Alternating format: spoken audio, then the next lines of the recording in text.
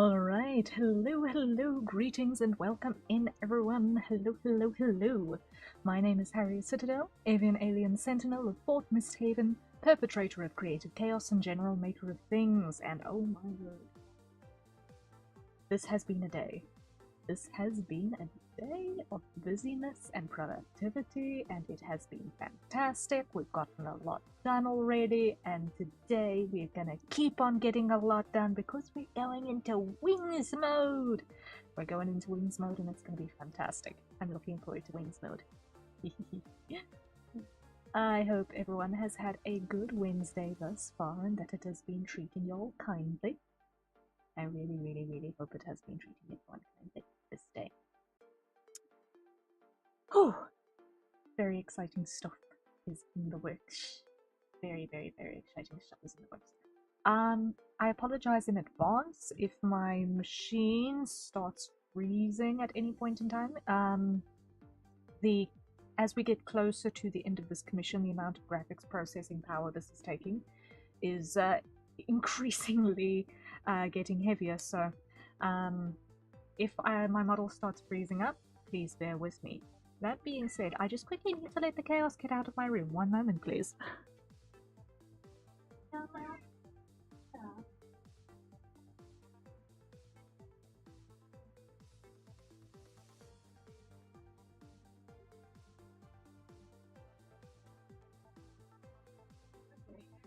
Chaos cat released.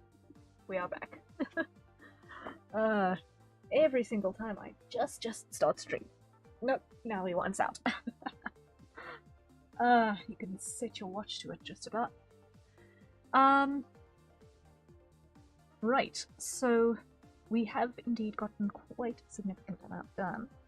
I just want to hide that for a second.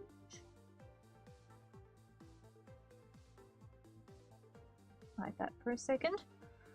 And then yeah, let's dive in to the main thing. And I'm gonna hide those, and then in a little bit I'll show you guys what all I have managed to achieve this day in just a wee bit.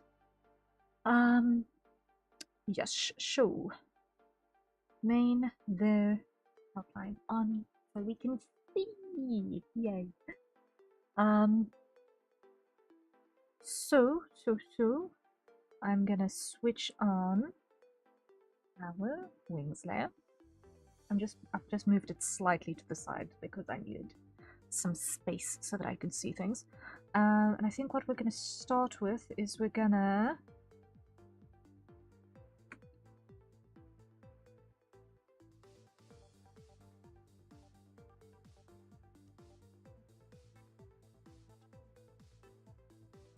get this in the same order for a good start.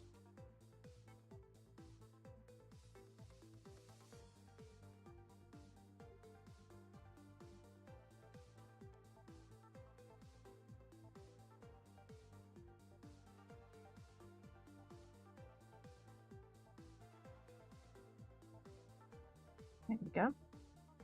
Get those in the same order. Grab these. And let's do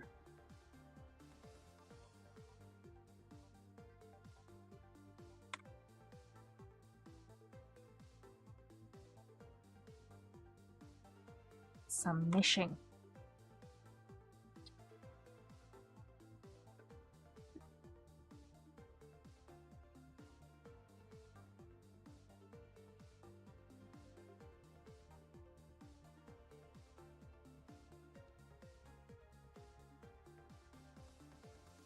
Now, I can probably get away with this mesh being a slightly bigger size. So I'm gonna go 20 and 20. Because this margin doesn't need to be minuscule, like when we were dealing with some of the more fine detail things.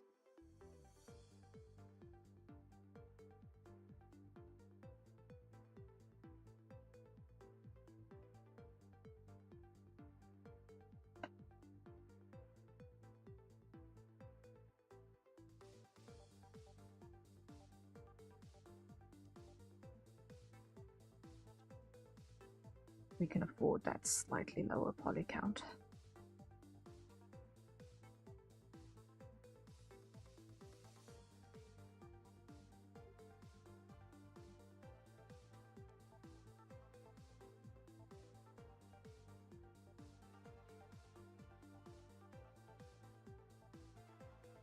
I might make the repeat density 15, hold up.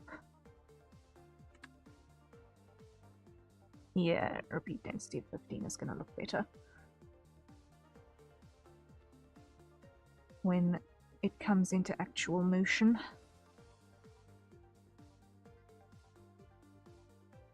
There we are.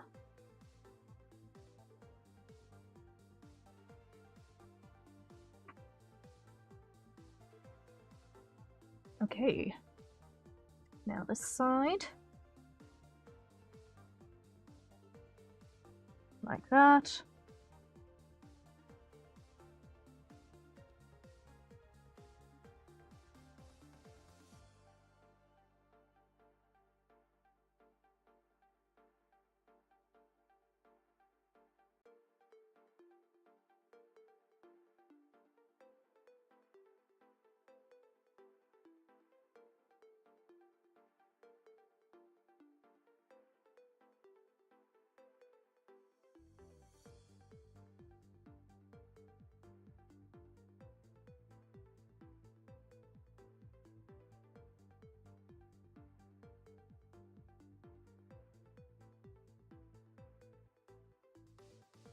Actually, what I'm going to extend this across because I think it's going to be the easier way of capturing everything here.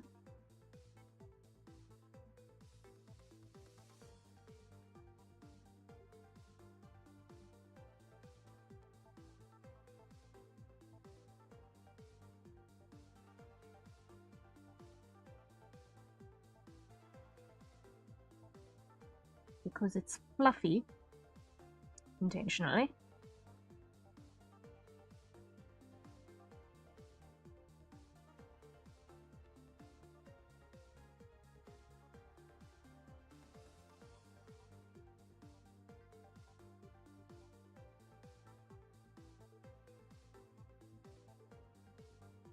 And I don't want to accidentally miss any of it.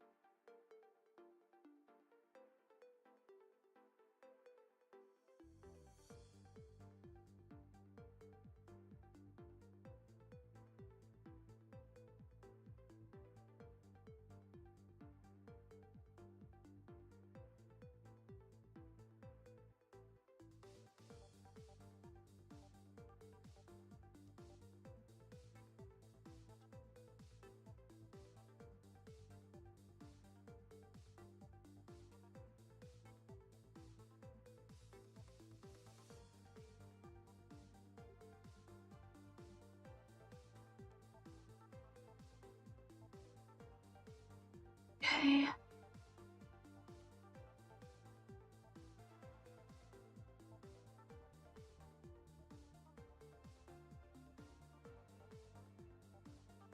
Confirm that, yes.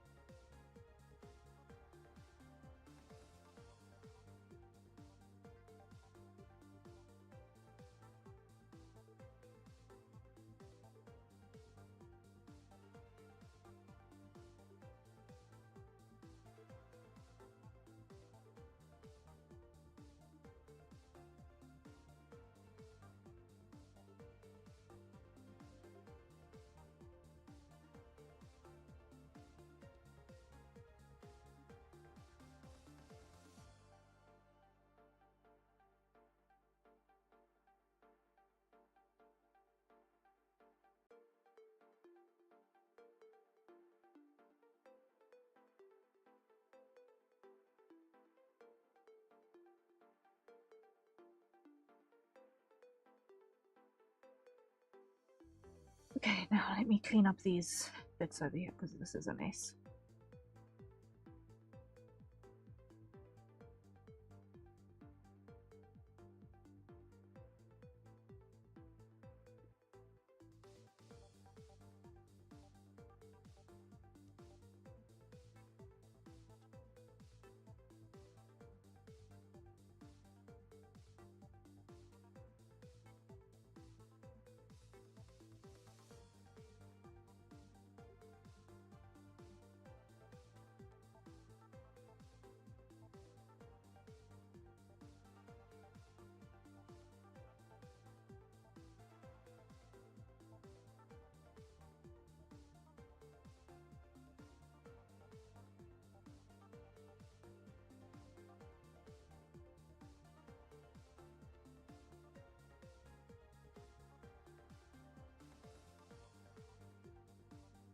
Yeah.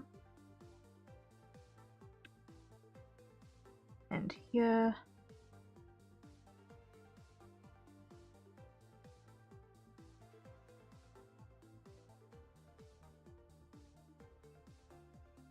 Grid this up.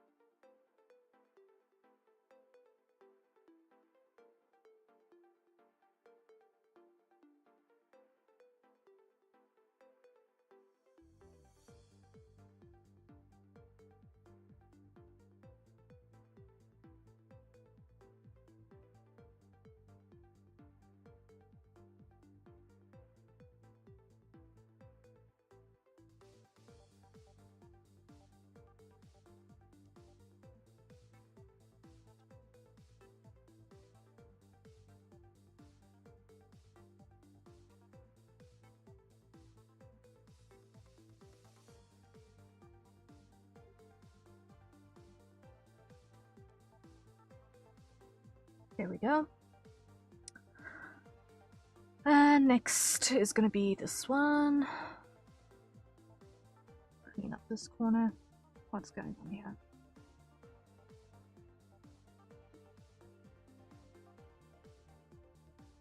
Get rid of you. Get rid of you. Get rid of you.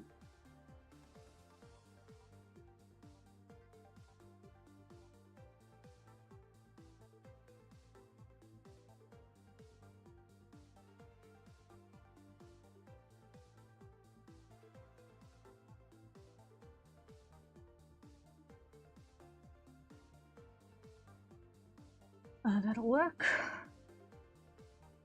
Alright, now come back here. Grid this up.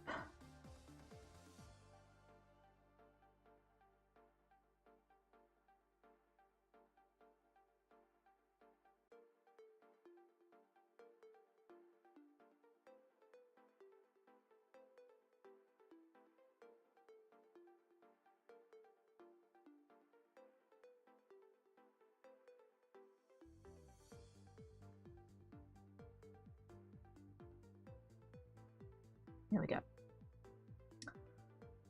That's that one.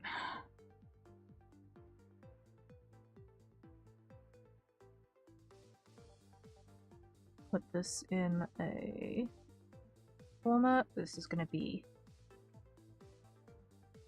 margin 1. Not have the caps lock do stupid things. Margin 1. 1. There we go. This is going to need to be at least 20 by 20.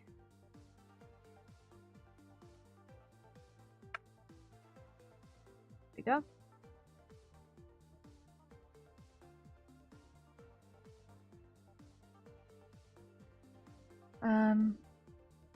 Okay, let's see what I can do about this positioning. No, undo.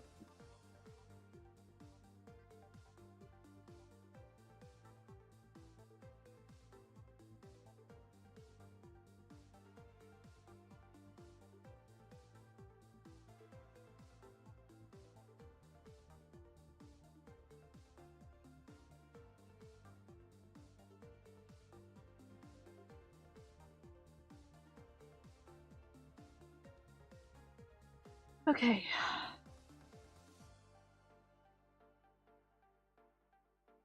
So that's that one for now. And I'm going to go create a folder, call this one wing formers, copy, paste, okay, drop that in there. Okay, next section that's going to need to be meshed properly is going to be this. Now you are going to behave slightly differently.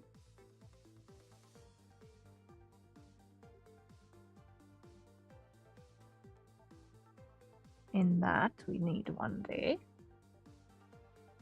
And I think we're pretty close to perfect on that actually. Yay. That never happens. I will take it. Cool. Confirm. And another one we're going to do on the soft over here.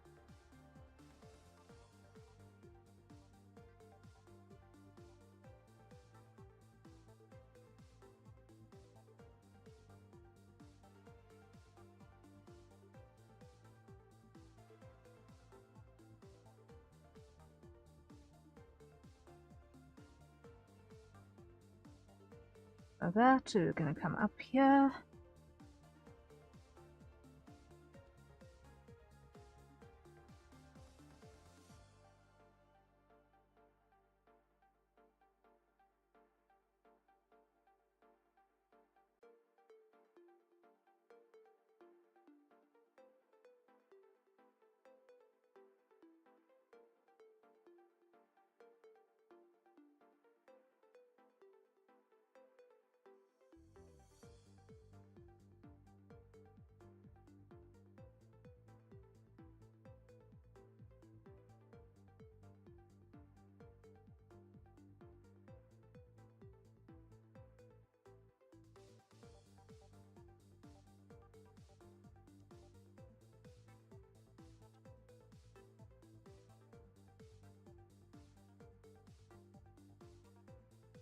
Almost got it. Almost got it. I'm actually going to leave that one there. It makes sense.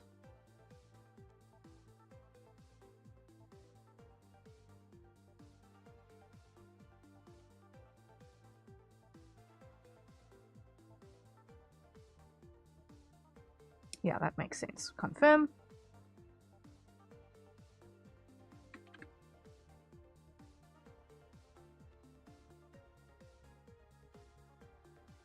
Okay. And all the way on this side.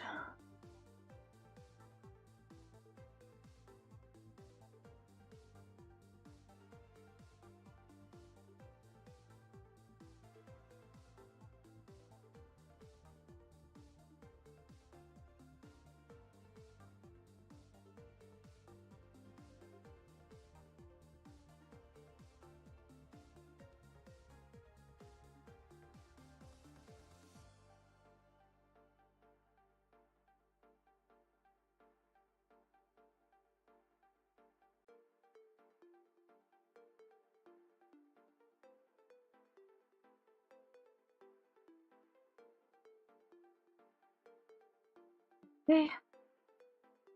And over here.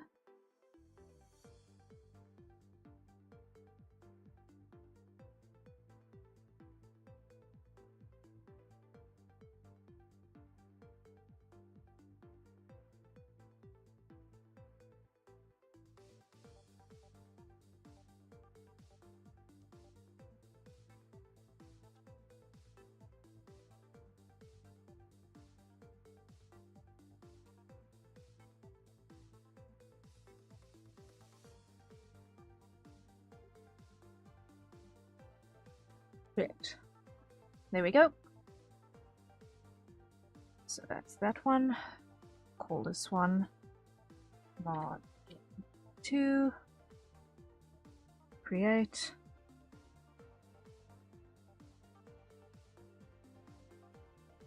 Let's just reposition this.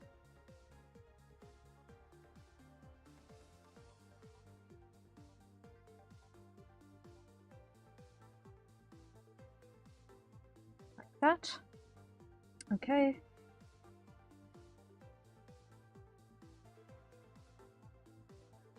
And then the last one to mesh out in this insane manner is going to be margin 3, but before I do that, I'm going to hit the save button.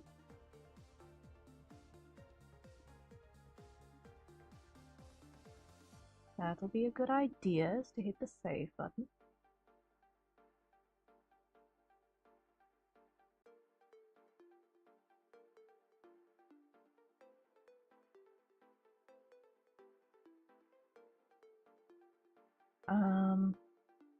Okay.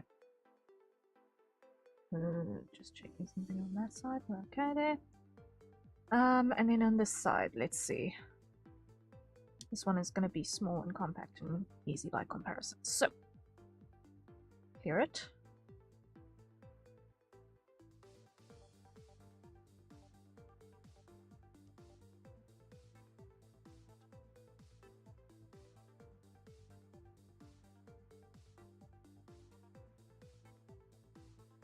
Go.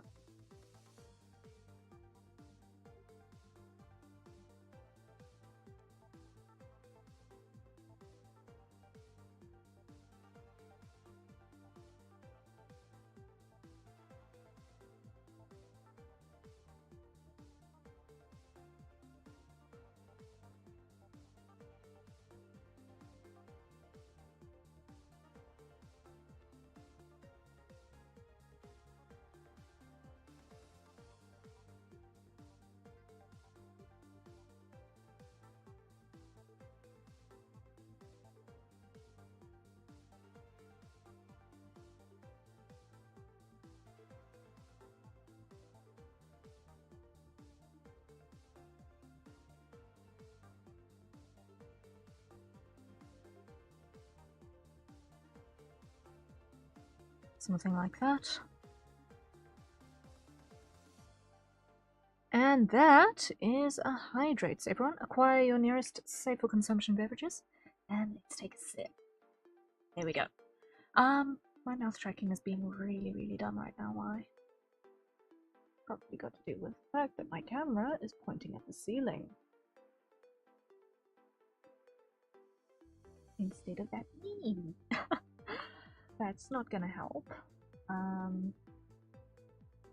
Let's just get this over there, like that, and calibrate.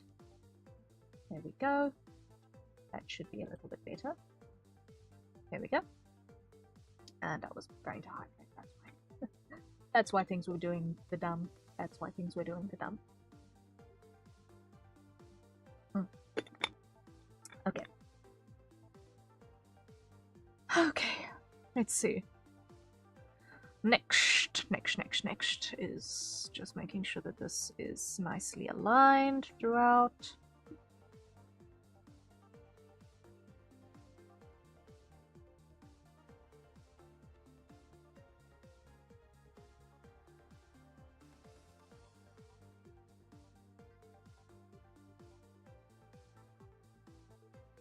Something like that. And up. And like so. Here we go. Lock that in. Yes. Yeah.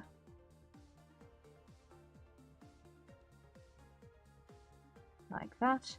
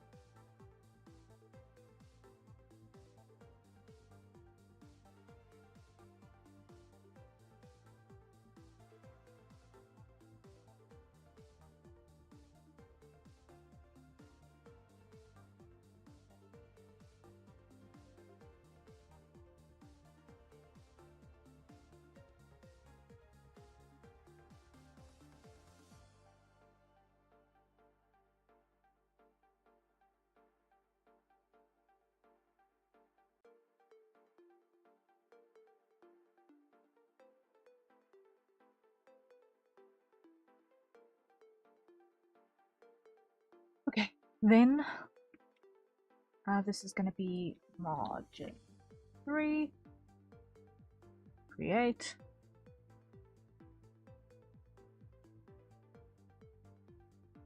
Put that in there.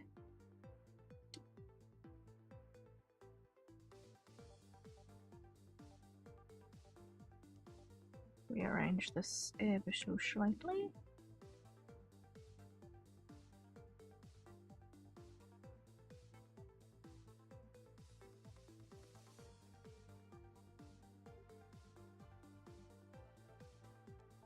Almost gotcha. There we go. So that is our margins sorted. Now what I want to do is I want to go through my individual feathers and just make sure that I haven't got too much excess around the edges, for the sake of my texture atlas. Now, one thing that I did do today, this is the first thing that I'm showing you what I have managed to achieve already this day, if it will load. I don't doubt that it will take a while to load, because oh my word, this thing is huge. Yeah. Are you open it? Yes, you are. How can I tell? My scroll wheel doesn't work. Which means processing power is at full capacity.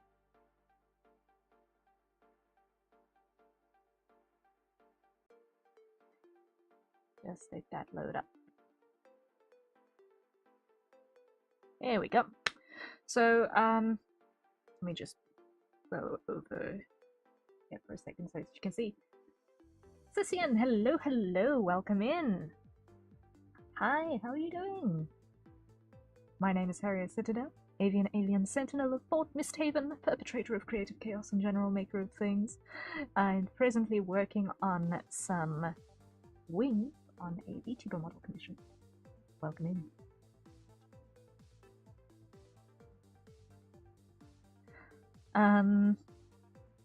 Yeah, so what I presently need to do is just remove some of this excess space around each of these feathers so that I can just stack these a little bit more neatly.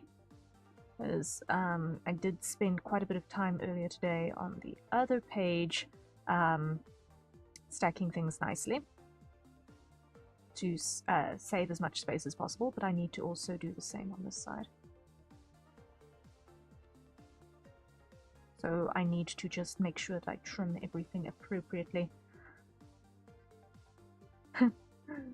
How's you? And it's been a few days since I last spoke. Yes, yes. I am doing okay. We've been productive. It has been a stretch of deadline grind. It has been a significant stretch of deadline grind lately. So at the moment, I can safely say that the majority of my neural capacity is in moving little dots around on screen at the moment. But I'm doing pretty well, all things considered. Keeping healthy and trying to get this model done before its deadline on, I believe, the 4th. Is it the 4th? Is it the 4th? Yes, the 4th. I need to have this done by Tuesday. Tuesday is the 4th, right? Where's my calendar? Yes, Tuesday is the 4th. So we are quickly doing a bunch of stuff on the wings, and then we're going to start actually putting these on parameters, which is going to be the fun part, putting it on the parameters. So let's start at the bottom and work our way upward.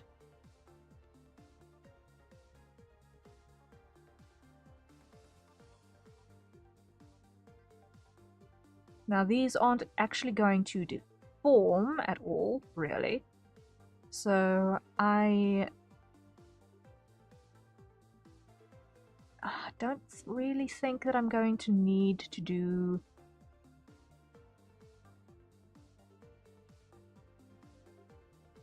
a high poly mesh on these. Like, the most deformation that will happen is going to be during the perspective warping.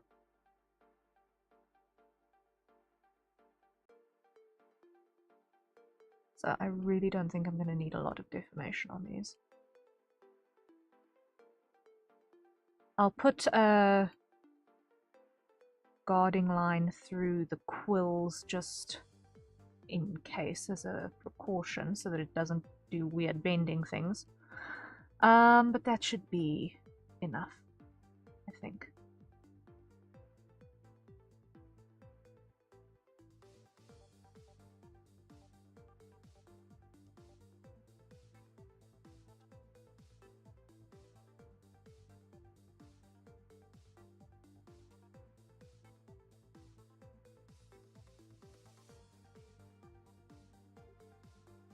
There we go. Cheeky model looks so pretty, thank you! I'm glad if you like how it's turning out so far. I'm very, very happy with how it's behaving. Mostly doing pretty well, I think. I've still got to just do a little bit of draw order fixing on the mouth interior, but aside from that, it's really starting to get close to the finish line now, so I'm really, really happy with how it's behaving. You've done so well, it's awesome. Ah, thank you, thank you, thank you, thank you. I'm glad, I am glad if you like how it's turning out. I am pretty proud of how it's turning out as well. I think it's going well. I think it's going well. I just need to make sure that I didn't accidentally break anything in the process of earlier today. Whoopsie. I think I definitely see something that I broke. I see something that I broke with that shadow. But I think I broke that yesterday already. I will fix that still. I will fix that still. Okay. Note to self. Let me just put this on my notepad here. Fix bandana shadow. There we go. Because otherwise that little shadow spike over there is going to drive me up the wall.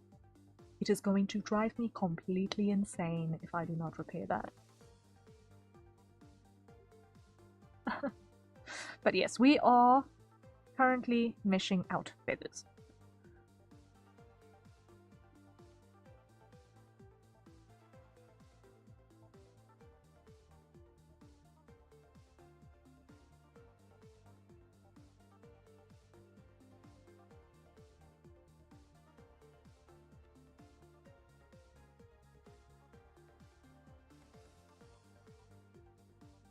And I will soon reveal what I spent the earlier part of today working on, because I have been working on this thing the whole day. Note to self, you're being added to potential model parents. Yay! I am grateful to be considered on the list. If you have any potential, specifically brothers as well, who might be interested, I am looking to do a male model as a matter of priority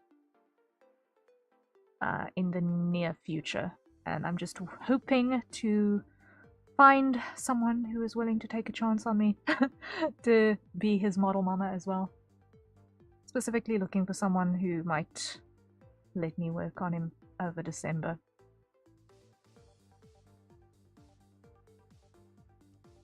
If possible, that would be amazing. If not possible, oh well. It's always getting the first one to trust you that's the challenge, but after that, it's just a matter of refinement and improvement and getting better at the job.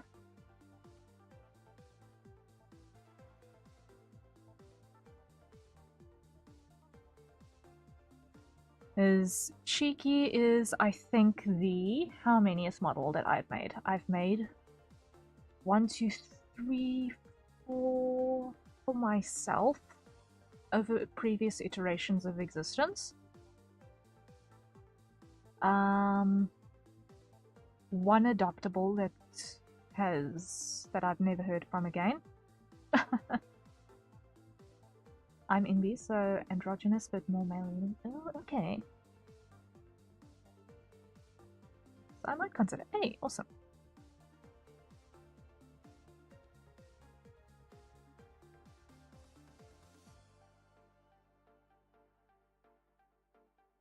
Now I've got a couple of folk in your general description that are also weighing up.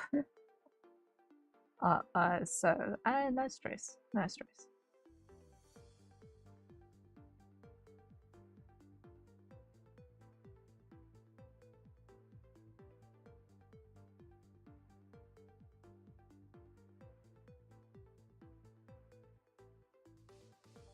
Can I DM you on Discord if it's okay? Yeah, absolutely. I usually like to keep conversations about commissions on VGen, simply because that way I can't accidentally get it confuzzled with more casual conversations. So things like inquiries and all of that, I generally like to keep them there just so that I don't get lost. Or specifically lose things with tangents of conversation. But yeah, you can absolutely message me on Discord.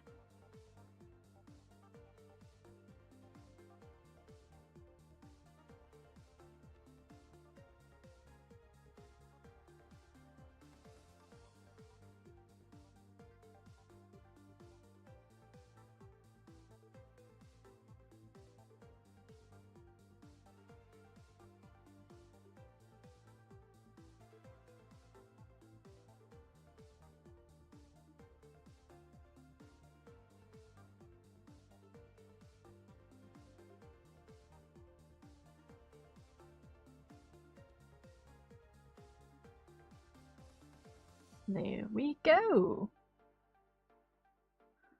Now over here.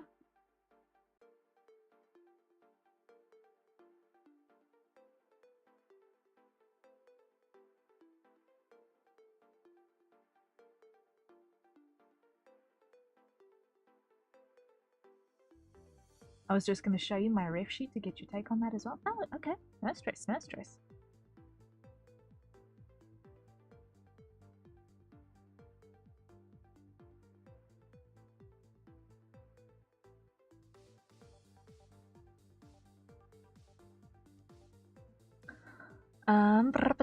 This is going pretty well so far. Why? Because this is relatively low poly.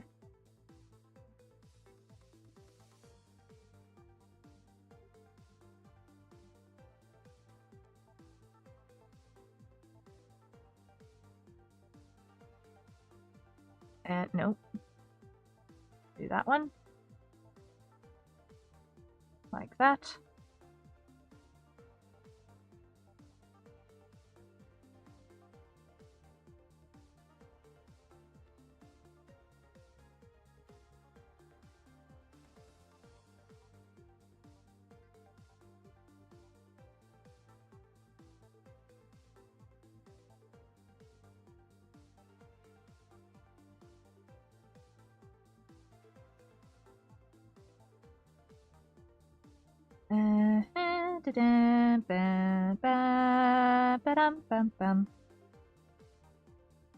Wait.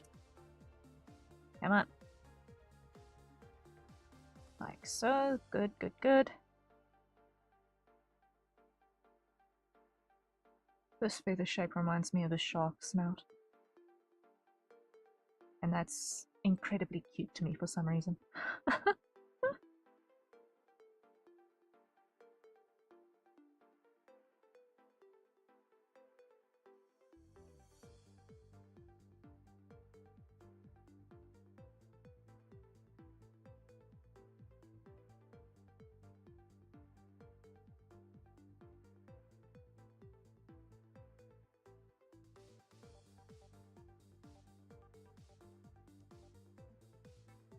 Mind you, this entire wing is very shark-coded now that I think about it.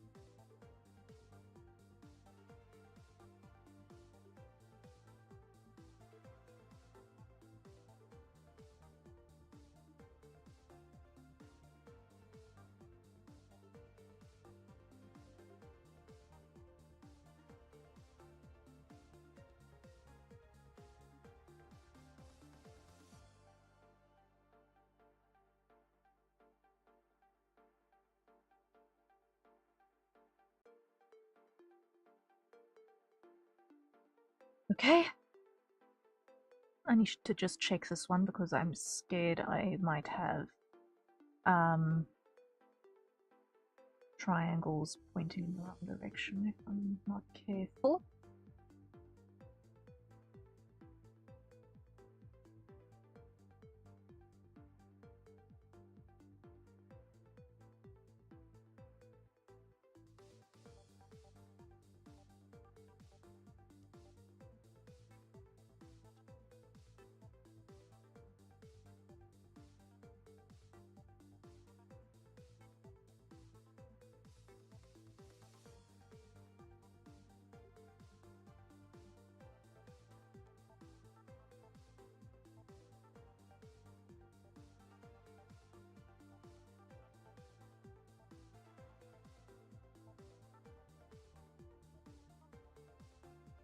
There we go.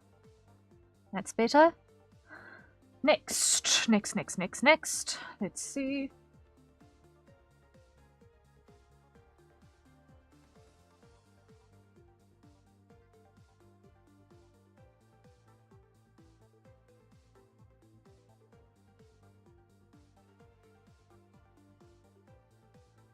I should probably hit that button real quick. There we go.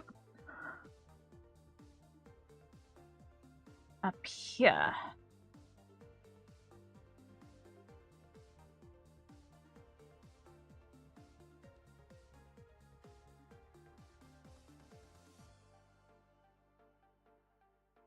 Like that.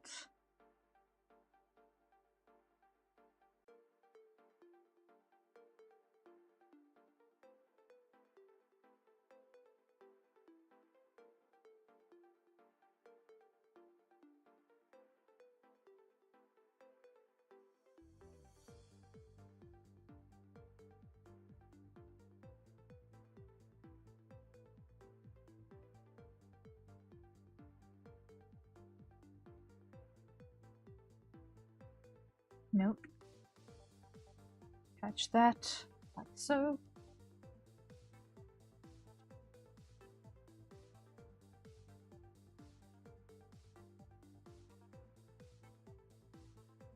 And over here.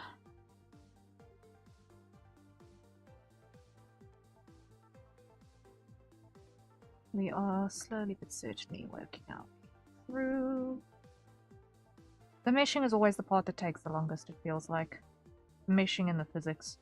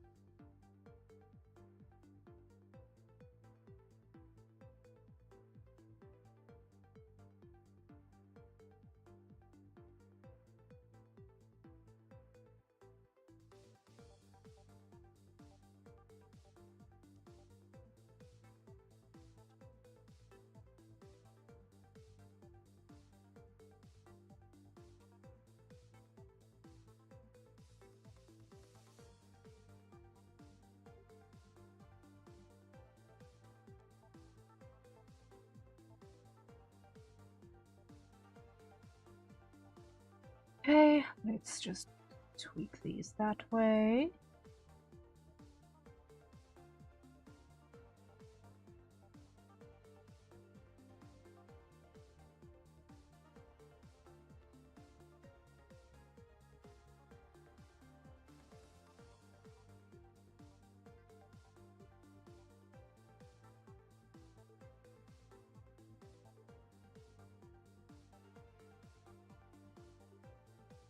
There we go. And thank you for the hydrate. So everyone, courtesy of Scythian, please acquire your nearest staple consumption beverage, and let's take a sip. Mm. Mm. And thank you for the stretch as well. Thank you, thank you, thank you. Let's do just that. It's necessary at this point. Ooh. Nick. Especially the back needs to be maintained and kept in some semblance of stability. I've not been shrimping, which is great, but I do notice that my sleeping habits have a wonderful way of leaving my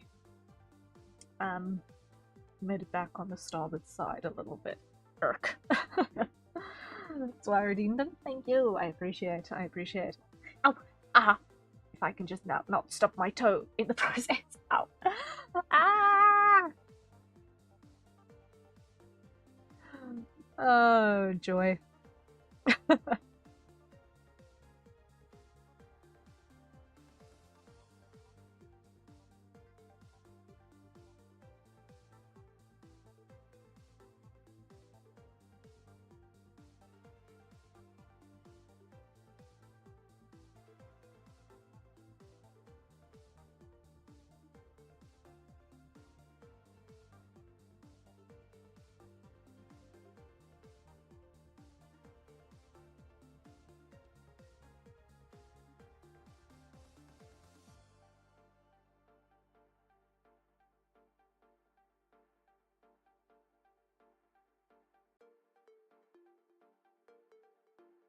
There we go.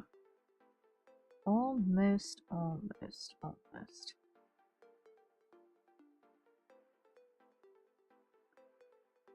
Okay, then over here.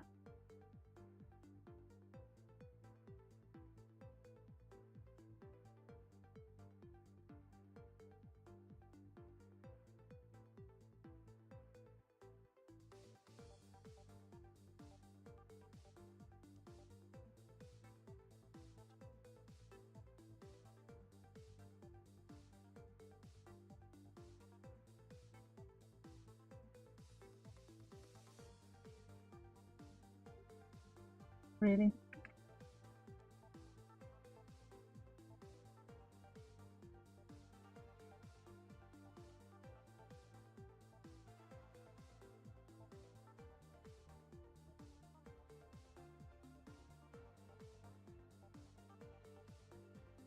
It's fine. We'll get there. We'll get through.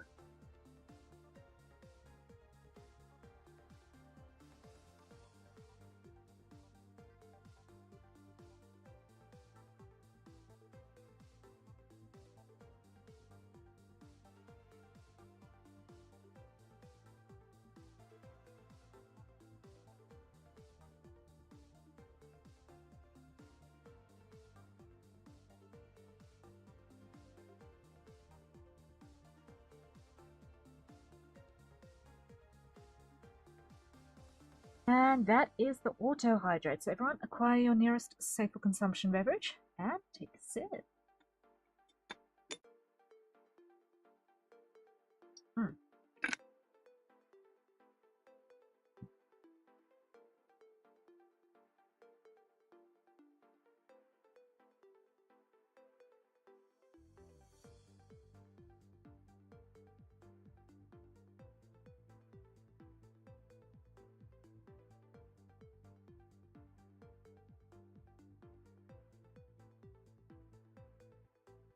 Okay, that will do the trick there.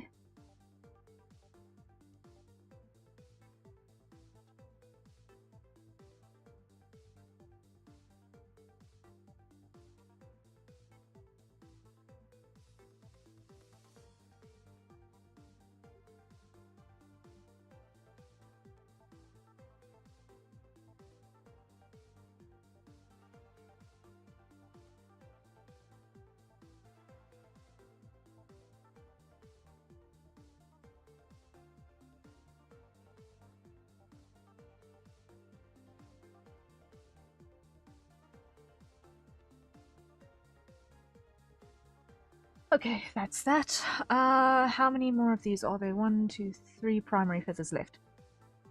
Okay, let's just quickly hit the save button. Because that would be a good idea right about now, is to hit the save button. Come on. There we go. And next.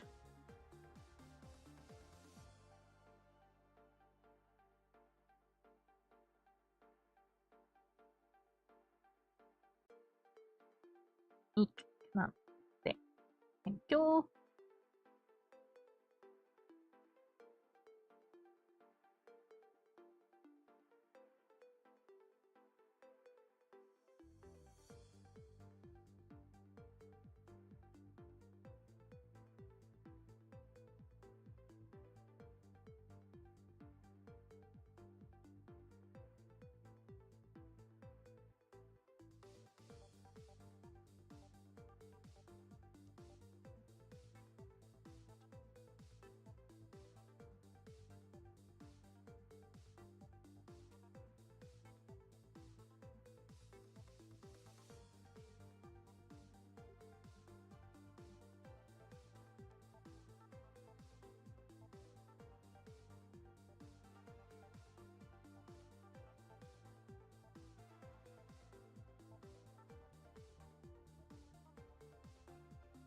Something like that.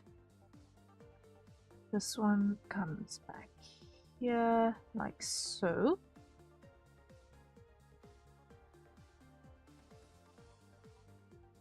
Okay, now I can see that message, because I keep forgetting that I was looking at that as well. And that design is absolutely gorgeous. Design is gorgeous! I love.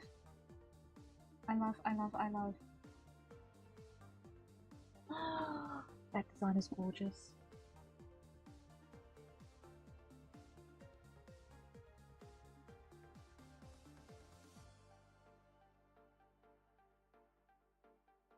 Ooh, oh.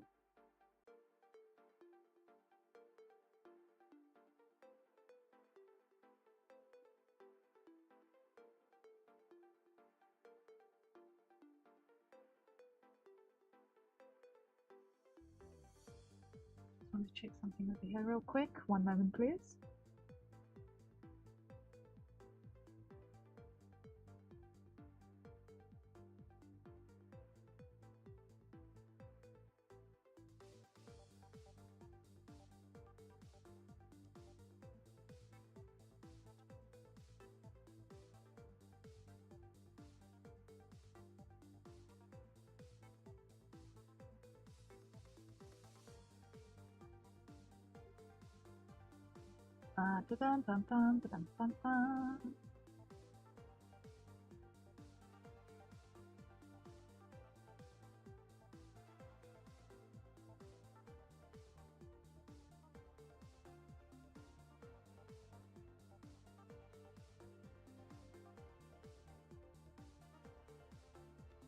Okay.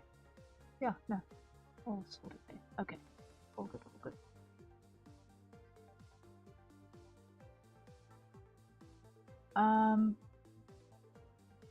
And artist needs wrist stretches, so it's important to, and do you mean my design? Yes, I do mean your design. Your design is absolutely amazing. I love.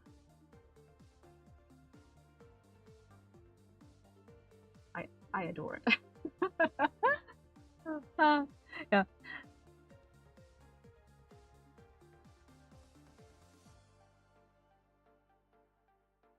Yeah, I've actually been using my mouse quite a lot the last couple of days.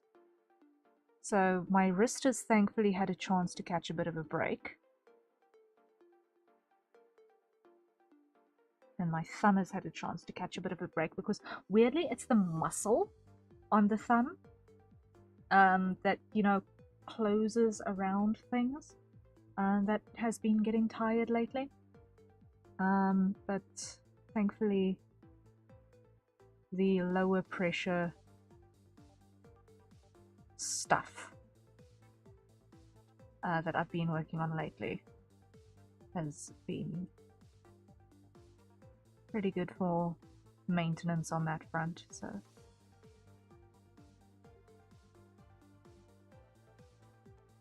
I am preserved quite well at the moment. That's super good to hear. Yes, I adore your design. It's so pretty.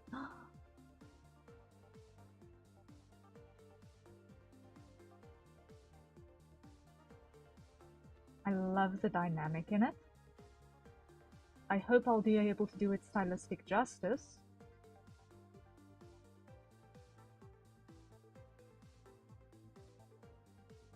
Because I don't think I'll be able to do a one-to-one art style match on that, but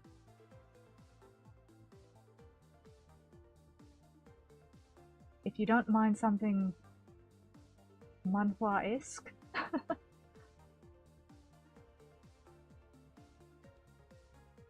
that is absolutely stunning.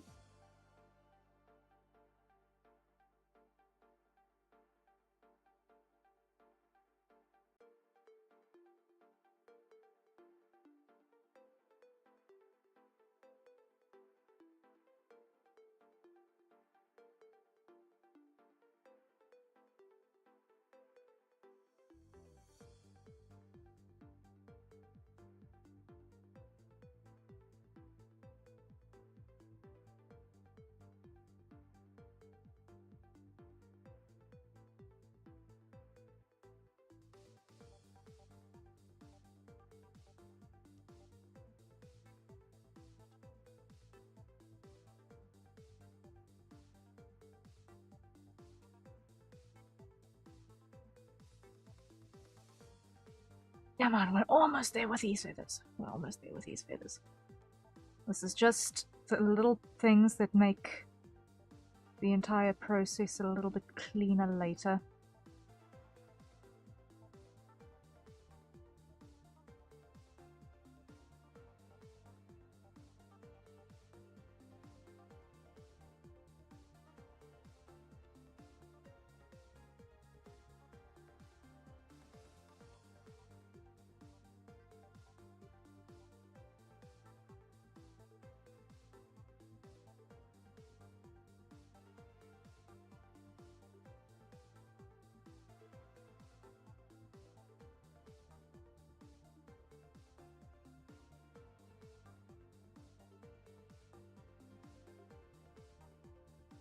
Wait.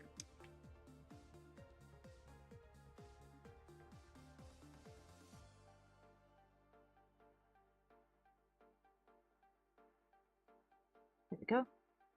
And funnily enough, every artist or person who sees my design is fascinated by the style. Doesn't bother me as the ref is just a basis for this. Okay. Now, this style is gorgeous. I really wish people signed their reference sheets when they make them because, man,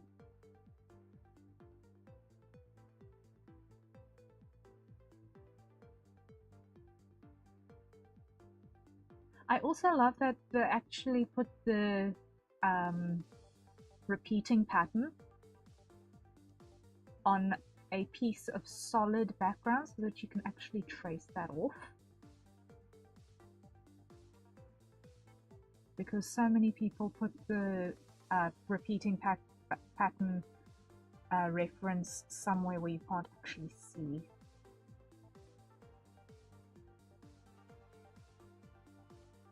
And remove it easily.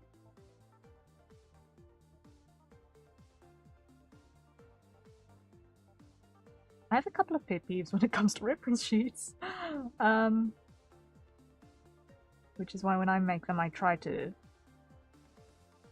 do them with certain utilities in order first.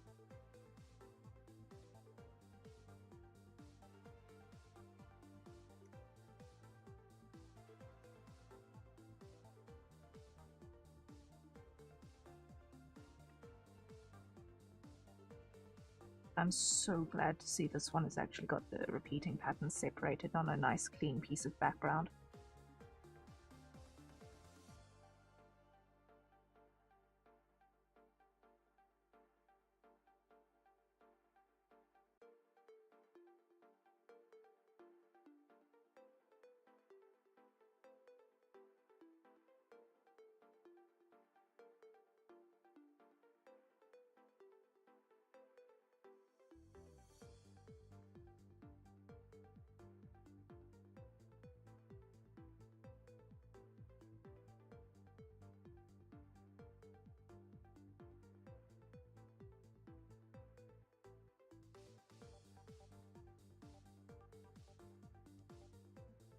I'll DM you the artist as she went above and beyond with your style and skills are supernatural and it's like, oh, thank you.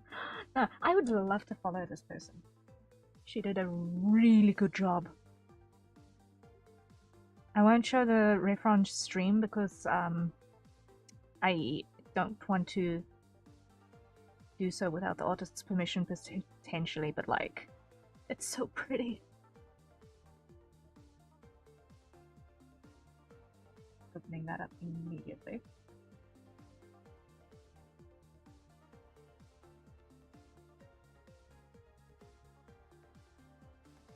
Following.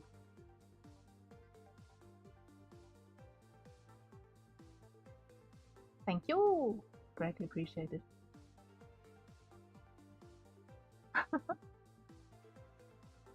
Did a really, really, really fantastic job on that one.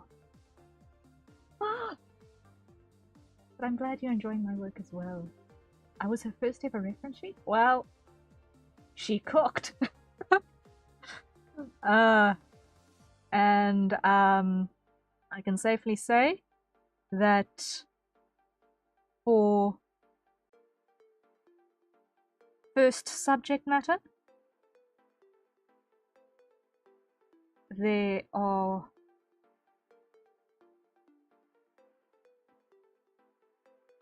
I don't want to say worse, but they are definitely somewhat less charming designs that could be requested.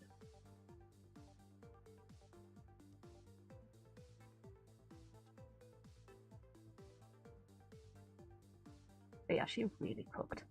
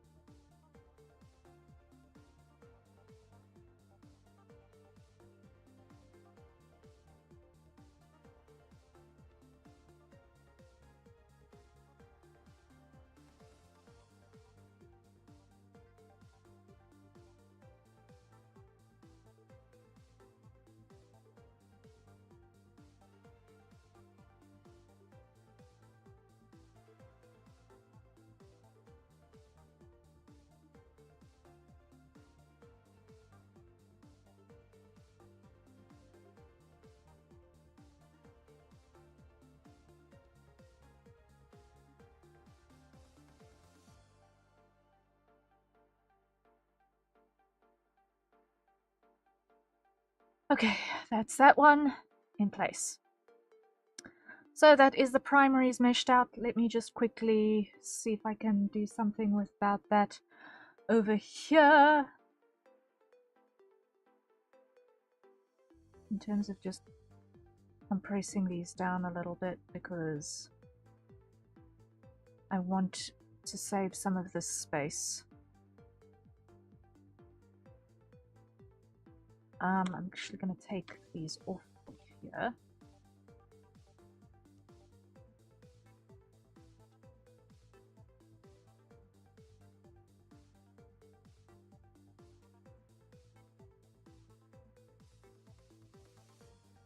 And I'm going to trim... No, I'm not going to trim those. I'm not going to trim those. Auto layout. Yes. Just compress this all a little bit. There we go.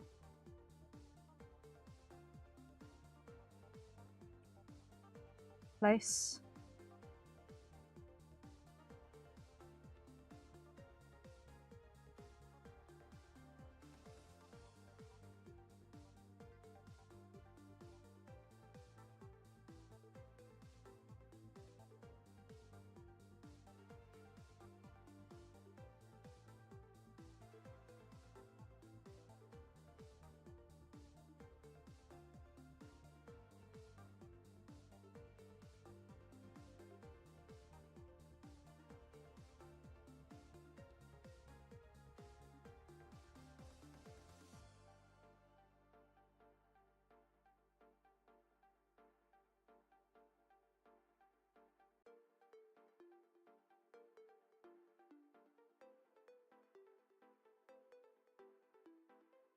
Just want to get this compressed as much as possible in terms of space used on the page. Watching artists and being able to chat with them while they cook is so relaxing. I'm glad you enjoy it. It's always fun having someone joining you while you're doing the creative stuff. Like, I'm a big fan of shared productivity. So, having the opportunity to be working on creative things and potentially have an audience who's also working on their own creative things at the same time is really, really cool to me. And being able to potentially learn from each other in the process of making the things, it's fun. And it makes the entire process of, you know, going through the long, arduous tasks a little bit less tiresome and lonely.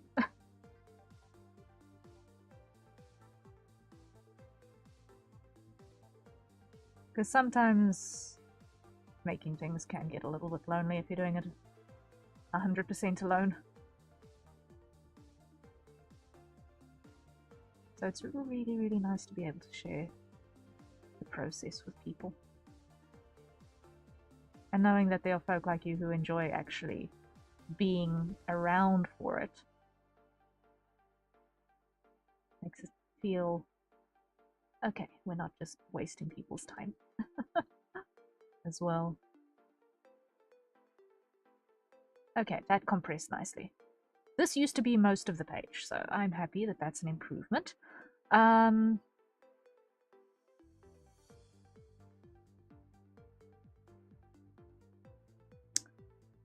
could probably still do better though.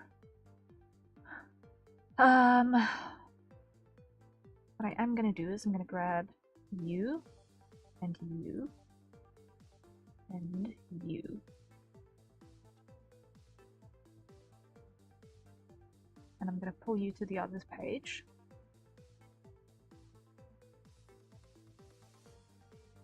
And let's see what all I can place here and fill this space up.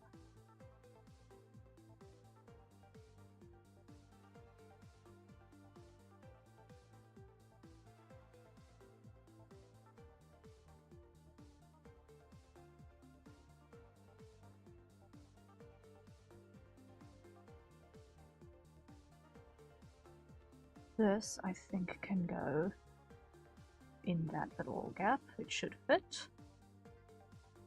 It fits. Yay!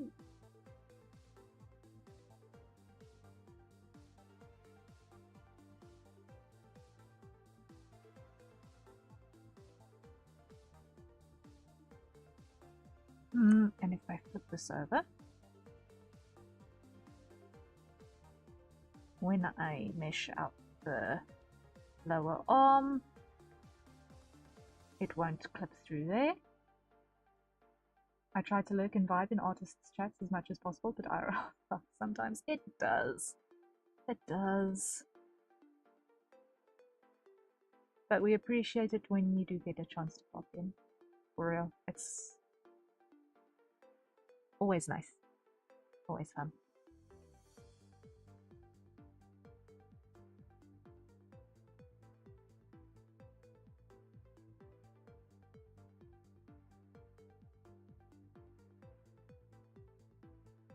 Let's see. Drop that there. Should have space for some more stuff. Oh no, I should have deselected that. One moment please, come back. Deselect. Otherwise it jumps pages. There we go.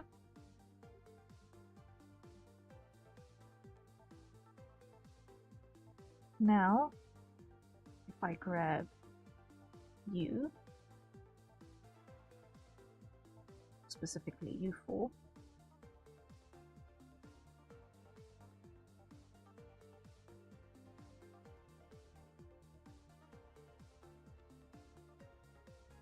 you should fit in this space over here.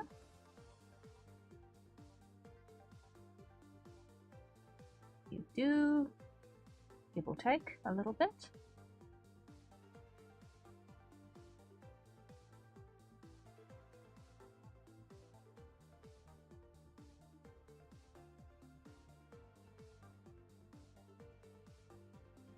Okay, and that one can just go into that gap.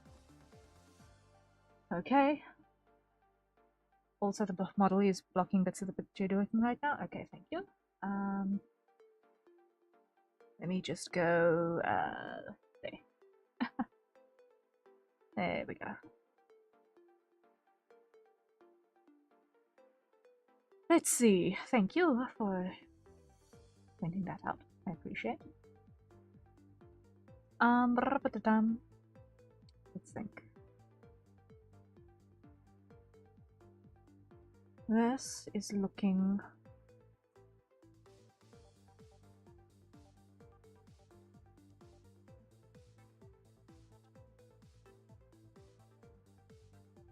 nope.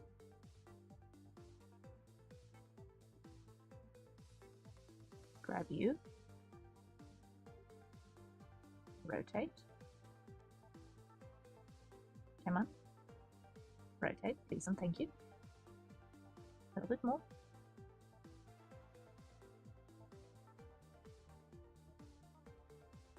There we go. This looks like it fit nicely in this gap. Yep.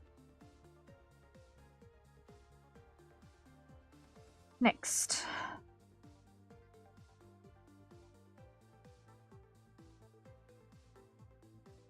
You will fit nicely up there.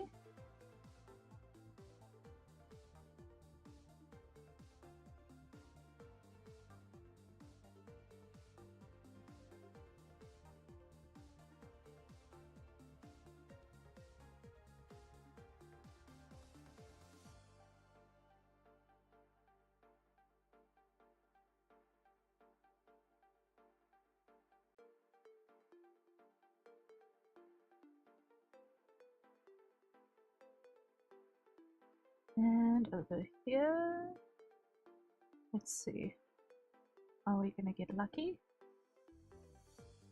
Space? Yes, we are.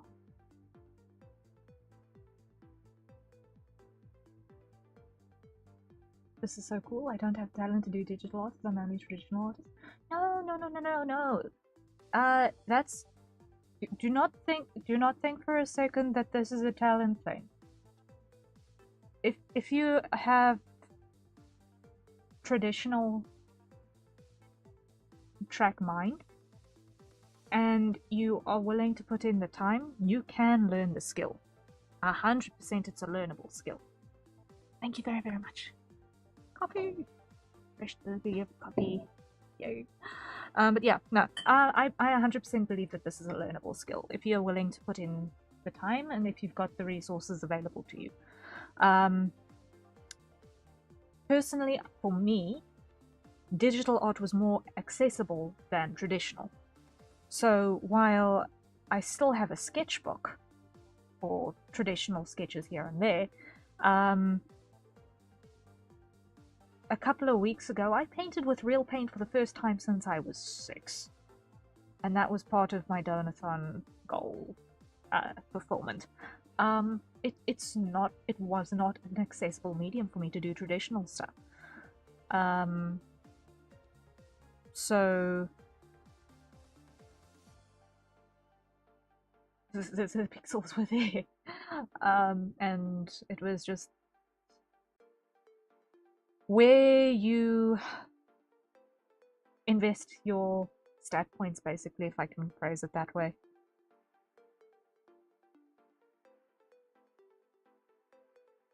It's 100% a learnable skill. I like to think of talent as more of an aptitude thing and an attitude thing. Or more of an attitude thing than an aptitude thing. Because it's easy to just, you know, brush off someone's ability as talent when you don't necessarily see the hundreds and thousands of hours of effort that go into a thing. And all of the scrapped mistakes along the way. They don't always see the light of day. But that doesn't mean that they don't exist.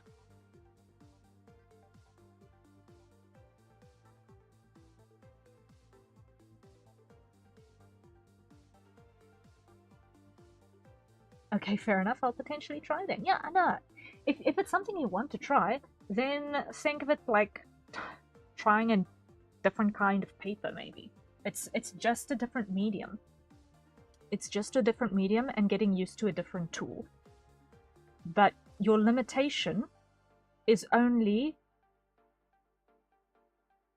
your familiarity with your tools, which can be addressed with tutorials and time, just like any other tool. Practice, practice, practice. And what you envisage for your projects. And the better you get at using your tools, the easier it is to envisage what projects you think are viable.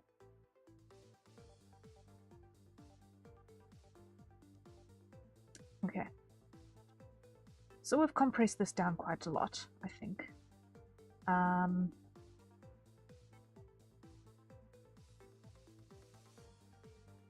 So the second page will be able to use most of that for outfit layers, which is going to be great because I've still got to pull those in.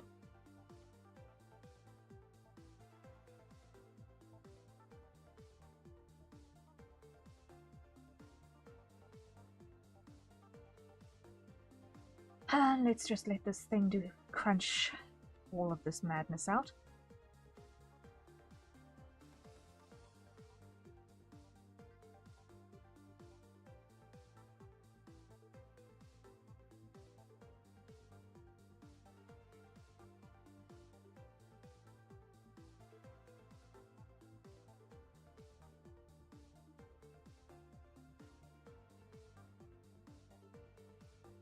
Like, there are still a couple of really tiny holes on this one, which I can probably also fill up with some smaller pieces when the outfit comes in, but we'll see. Let's see. Also, that's a hydrate, so everyone acquire your nearest safe for consumption beverage, and let's take a sip. My dad's just delivered a fresh cup of coffee. I've never had anyone explain in such detail and passion. Like what you just explained, super informative. Oh, I'm glad. I'm glad if you feel informed. I'm glad if you feel informed. One of the things that I enjoy doing is kind of explaining my process while I'm doing a thing. So long as I know that there's someone who's actually interested in knowing what's going on. Because it's always an opportunity for someone to learn, right? And I'm personally of the belief that when it comes to process, gatekeeping information in art is unnecessary. Like, even if you have the exact same process, in terms of how you think about things, by nature of being a different person, every artist is going to have a different endpoint while applying those different methodologies. So, yeah, we can all learn things from one another and create diversely according to our own visions of grandeur inside our own little noggins, then I think that's really, really cool. But yes, anyway, hydrates. Oh, hello. Condensed milk coffee. Lovely. What's everyone else drinking? Ooh, this is a treat. This is a treat. My machine is busy processing itself into a nightmare state, so I apologize for the laggy model. My machine is busy crying a little bit. Hit the save button before it crashes.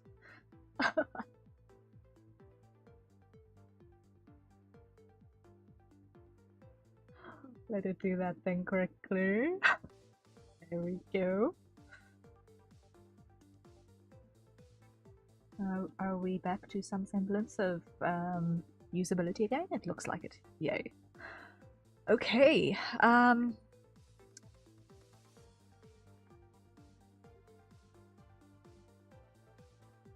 Let's think. I think what I want to do is I want to do the tertials next, because they are the ones with the next most wasted space.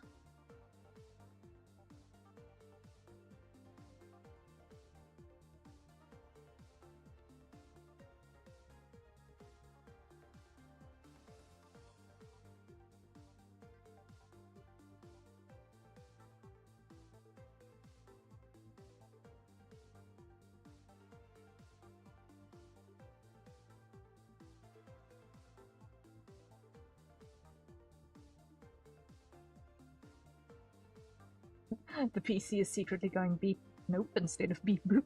Very, very much so. The day I have a computer that's got enough RAM and graphics processing power for me, is the day that I've had the most amazing windfall. Because I can't afford graphics cards like that.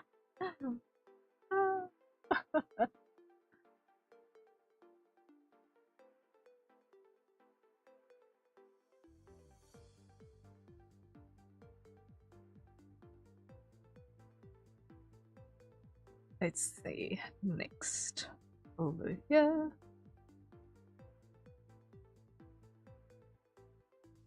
Move this one down here.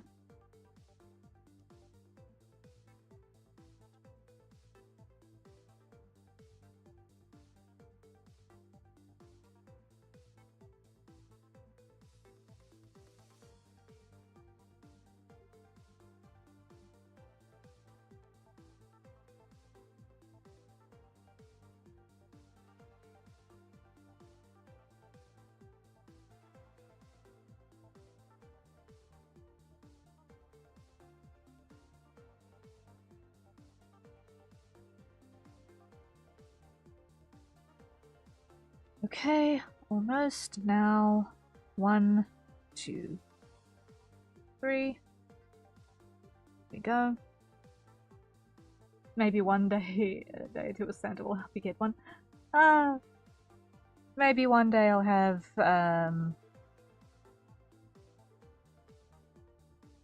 enough of a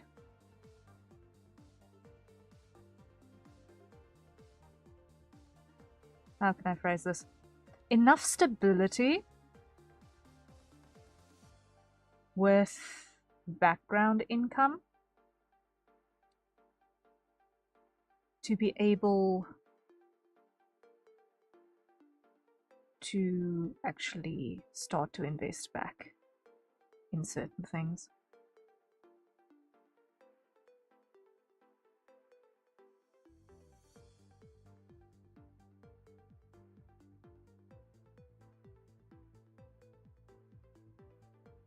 Because let's just be real, my computer is a business expense. Without it, I cannot eat, because this is in fact my day job.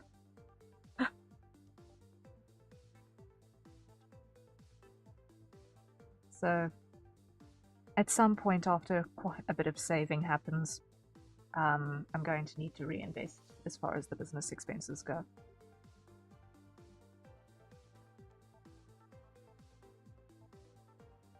One of these days. Wait.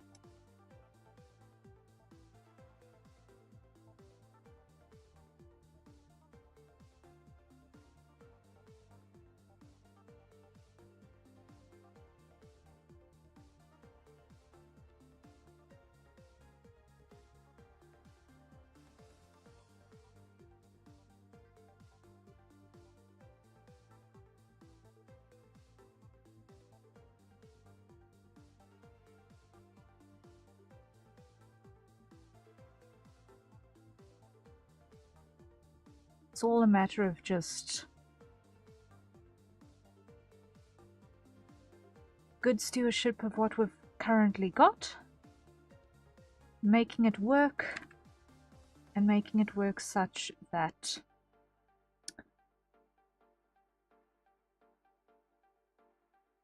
it can pay its own way.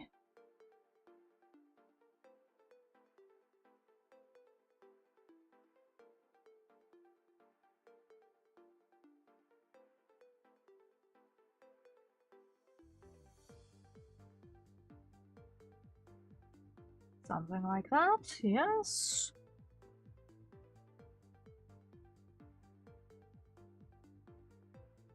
Next.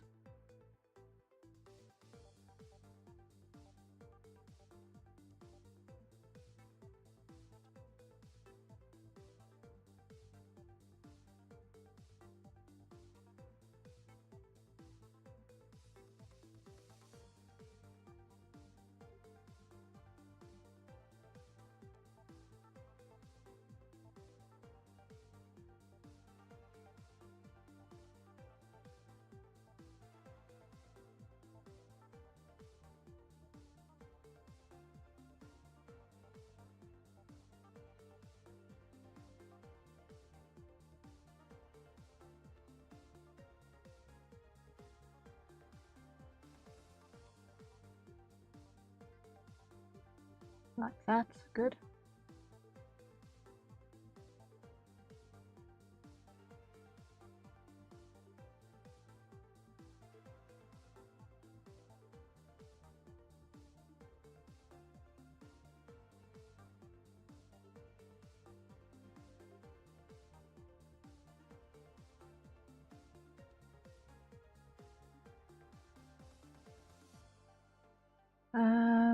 Nearly there.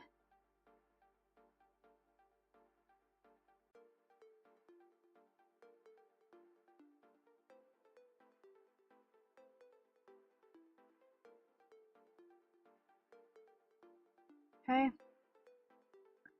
How many left? 3 to go, 3 to go, 3 to go, 3 to go.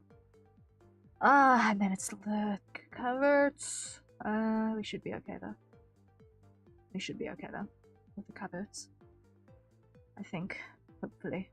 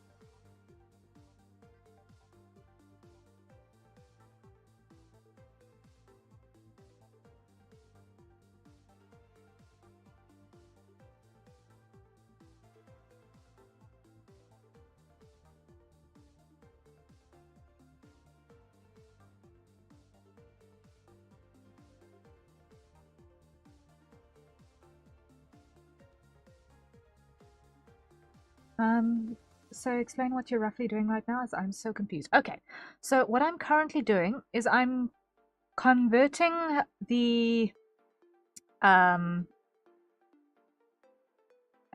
not converting. Converting is the wrong word. So what I'm currently doing is I'm applying a mesh to each of these image pieces, because each of these feathers is presently basically an image on its own.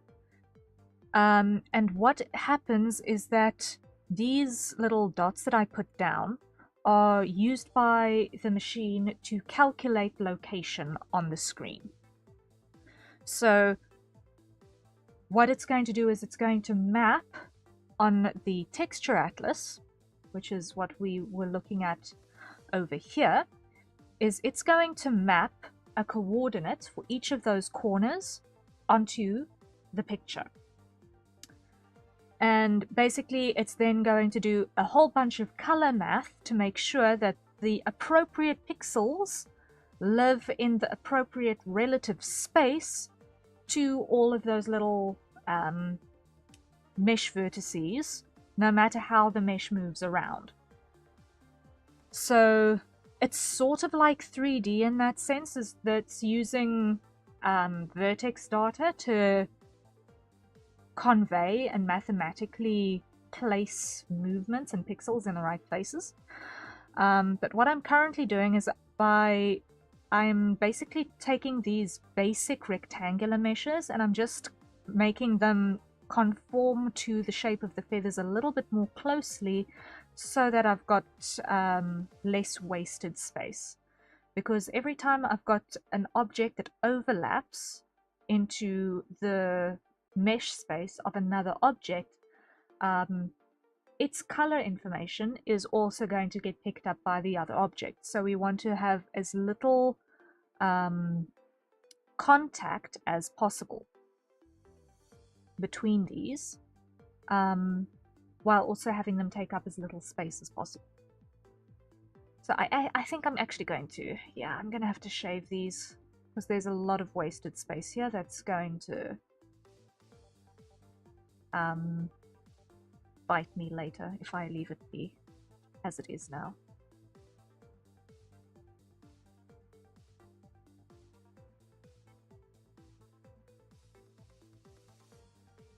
So yeah, I'm just trying to get all of these rectangles to conform to these things as closely as possible.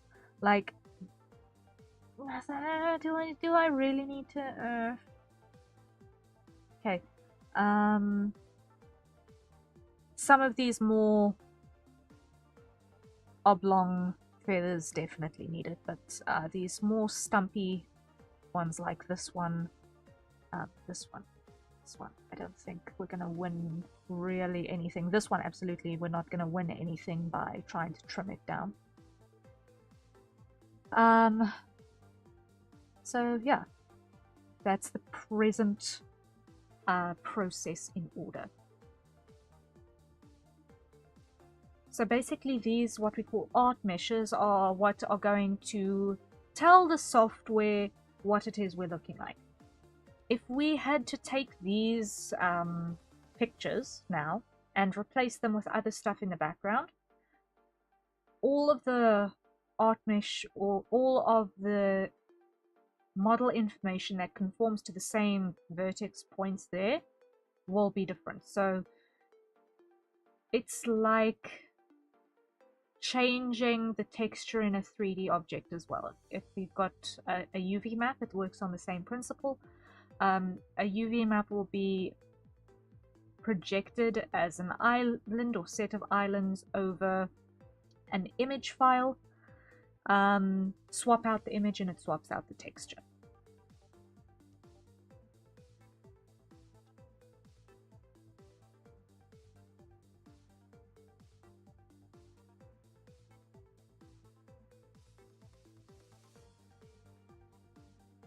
Or by texture, I mean what the actual material looks like, what the object looks like.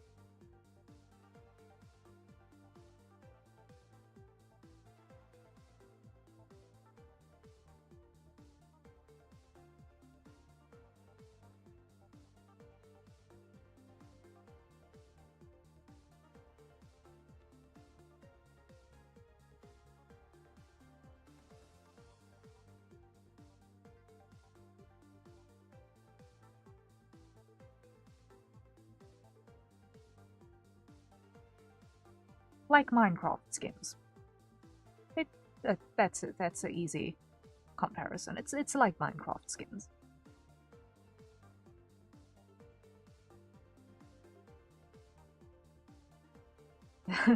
That's jaw-dropping how hard model parents go through for the model children.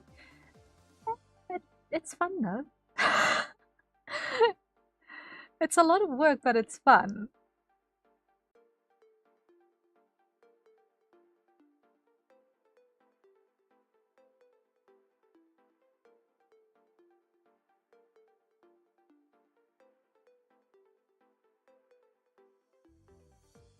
Like, for me, my mind gets boggled by the tech art side of things. So, especially in the 3D space, there is an entire genre of artists called tech artists. And their job is basically to design the math that makes the things do the job. And they are a whole nother breed of epic, because they achieve things that really boggle my brain.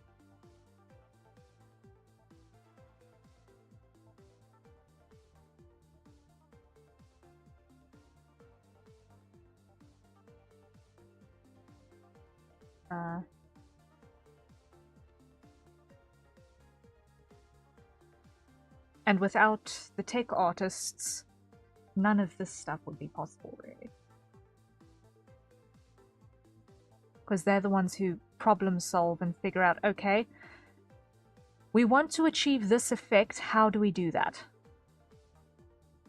So I've got a lot of respect for them. They're the unsung heroes of the creative world, really.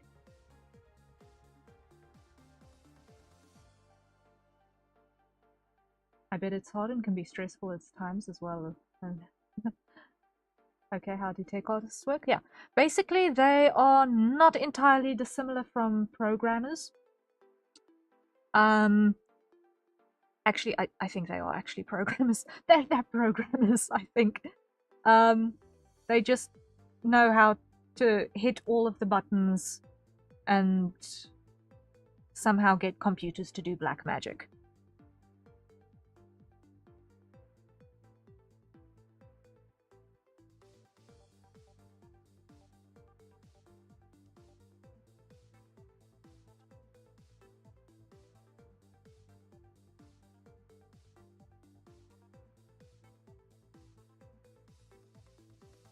That makes it possible for the rest of us to just take a little dot and move it around on screen. And then the pixels go woo! They make it possible for us to do that.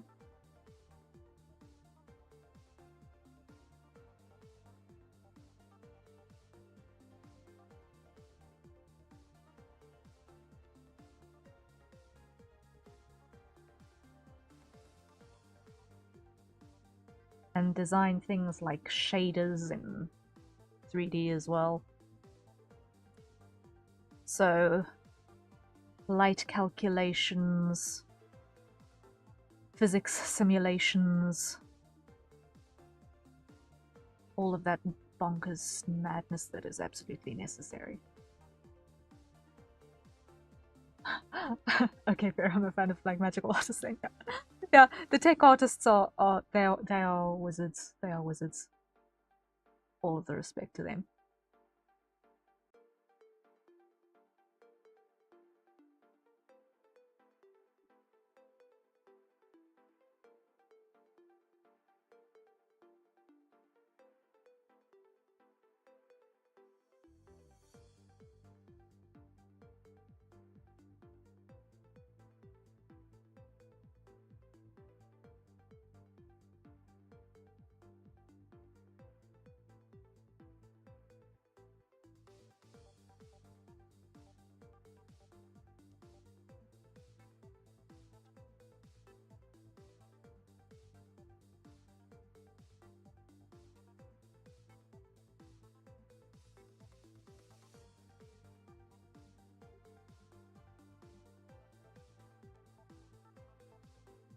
Okay, next.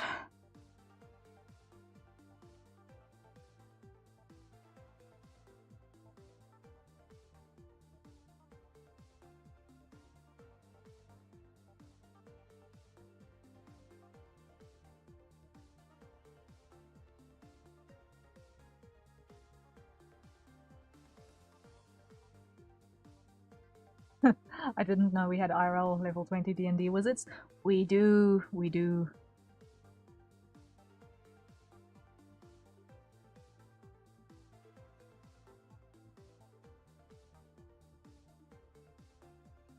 What no one expects, however, is that they are all running on charisma builds and have a crazy streak of natural 20s in deception. Because they are basically cheating physics.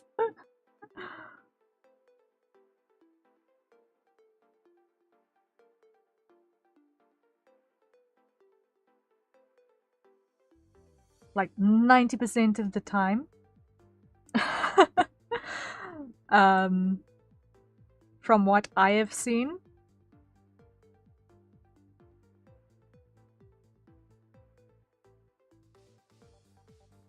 A whole bunch of what they achieve only works by fooling you into thinking you're seeing something that's actually a whole bunch of other things layered together in weird and wonderful ways. It's really cool.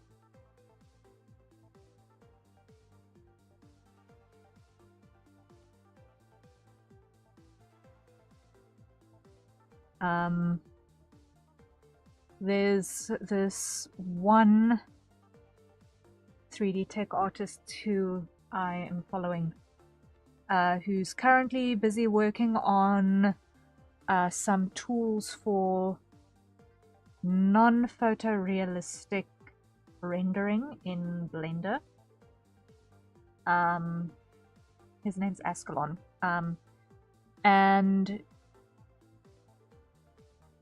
there is some really interesting stuff that goes on with that. Like,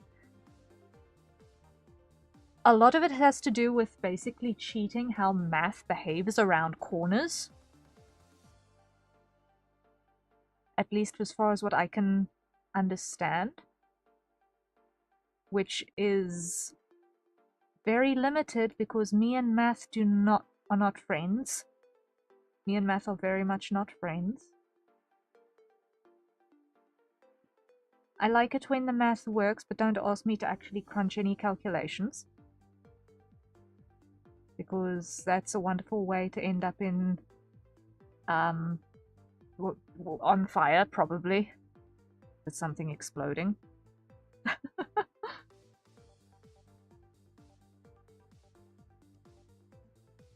Would that make them sorcerer and warlock D&D build that runs on pure caffeine? Probably. Probably. That sounds about right.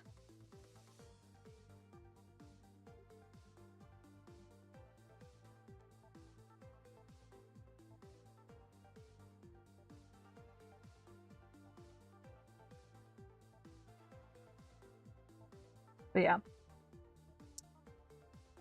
I think they've got a more challenging job, honestly.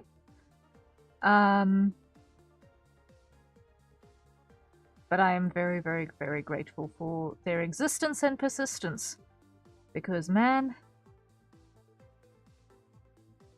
they enable a great many amazing things to happen.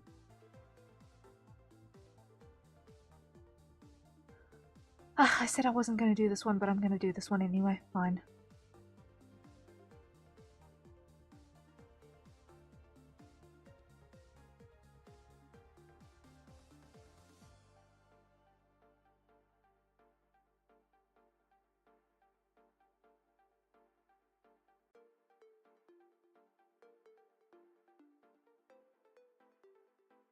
Just for consistency.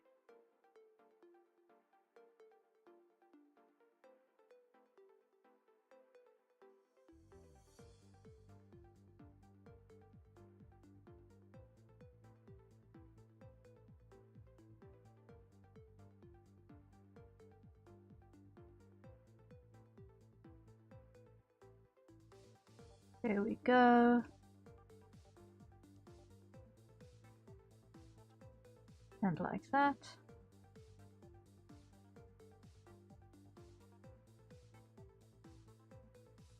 Great. Okay, 3 to go, 3 to go, 3 to go.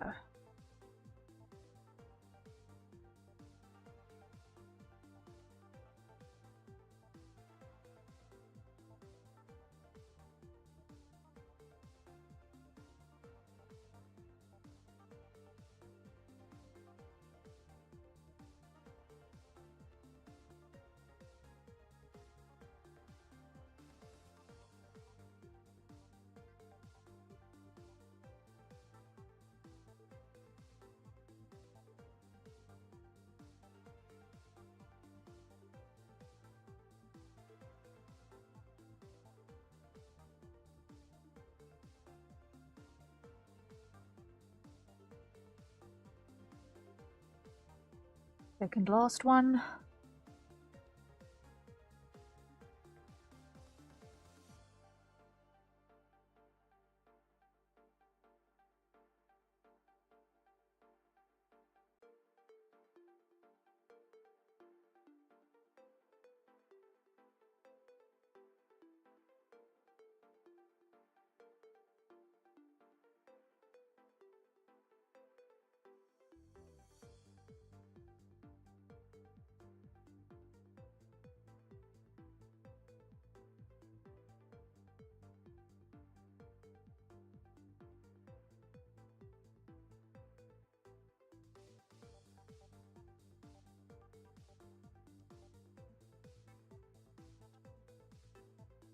And last one here.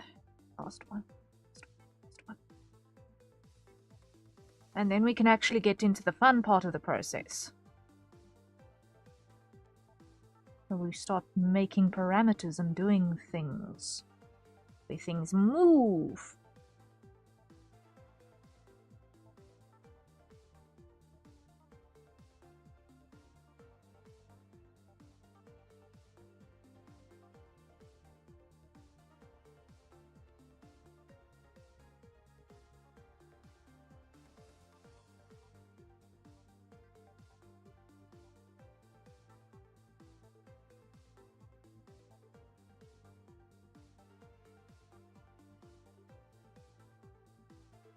Like that.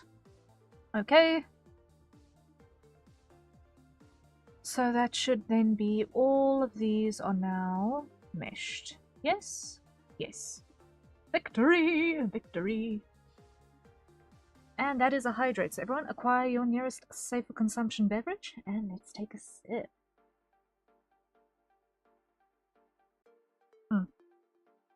My coffee is now at that junction where it's just about to be cooling down to the point where it's uncomfortably cold. But it's still got some heat in it, so while it's still got some heat in it, I'm going to get rid of this coffee. Ooh, such good coffee. Ah. Oh.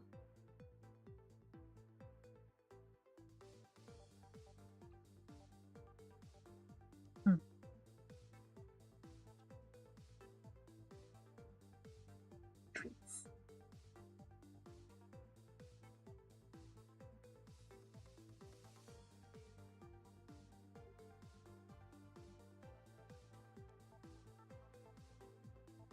I can't have coffee. Oh, sorry. I know that it's something that some people struggle with caffeine.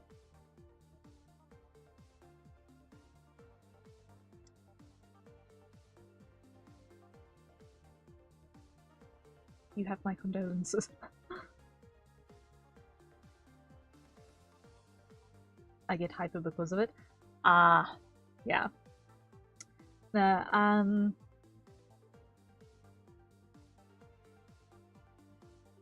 I can safely say that my neurochemistry has not got that response, so I've never got a pickup from any caffeinated anything. In terms of how my brain reacts to it. I know that the hyper responsiveness is or the alertness is basically the caffeine blocking the receptors in your brain that tell you that you're tired.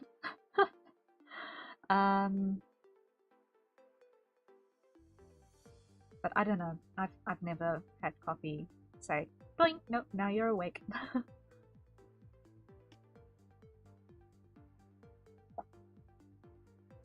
For some reason, I'm fine with energy drink stuff. Ah, yeah. See, I'm fine with coffee, but energy drinks make my stomach upset, so I don't do those.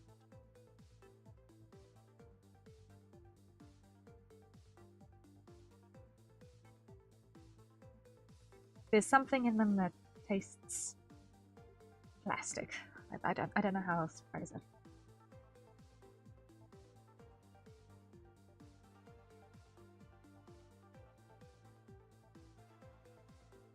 Okay.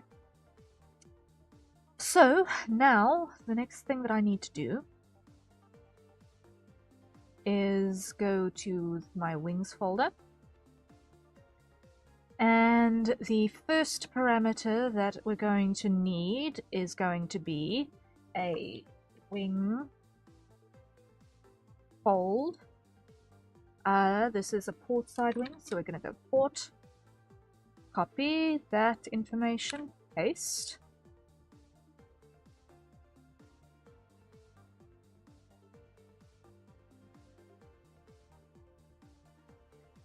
Then we're going to need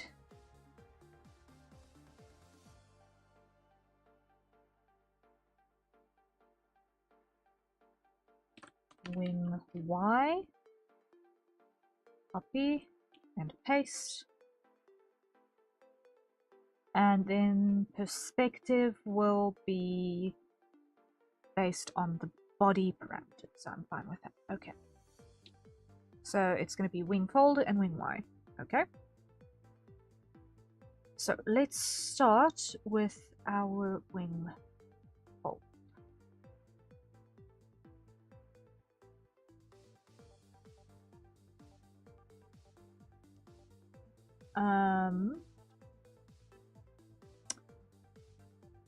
But a cup of tea or hot cocoa are supposed to make you tired, but it doesn't affect me, and coffee upsets my stomach like how energy drinks please. Ah, yeah. Yeah. Tea, I think it also depends on the kind of tea. Grahazik, hello, hello, welcome in, welcome in. How goes? How are you doing?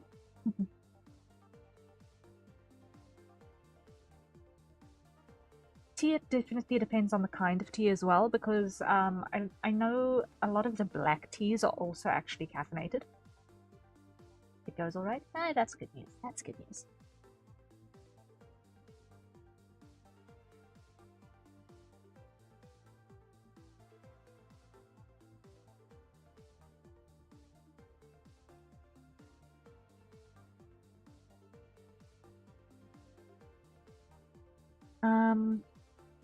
You know what? I'm going to make a dummy. I'm going to make a dummy here. So I'm going to make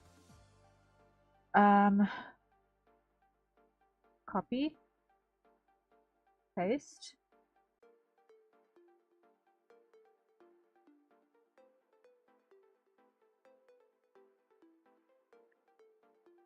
This one is going to be our dummy that I'm going to be using. I'm British, so tea is genetically wired into my blood. Ah, I see, I see, I see.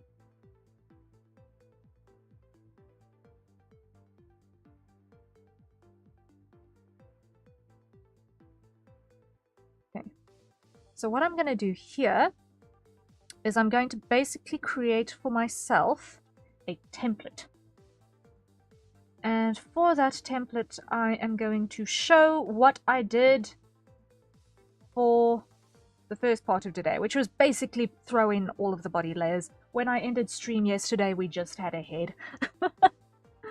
We just had a head by end of stream yesterday. So I've been busy pulling in all of that information.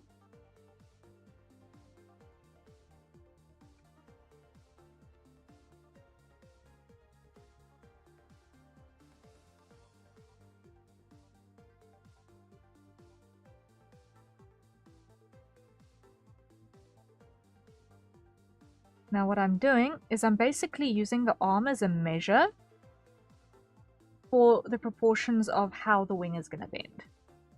So the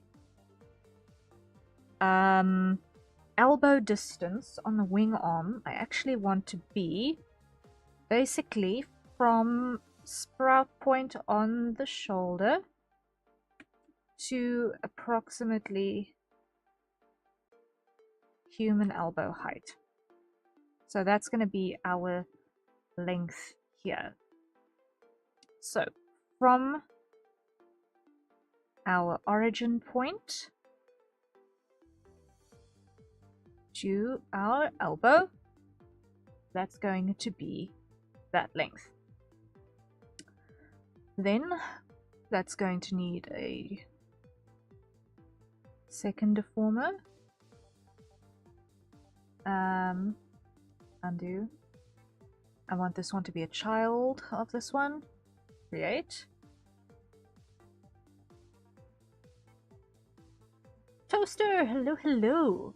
I have ever so slightly good news. Oh, that I'm excited. Ever so slightly good news is still good news. Ah.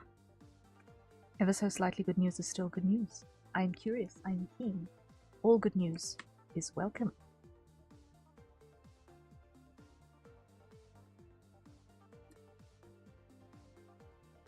How do?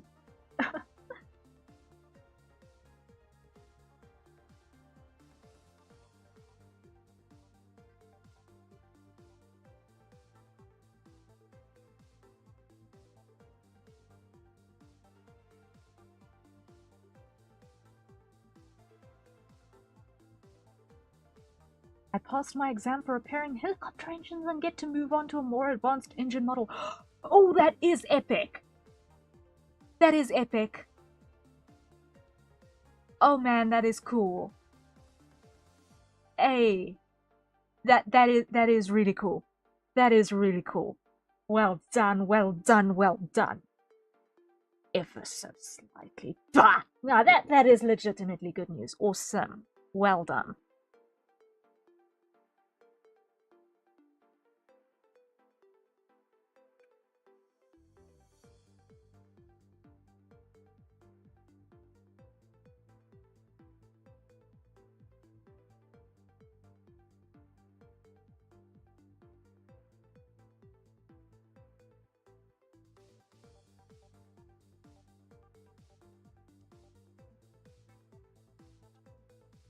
That is awesome, Toaster. Congrats. Totally in order. So slightly. Ah. No, that's really, really cool. Well done, well done.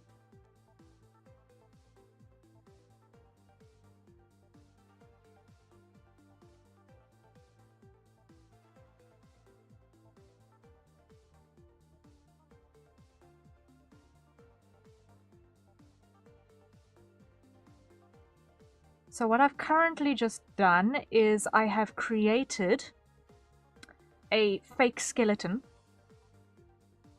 with these 3 rotation deformers that I'm going to use as a guide for rigging the rest of what's going to be happening here. So now I'm just waiting for this rotation to catch up with me. Please and thank you.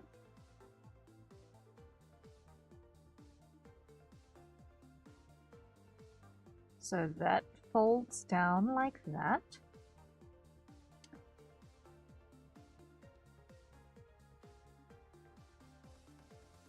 And that folds up like that. Look, gotta go out. Okay, good luck. Best of luck with the things you need to do. Stay safe out there. Oh, keep the tab open for you. Thank you. Appreciated.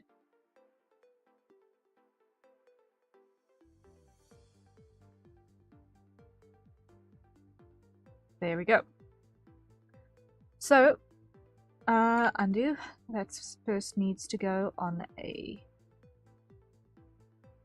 parameter like that.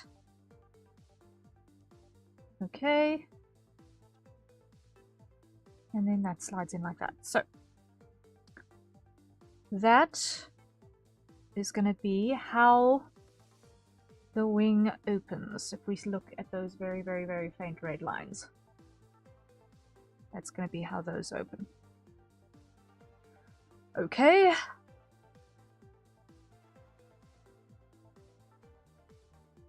And then we can use that as a guideline for mapping out where stuff is going to go. So let me start with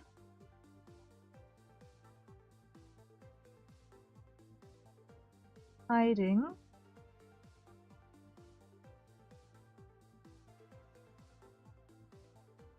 almost everything.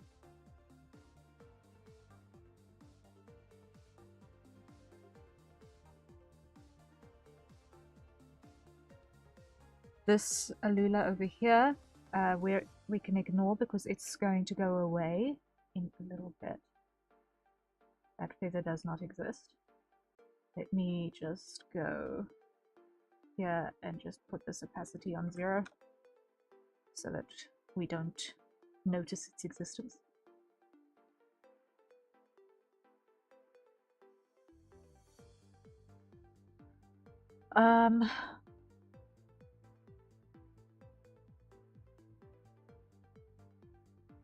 And let us begin with the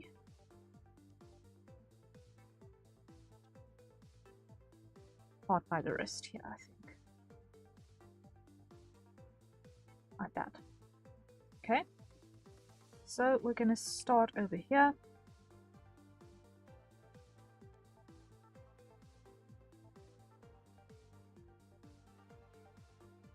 And add 2 keys.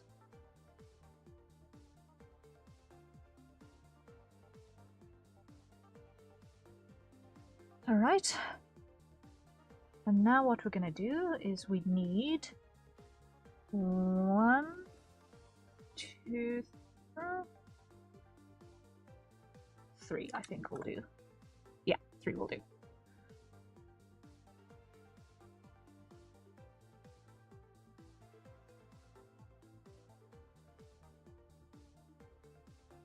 Just to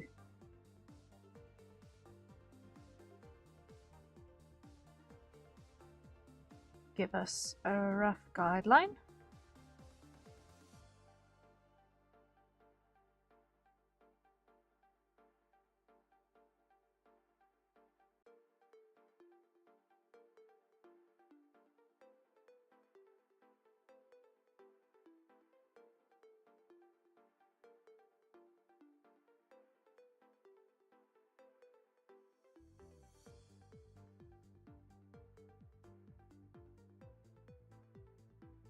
No. Let me do it this way. Don't be lazy.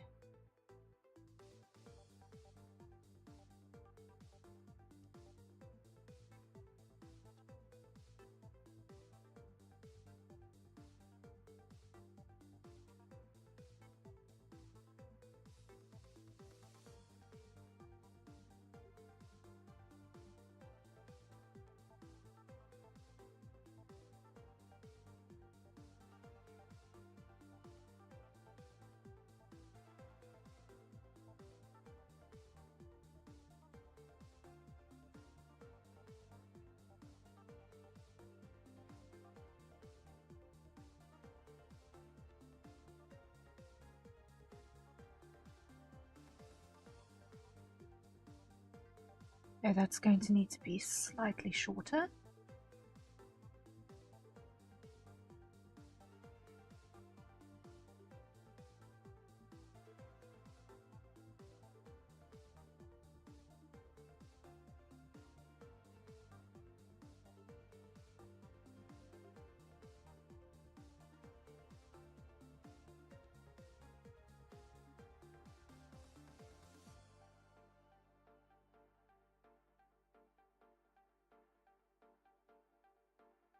That looks better.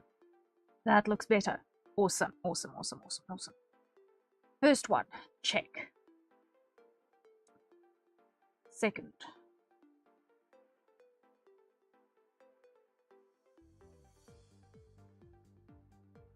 Two down.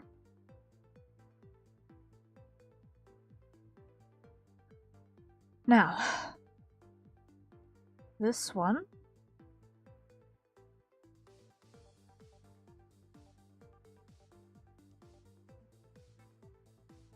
is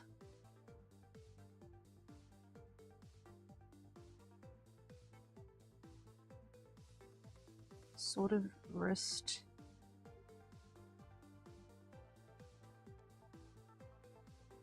to mid-elbow-ish.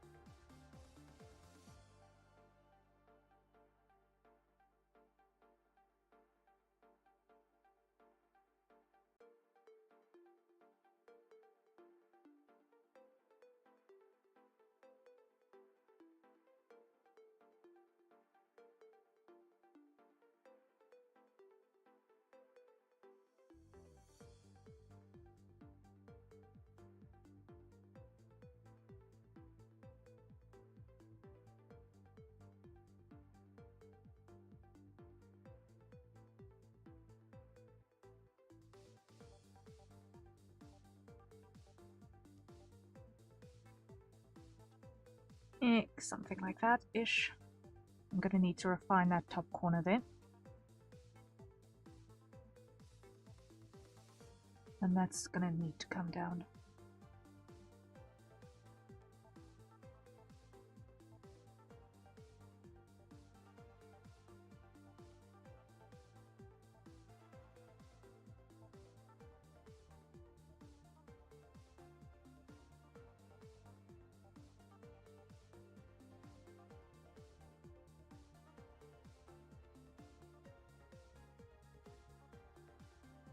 That's gonna need to come down like that. Okay.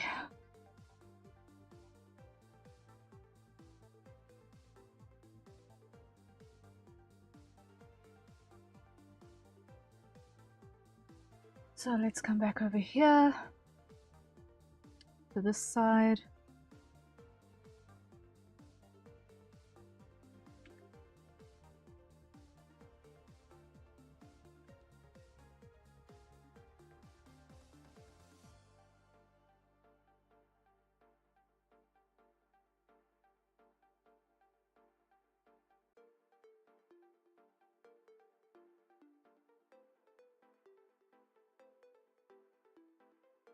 There we go. Cheeky, hello, hello, welcome in. You have arrived, you have indeed. And we are in the process of putting movement on your wings. I apologize for my lagginess with everything that is currently open. My graphics processing power is crying, so I apologize for the lag.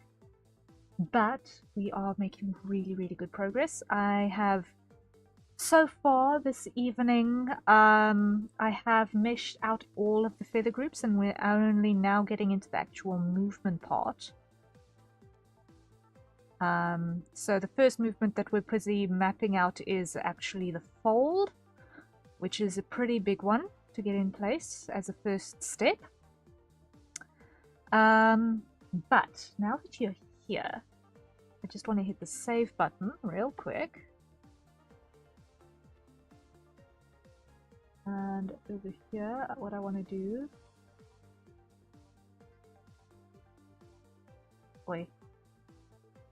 Something is just being done. One moment, please. RAM, 87%.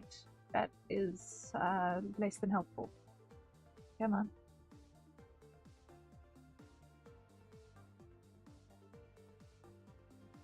Clear it. Come on, catch up with me, please, and thank you. Oy, okay. Yeah, so what I managed to get right today while I was offline was that I managed to rearrange the texture atlas so everything is compressed into a little bit less space. I've managed to do most of the draw order corrections, and I have also pulled in the body. I've pulled in the body. So I've currently just got it censored at the moment for obvious reasons. But if I just put myself over there so that we can see, we've already got the foundations of body movement in place. So we've got a little bit of hip movement. We've got the head and body x-axes inverted so that we get this nice little feminine hip sway thing going on.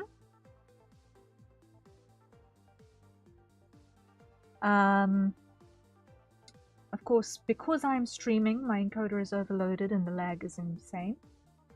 But it's going pretty well. We've got some torso movement that's working pretty well, pretty decently. We've got some Y movement, we've got some bounce going on here. So that's in place.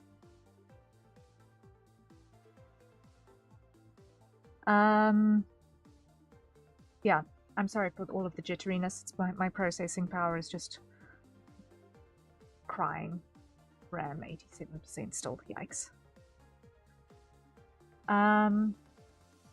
And then what I've also done is looking specifically around the arm area. If I just face a little bit more this way. I have included an arm forward movement here that's going to be helpful for us when we do the whatchamacallit cutlass toggle. Having a little bit of forward perspective on the arms is going to be helpful.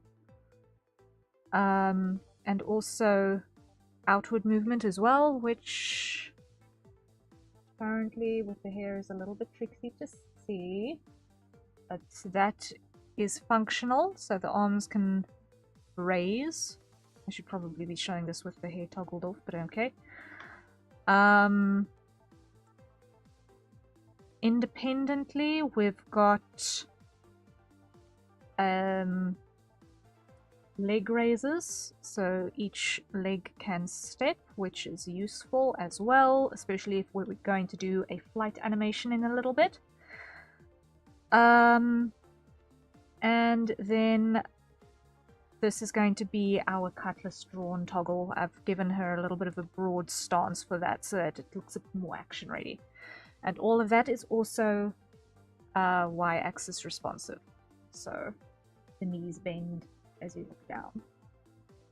And it looks solid and not likely to be shaken in a hurry. So we have made lots of good progress on that today. I will show you the uncensored version where you can actually see what in the blazes is going on off stream. Hopefully then I'll also have less lag.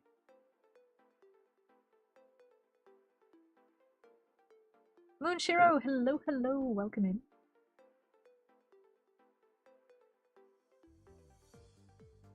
Ooh, fun, fun, fun. Yes, lots of fun. We've made a lot of good progress today already. So I've still got to correct the draw order inside the mouth with the molars and the tongue that are still clipping past each other in a weird way. But I will prioritize that after having sorted out the wings.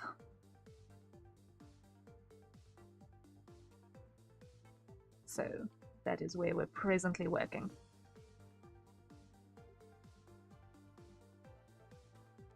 And actually, I think this is too wide. I think that's half my problem, is that this is too wide.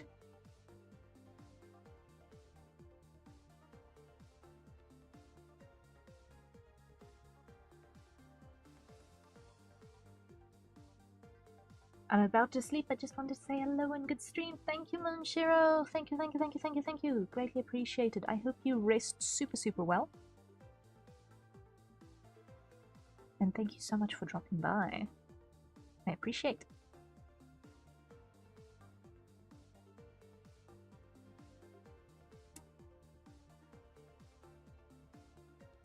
This needs something in the middle.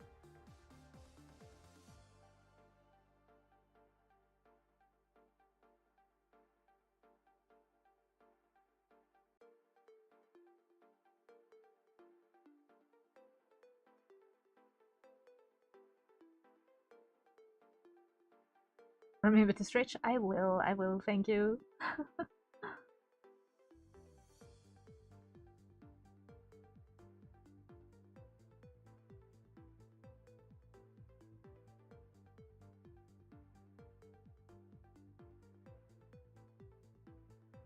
Have a good stream and good luck. Thank you. Thank you. Rest well.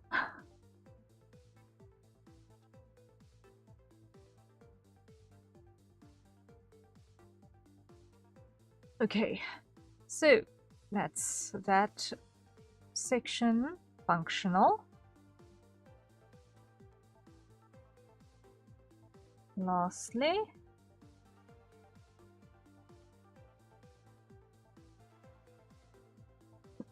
this one. So here, what we need to do is apply this like so.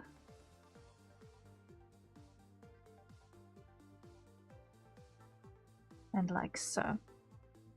Now this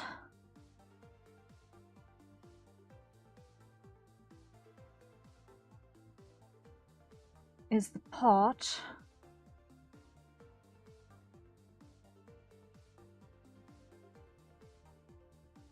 that would practically connect to the body, so that's going to have a little bit of extra depth to it.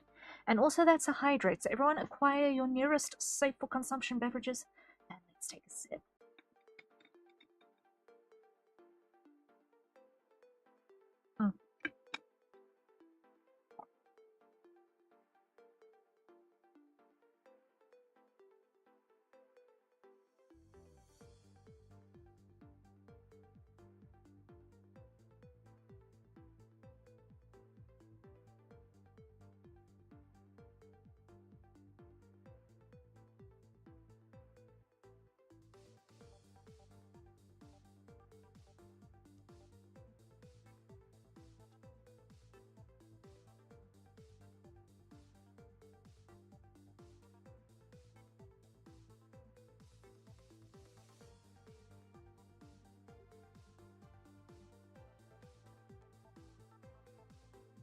Nope, undo.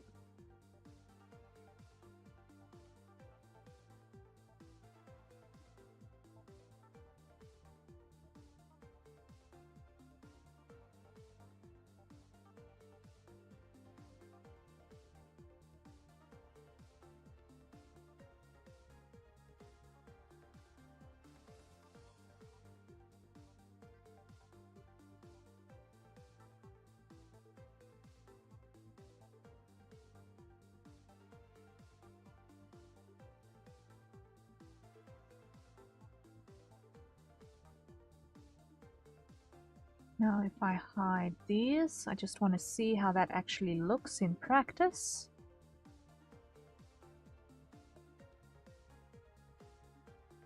There we go. I'm happy with that wing body. That is looking significantly decent.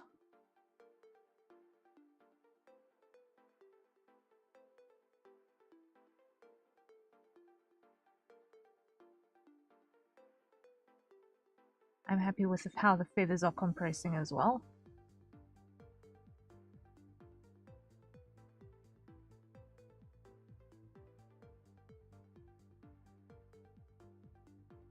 Coolio. Okay.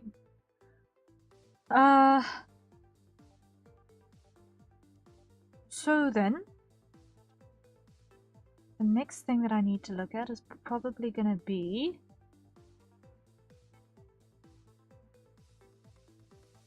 our actual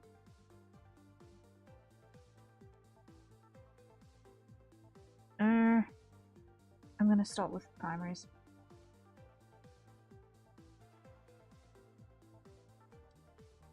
And am I going to put these in a deformer or am I going to put them in straight?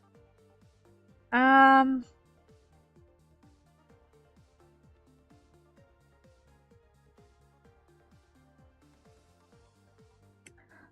am going to put them in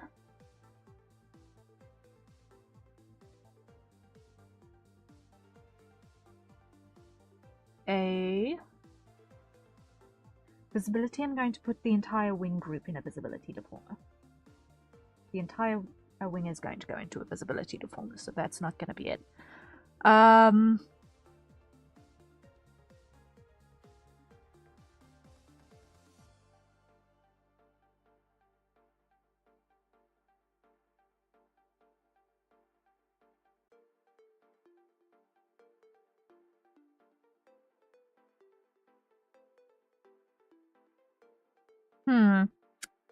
Methinks. I am going to put these in straight.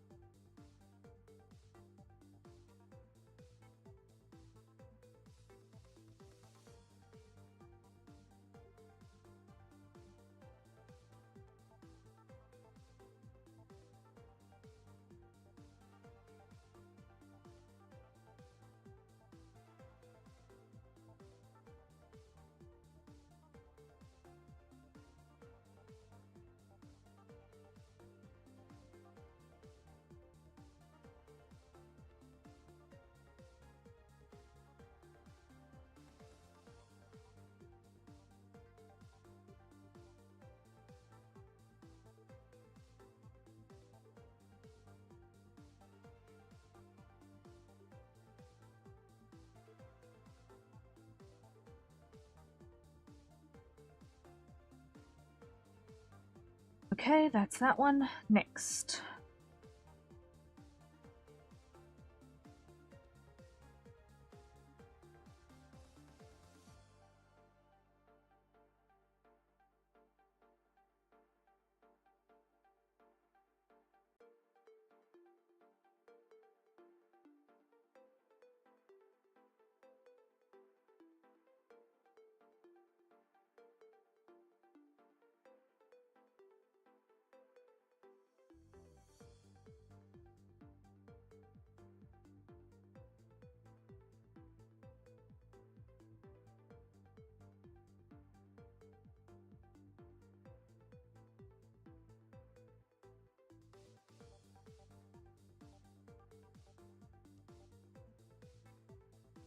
Let me just make sure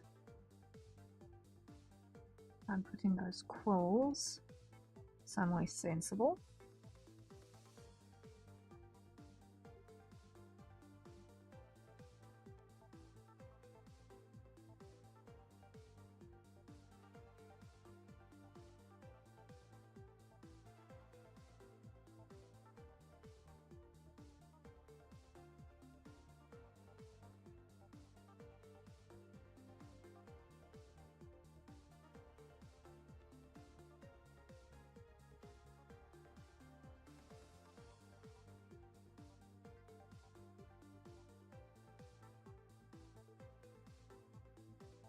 There we go.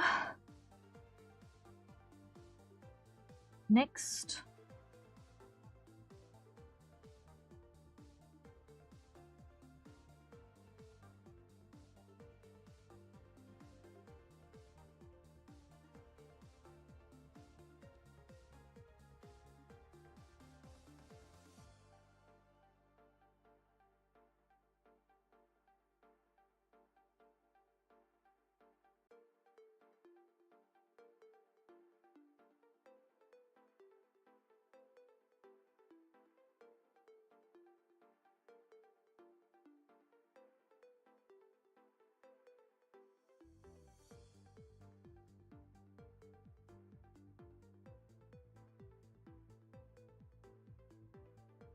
Almost there.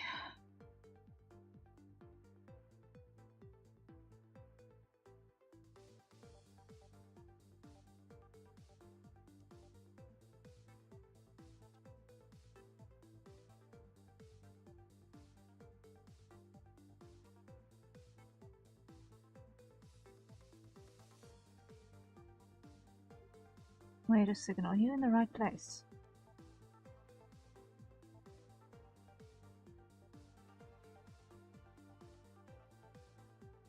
Are you in the right place? What? No, you have jumped. Draw order. You are supposed to be on 465.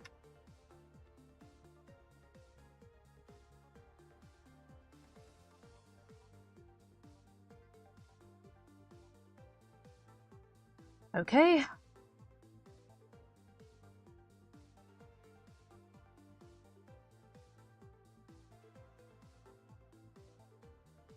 Nice, nice.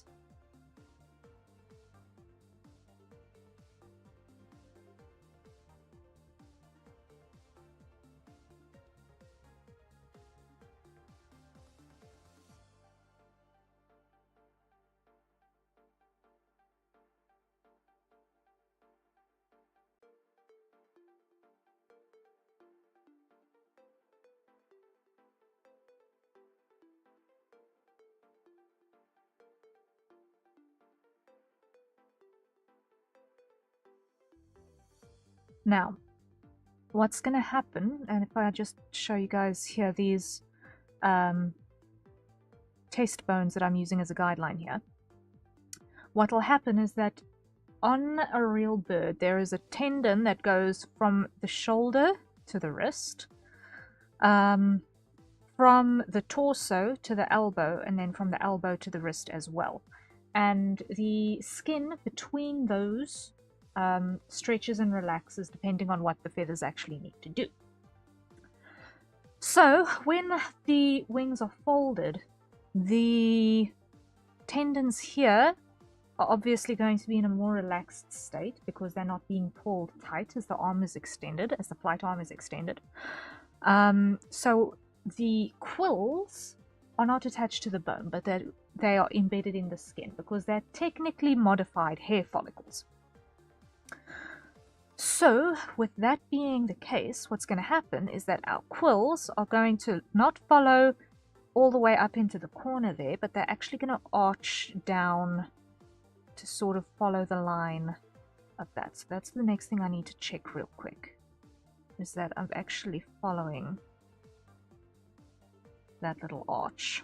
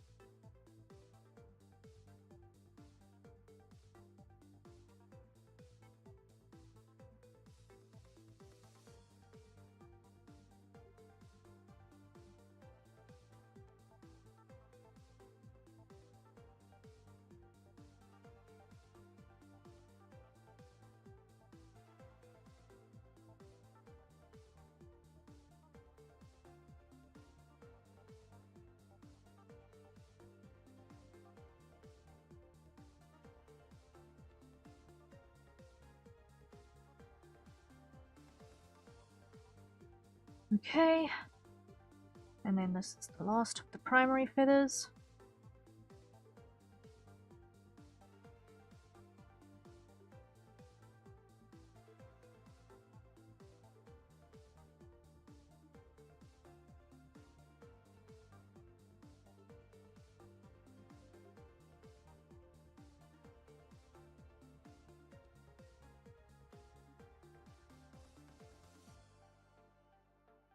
Okay, it's got this nice cool little effect going on. That's exactly what we were hoping for.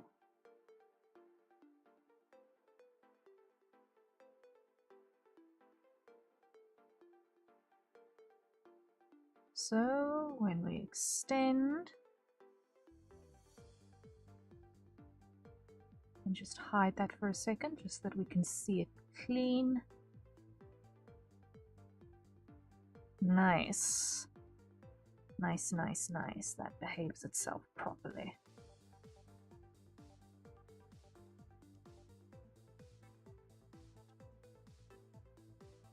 Love to see it. Awesome. Awesome, awesome, awesome. Okay. Then the next section that we're going to do are going to be the secondaries. And then we'll do the cupboards at the end.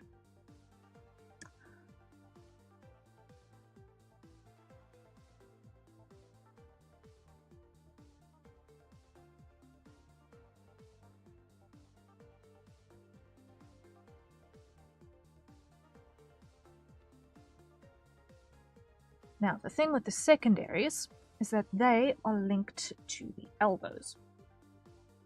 Or rather, they go from the wrist to the elbow.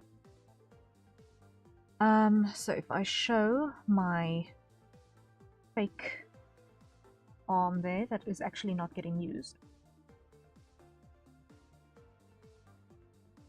My first secondary feather is gonna pop up around about here-ish.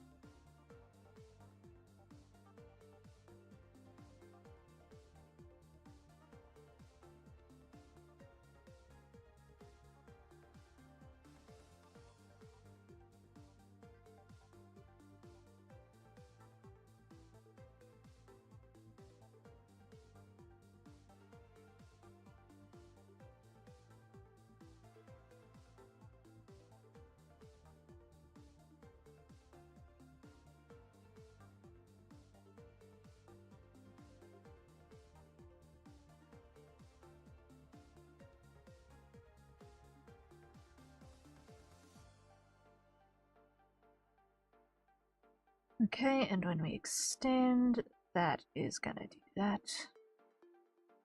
Gorgeous. Awesome. That worked out perfectly. And without any hassles. Lovely. Okay.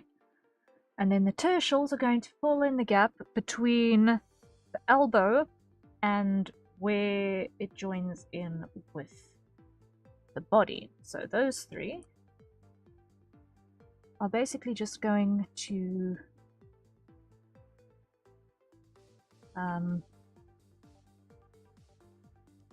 straighten out.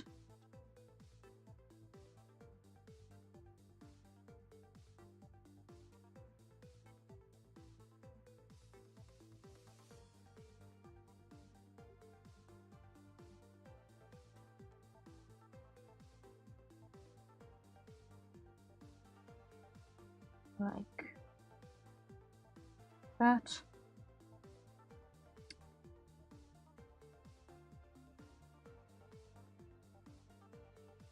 Like that.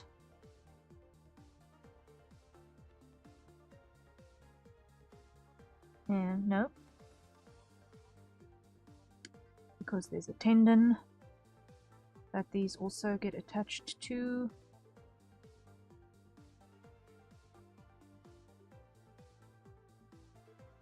Like that, and this one down ever so slightly, like that.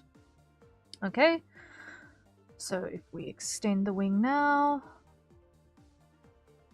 yes. Yes, that is what we are looking for. Cool. This is coming together very nice and quickly. Lovely. Love to see it.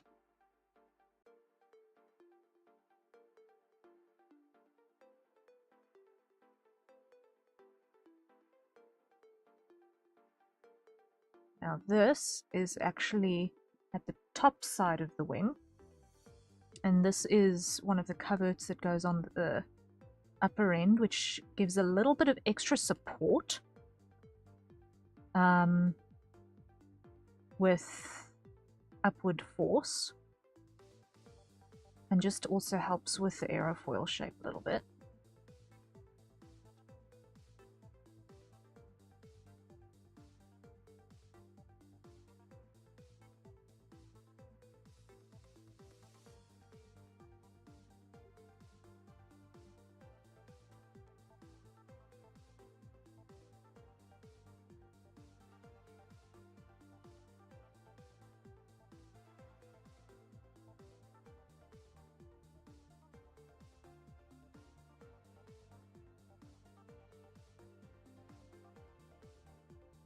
There we go.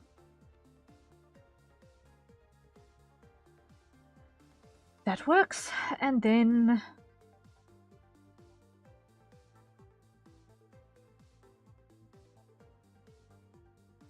the thumb feather.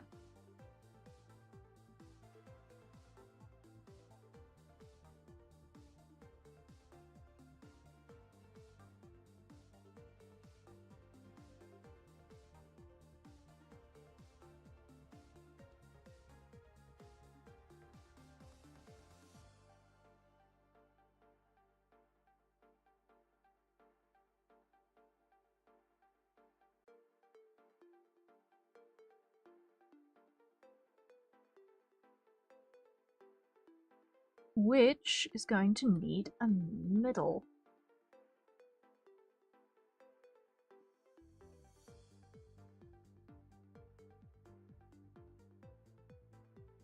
Just look at you, you're doing the dumb in the rotations. How dare.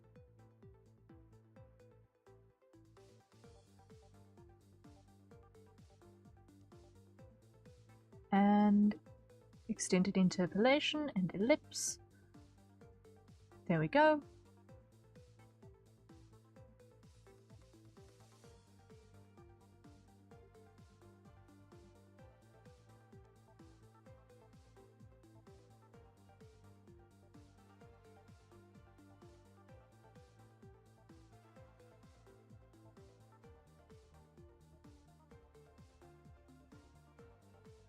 So that one is a landmark between those two.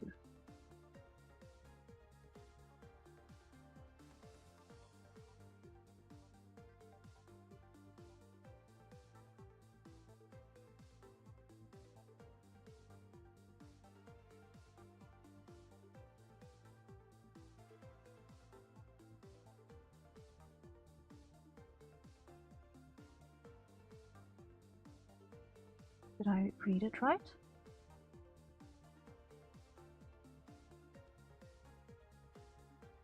One, two, three. 1, 2.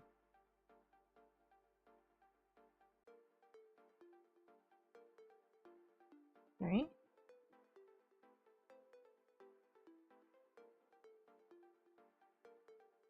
1, 2.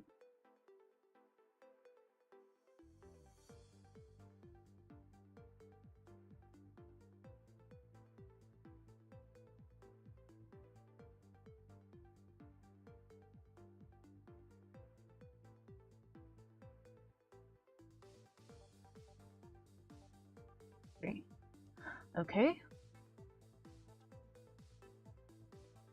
hide that, hide that. Let's see.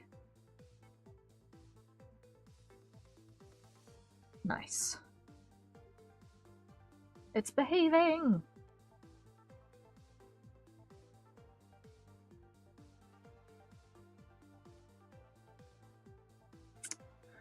Okay, so then the next up is going to be our cupboards.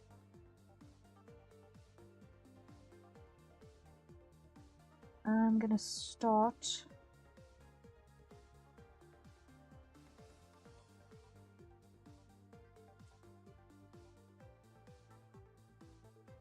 on the end and work inward.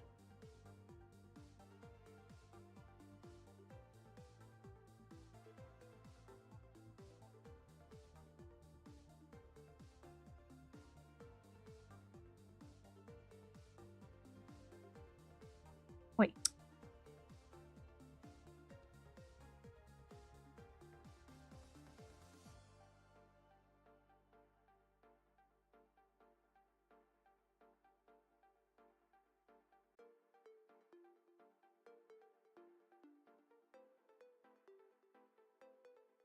And this is also going to need a middle piece.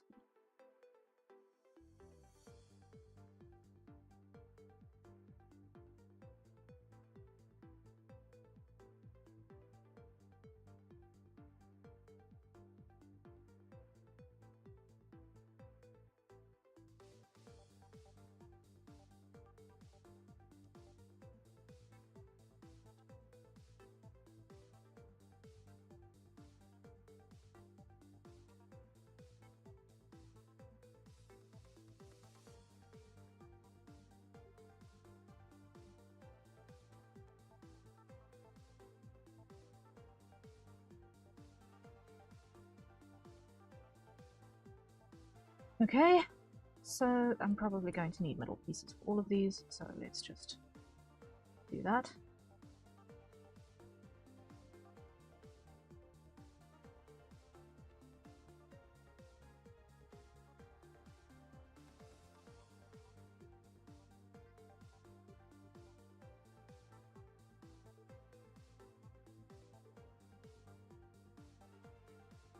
Here we go.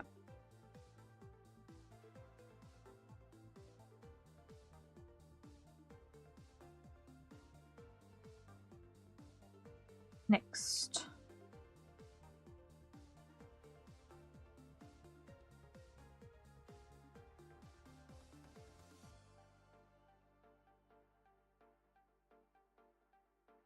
Rotate this one in.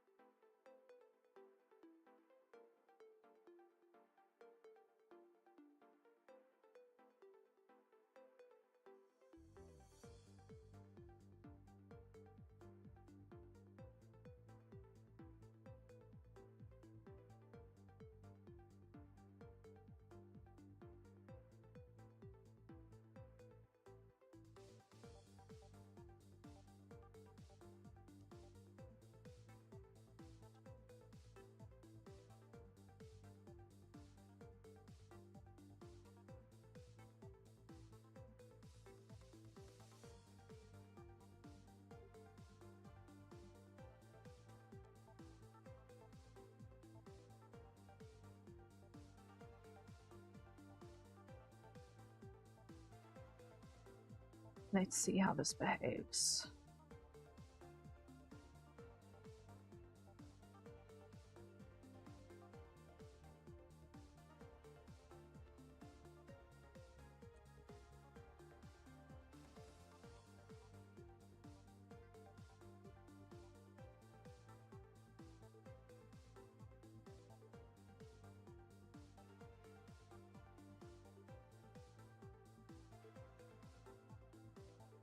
Okay, that works. Next, you.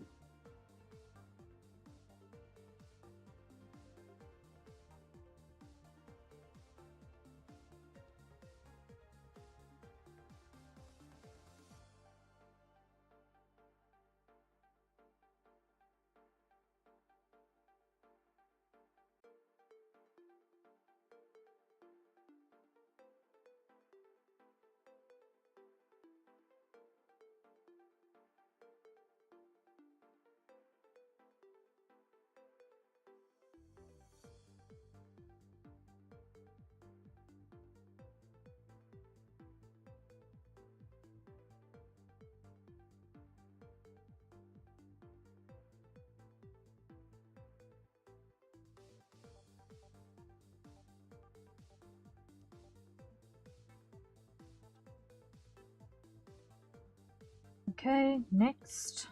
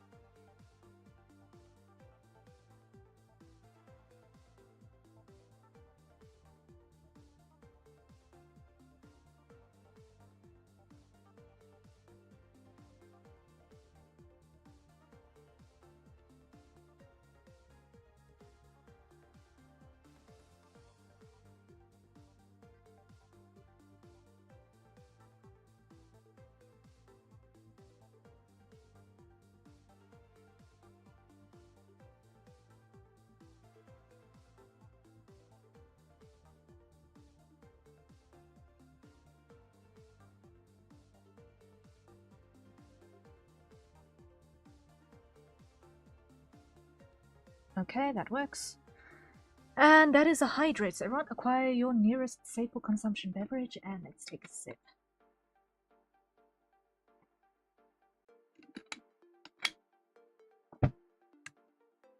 We are almost through the primary cupboards.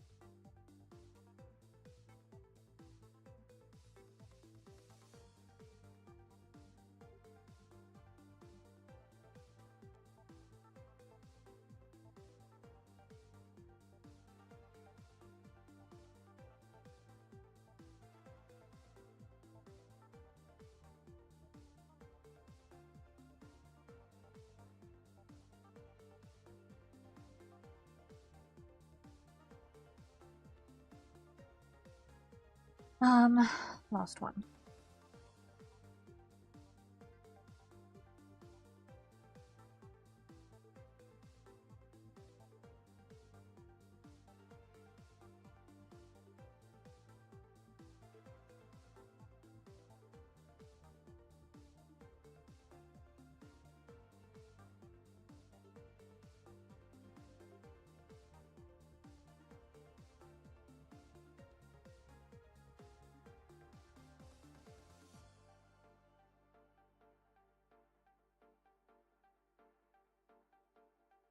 Right, let me just check. In the extension, this is 2 after the rest as well. Okay.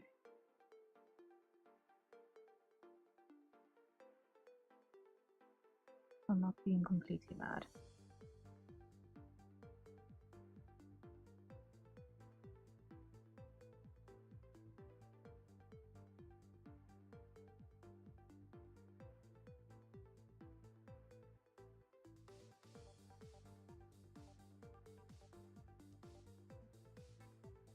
I do feel like this can be a little bit more.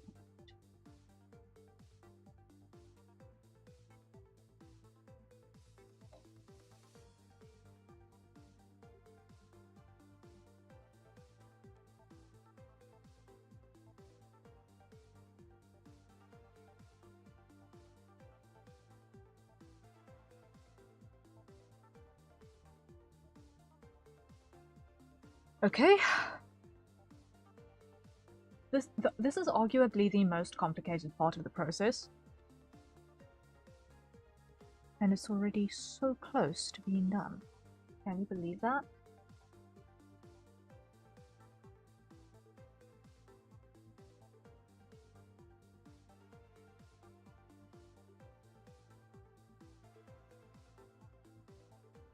Now, these also are going to be 3 points.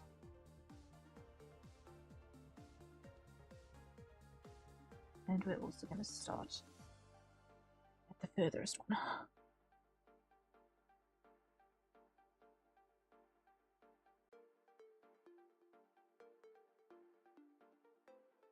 Where does this start? Just shy of midway up. So that's going to be about there-ish.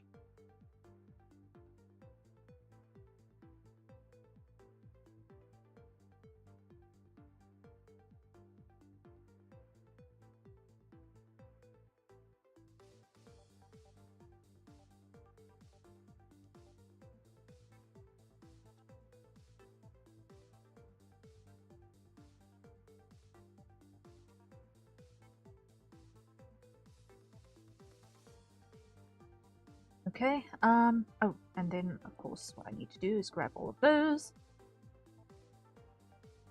And go extended interpolation, ellipse, and 3. There we go. I have returned from sustenance and also hi, Cheeky, yes! Welcome back, Toaster. I hope food was good.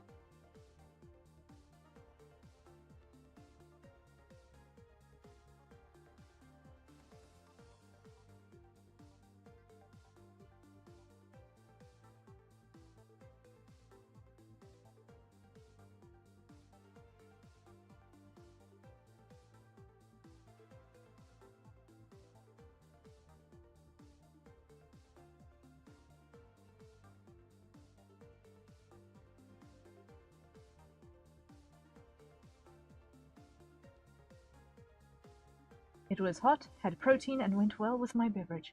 Ah, that is fantastic news.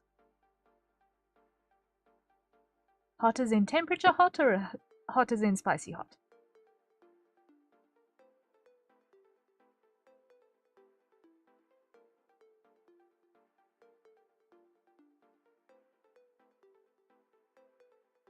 Hi, I'm lurking.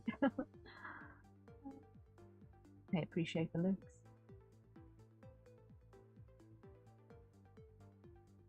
There we go. The folding is going well. The folding is going very well.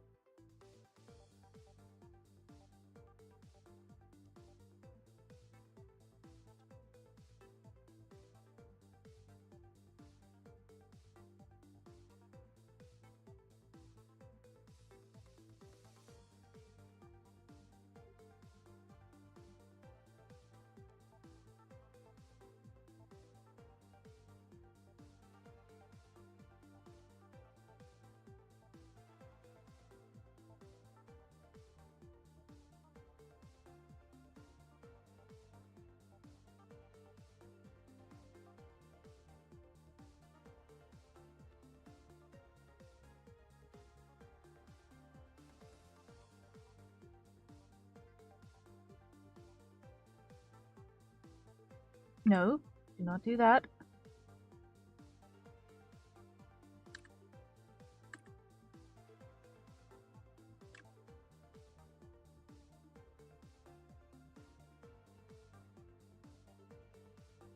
Rotate.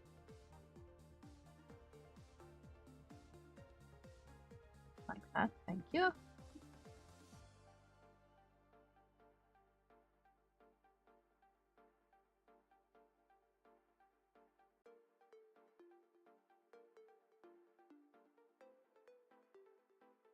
There we go.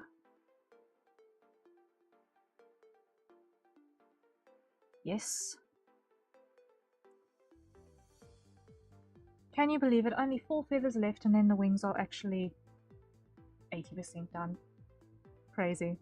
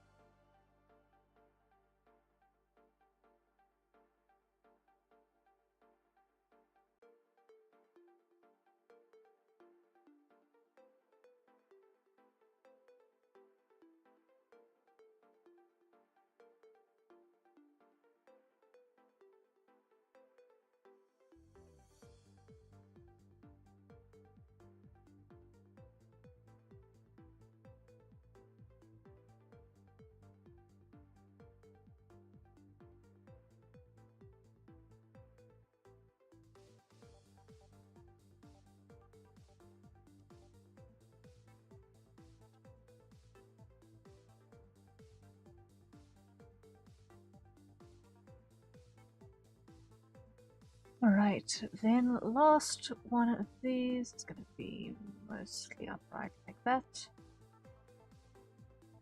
And over here like so.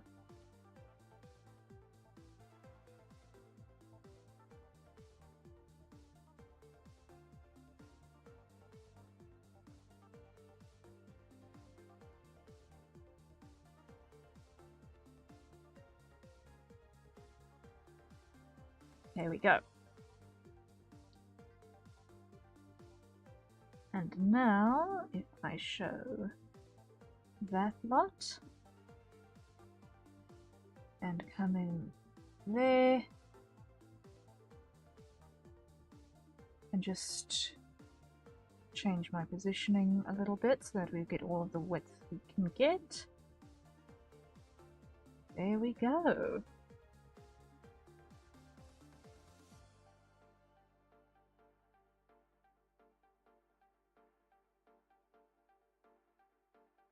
A fully functional and anatomically accurate wing.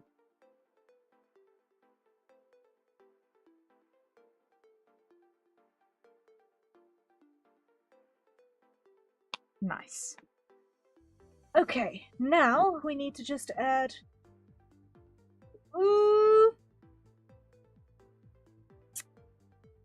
a perspective box to all of this madness. So, those four can go away because they're not getting used. Grab all of you from here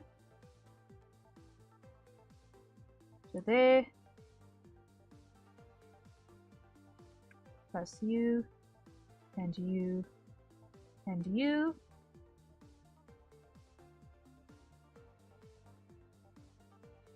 Yes. Create warp deformer. This is going to be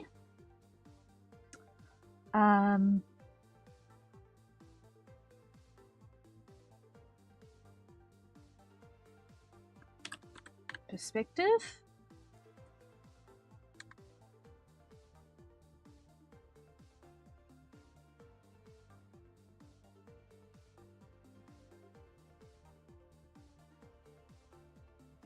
Create.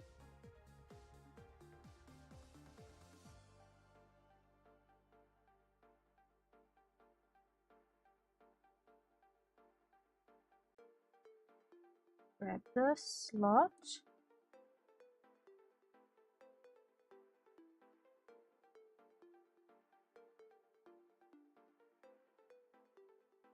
And dump it into the perspective box.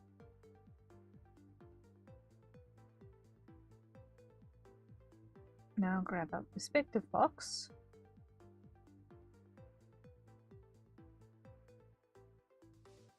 And make sure it covers everything.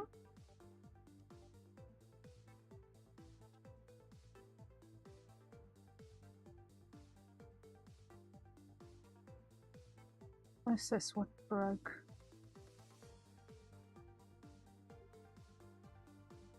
Undo. Undo. Undo.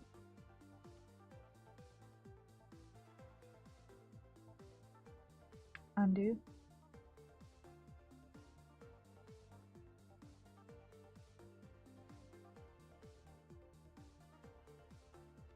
Come on, catch up with me with the undos. I beg. Catch up with me with the undos. Please, please, please, please, please. Catch up with the undos. That would be nice. Please. Come on.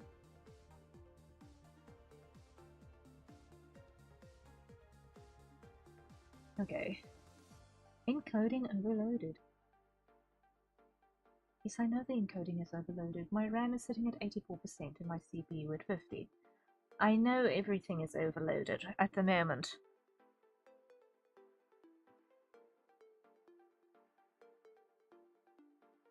Come on. There we go.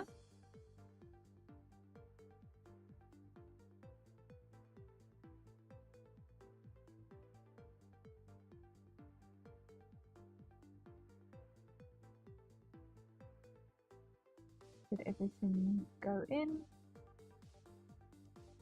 Yes, okay.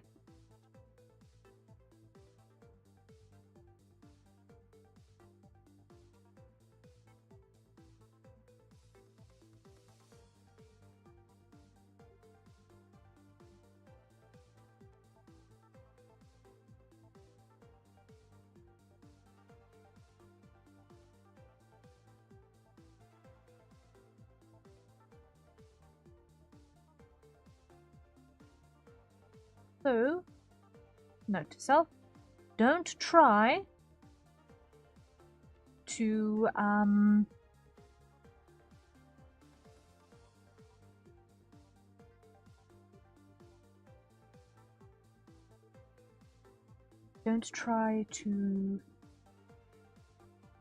Ish.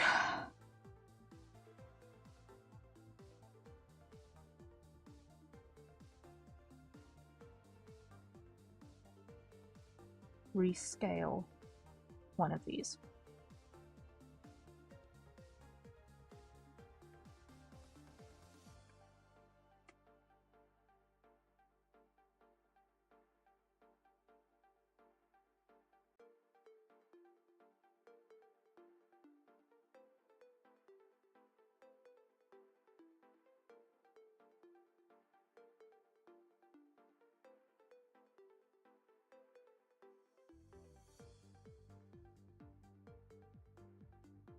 Okay.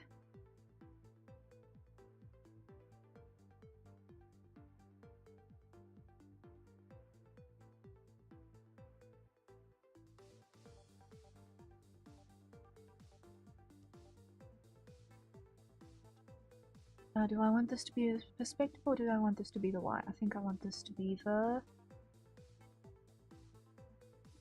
when Y.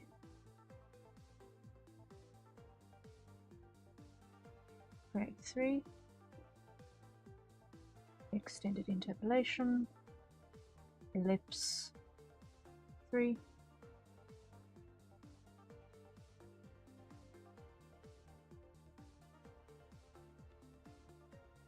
At its lowest.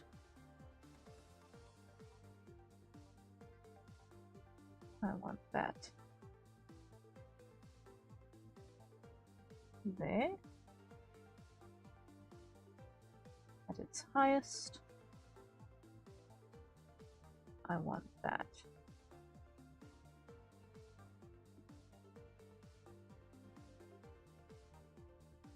there.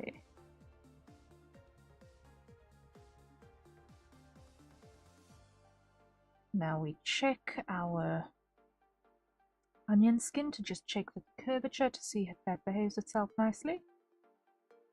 It's going to take a while to load.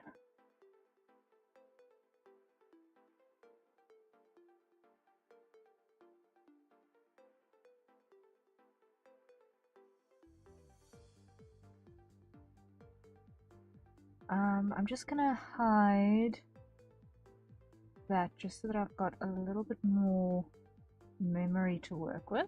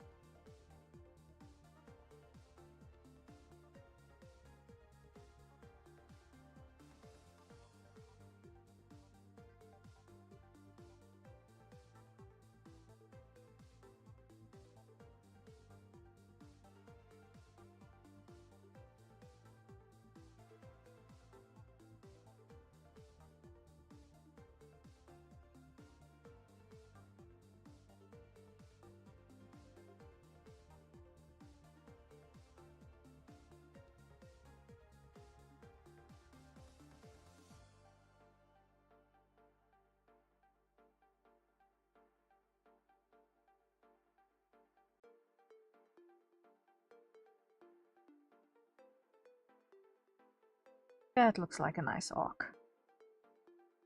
That looks like a nice arc.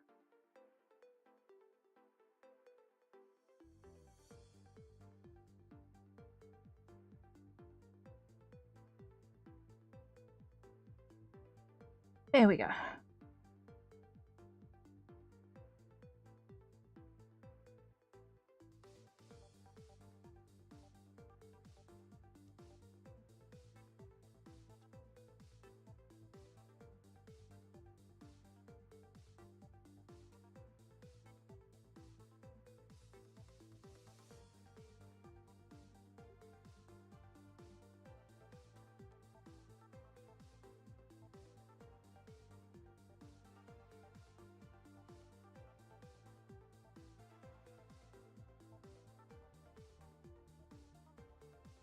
Just want to check.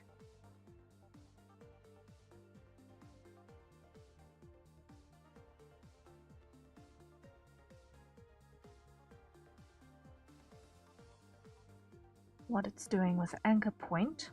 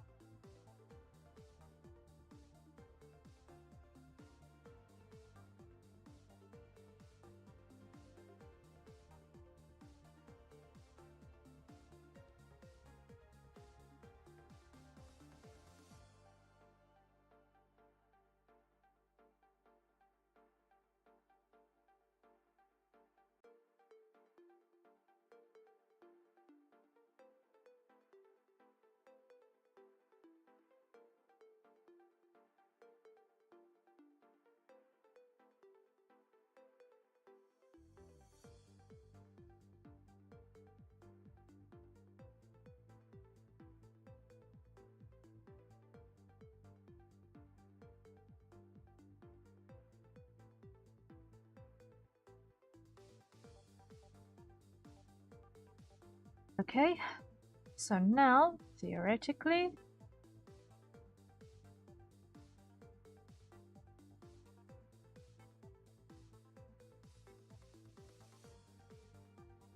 if I do that, we should get a flappy animation.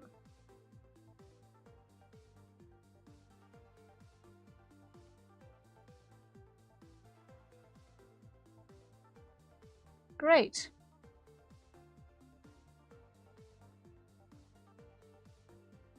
We are nearly there. Look at that.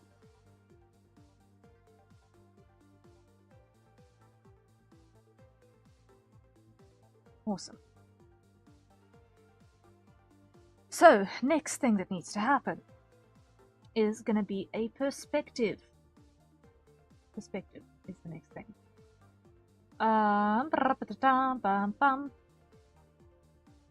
So let's just return to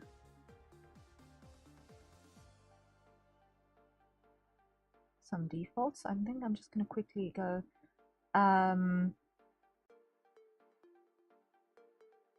edit parameter. Default is going to be the 50. No, I'm going to call this wing open and then invert it.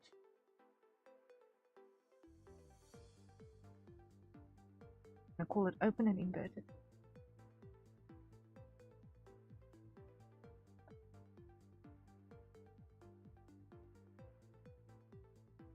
Okay.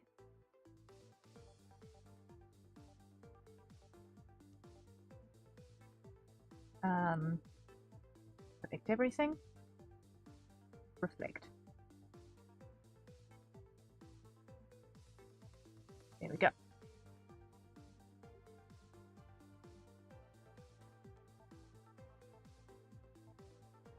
Now we collapse this.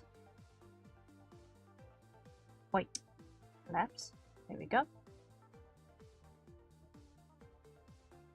And now we go create wing port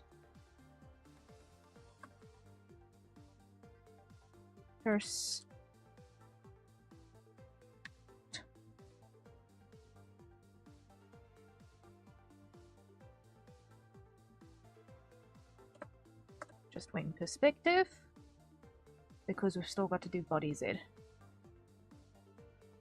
So this is going to be on the body X.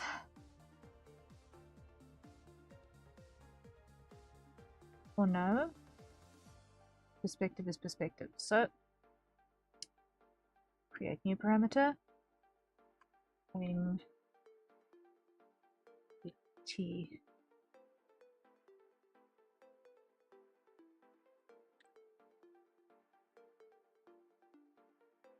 I'm just going to do that.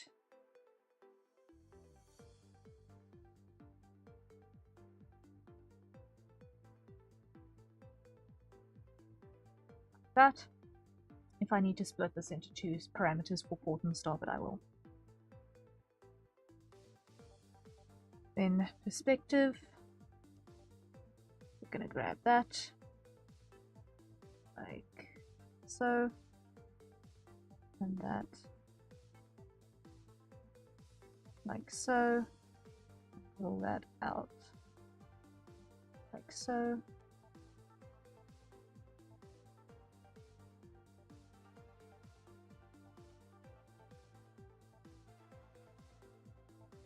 Let's just open it so that we can see how drastic that was.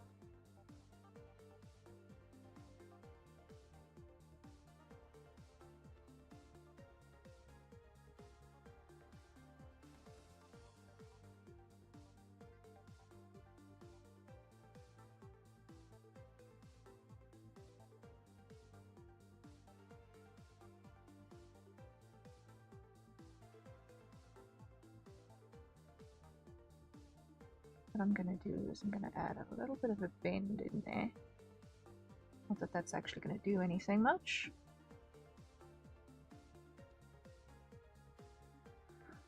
Okay.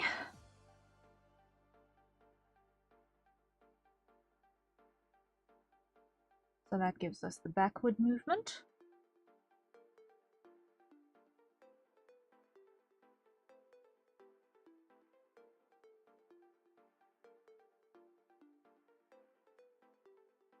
Which gives us that flappy, which is pretty important.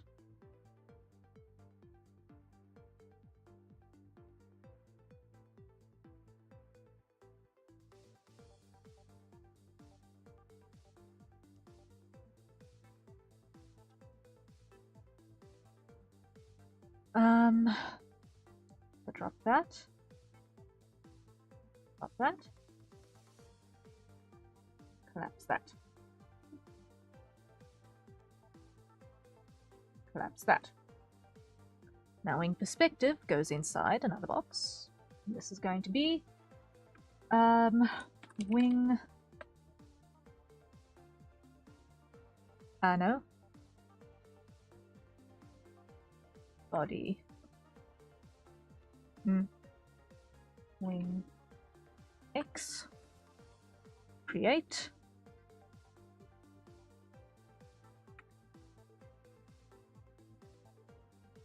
Make that tight. Make that tight. Okay, body X. There we go. Now when the body goes that way, this perspective is going to come like that a little bit, and that was also a hydrate. So everyone acquire your nearest safe consumption beverages and let's take a sip.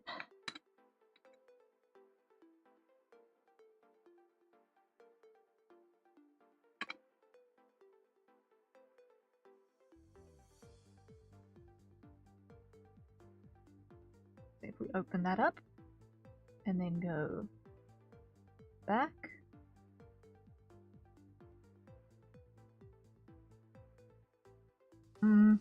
I feel like this can be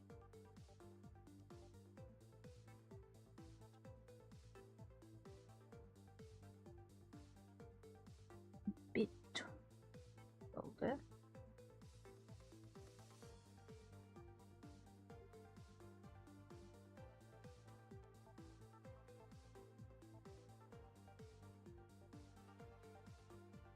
other side.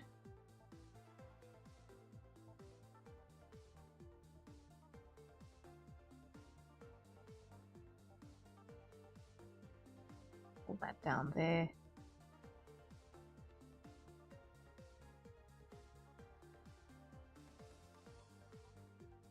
And like that. And then go extended interpolation, ellipse 3. There we go. Now as the body rotates, the wing rotates as well. There we go. So now that is fully functional. Now the last parameter that we are going to need for this to actually 100% work is going to be collapse. Wing the PRT. Create. Body Z.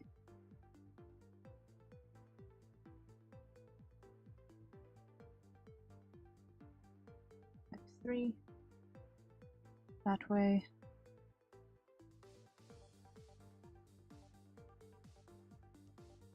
It's approximately that anglish.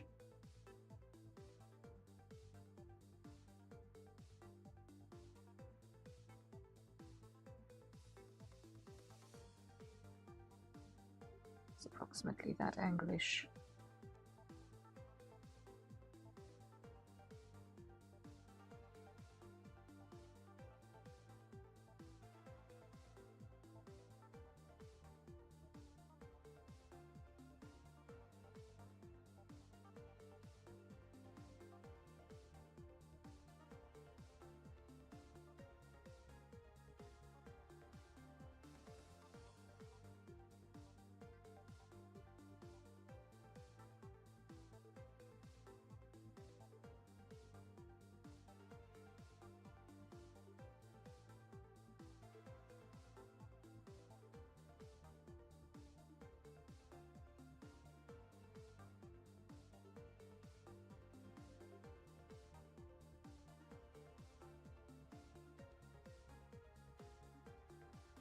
Okay, extended interpolation, ellipse and 3, there we go.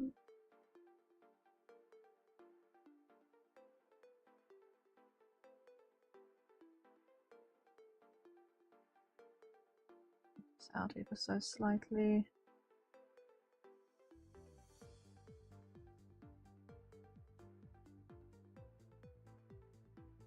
There we go. Okay.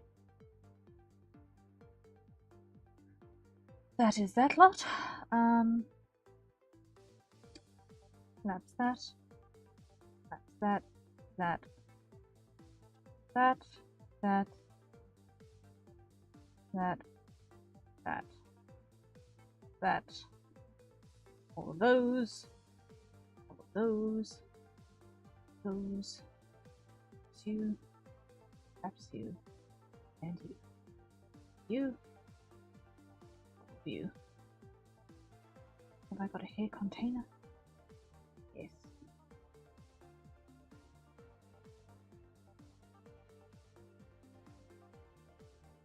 I've not got enough of a hair container, I see.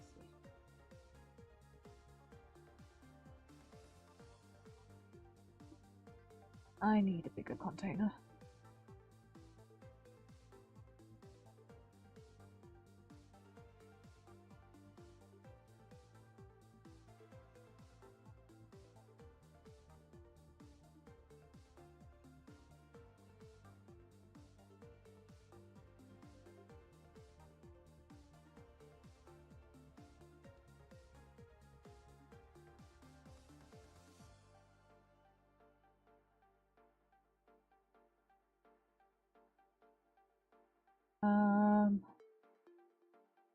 Hold on.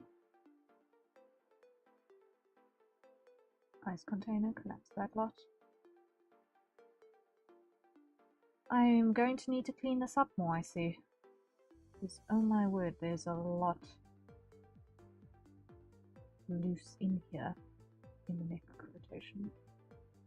Collapse that. Okay. So now this gets dropped in between here someplace. Okay.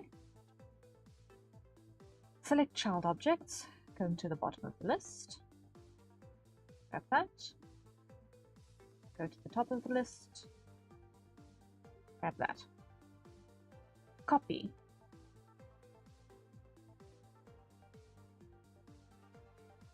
collapse the list, paste.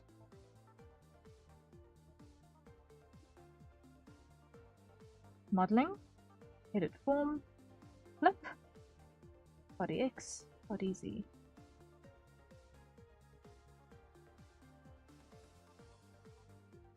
Okay.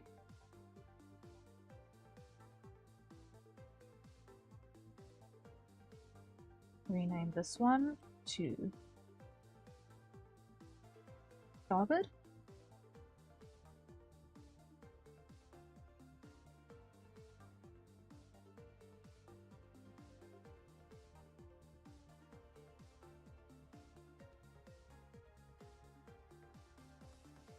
Okay.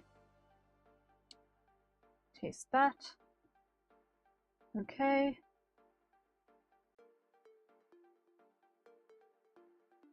Okay. All good. Fantastic. Nothing broke. Woohoo! Wings, check. Done. Wings are done. Just like that.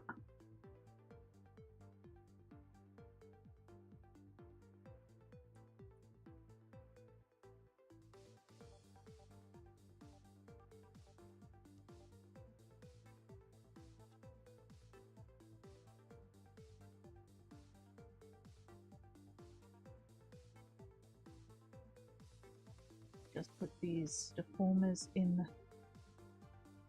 here so that I don't get lost.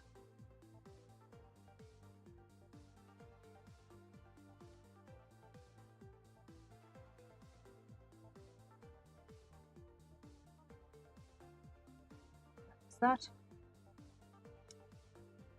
Collapse the wing. Hair back on.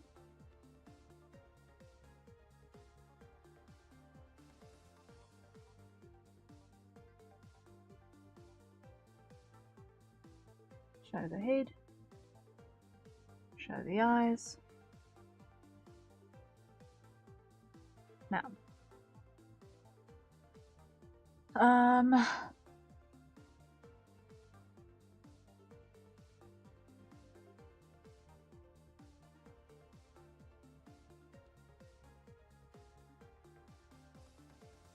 the problem with this was where?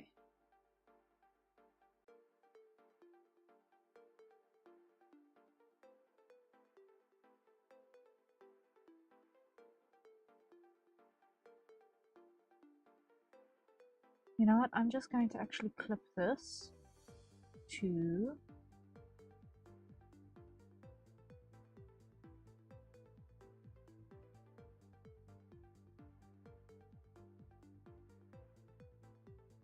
eight,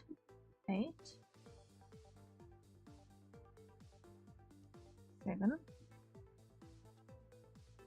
6, 6, 5, 5, 5, 5.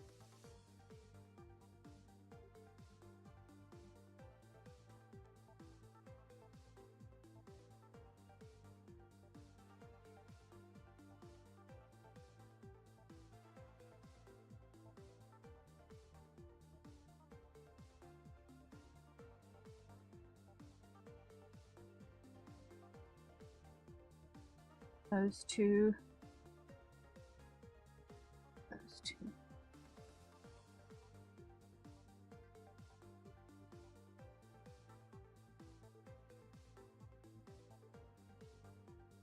Okay.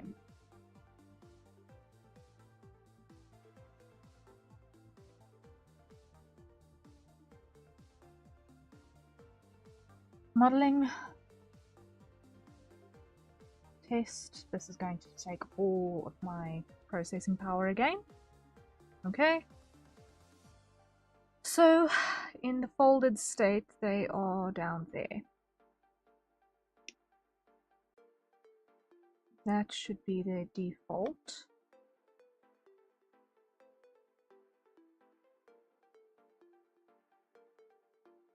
Okay, what I'm going to do is I'm going to just go external application, turn that off, because otherwise it's just taking way too much. Let's go posing. Oh, hello there. I wasn't expecting that, but okay. We'll take it.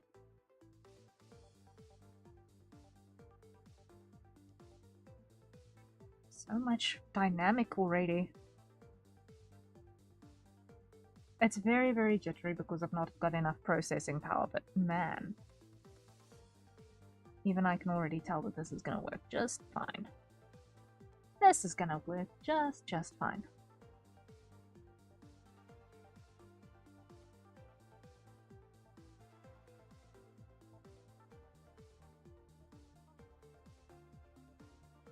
If we look at this range of movement,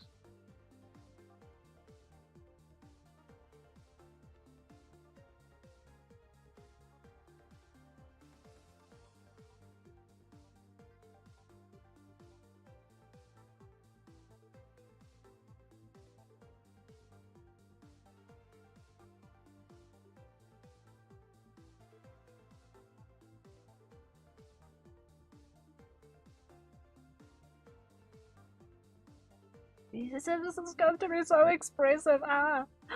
Okay, it's almost a pity to make them physics based.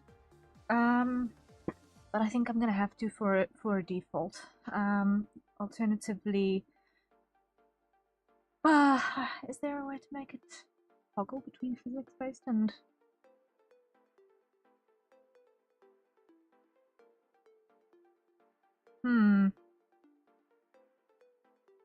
I don't know. I will have to check.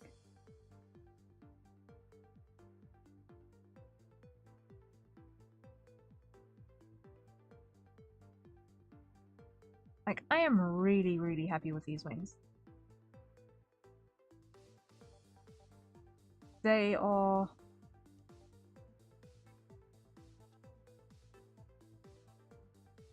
scratching the wing itch very, very nicely to just have,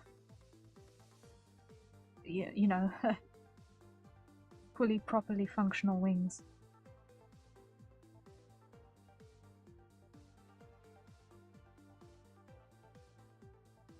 Okay, so what I'm going to do is I'm going to go stop here for a second, reset to defaults, go preview, set random pose,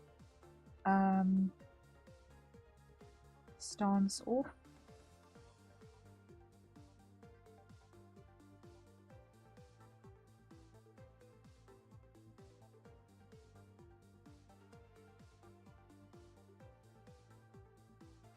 those physics parameters off.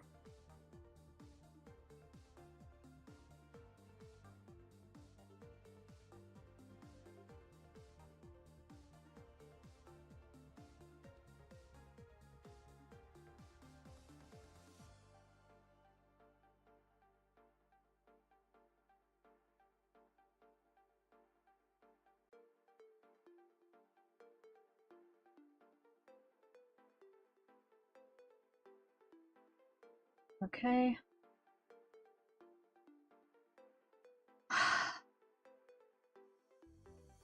So this is a little bit closer to a more default set of movements,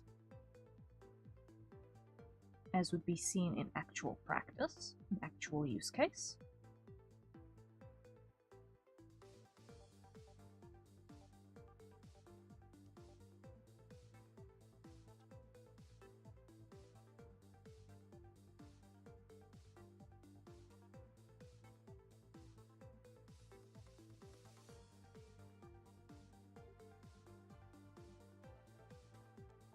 And so far, so good.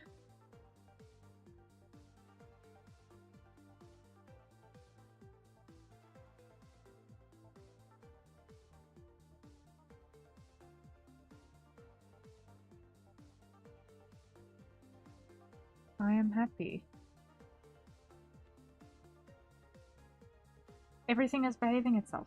I think I'm not seeing anything that's dramatically making me cringe on these. So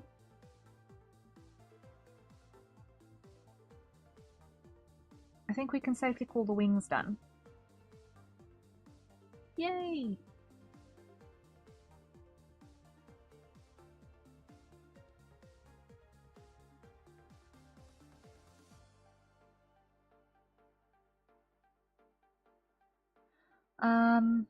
What has not been achieved with these yet is the visibility toggle for them. But I'm going to want to make a new layer for that because it's going to be an effect layer. And I need to design that effect. So what we're going to do is we're actually going to have the wings shrink in and out of existence, I think. Through this effect visibility layer. Which is also going to act as our transparency for the magic connection point to the body.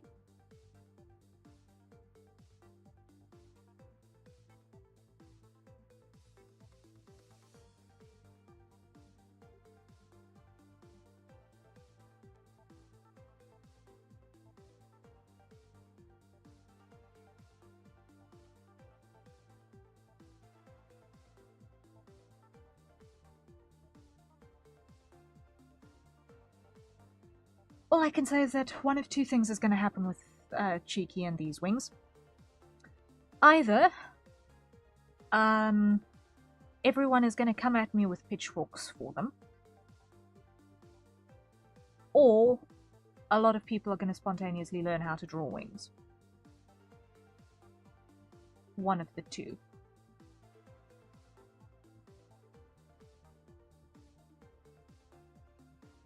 Probably a little bit of both.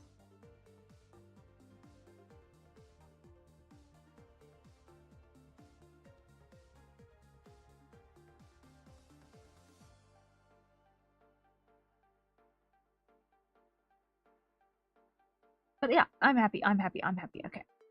Stop procrastinating. Let's go. Part number next.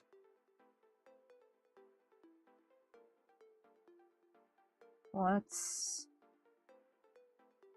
edit parameter. The default here is going to be 25. There we go.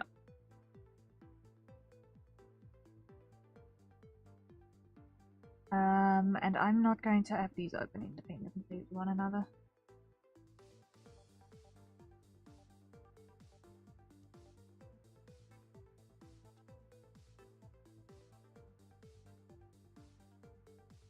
Okay, so those collapse down.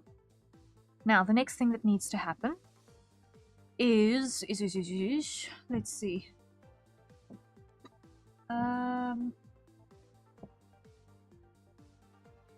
I've moved the hair back, copied lines down, check. I've corrected the layer ordering from the duplicates, check. I've not yet fixed the teeth, and I've fixed the bandana shadow. Okay.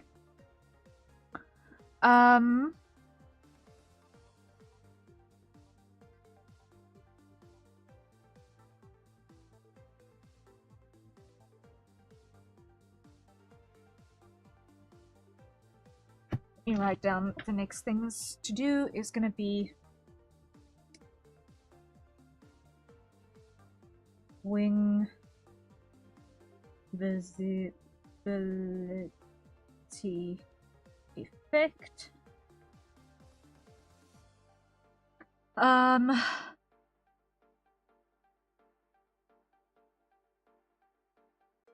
Plus toggle.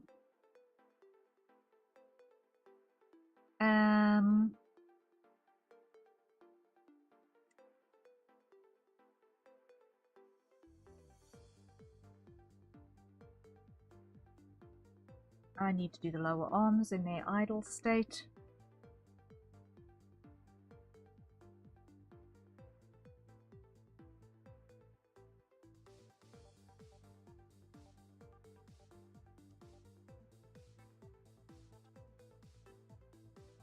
Then I need to look at what's the next thing that needs to happen thereafter.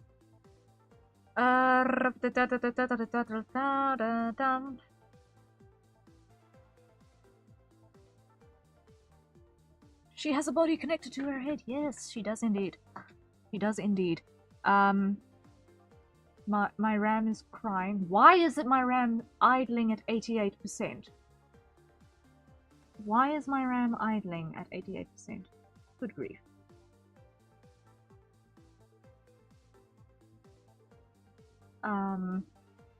What?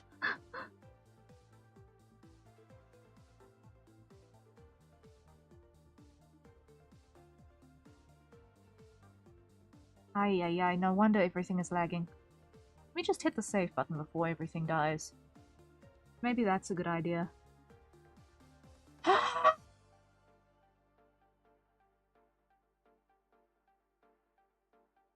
Save button. Thank you. I literally just did that. Oh, it's insane. So I disconnected it from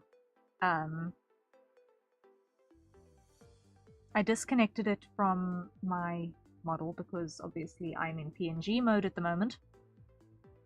Won't let you save for free. Thanks. No. Okay, I don't know why my RAM is sitting at all of the percent. It makes no sense to me. But this is where we are presently at in terms of the movements. She's breaking. I am still sitting at 86% RAM, 40-something% CPU. Ish. It's no wonder everything is a bit slow. Let's put it this way. After the iPhone, if I manage to raise the funds for that, the next thing on my to-do list with some degree of immediate urgency is a streaming laptop to move all my VTubing software away from my box that actually does my visual processing for what I'm actually working on, so that this happens less frequently.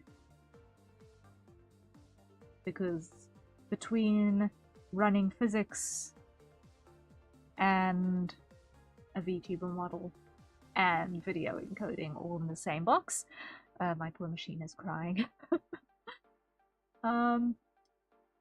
This is why the last laptop I owned, I literally worked so hard that I managed to burn a literal hole in the CPU. It's because I keep pushing it to do crazy stuff like this. Doesn't matter how hot the machine is. I keep finding new ways of doing non-gaming stuff that makes my machine cry for some reason. But anyway, so so far in terms of actual movements, I'm pretty happy with how Cheeky is coming together. She's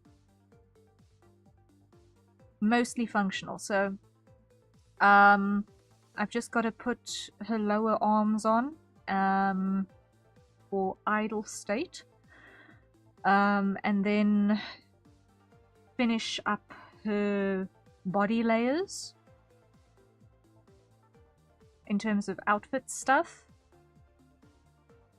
so that I can bring those in, because now that I've actually got the most of the body mapped in terms of how it behaves, the rest of it should go pretty easily.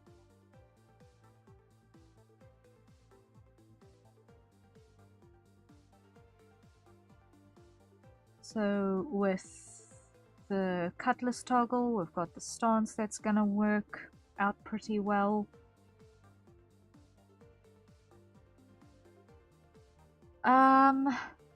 Mostly functional. Sounds like me. I'm glad. I'm glad.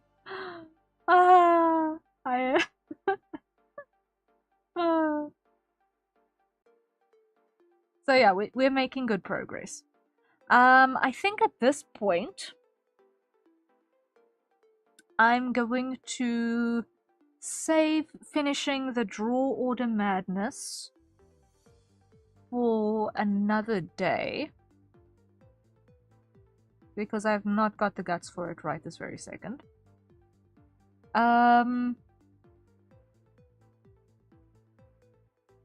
And I'm actually going to go back to Clip Studio and start doing continue doing a little bit of work on outfit things. So let me close Live2D. There we go. And let's see how that... And immediately the RAM jumps down to 35%. Amazing, amazing. How that works.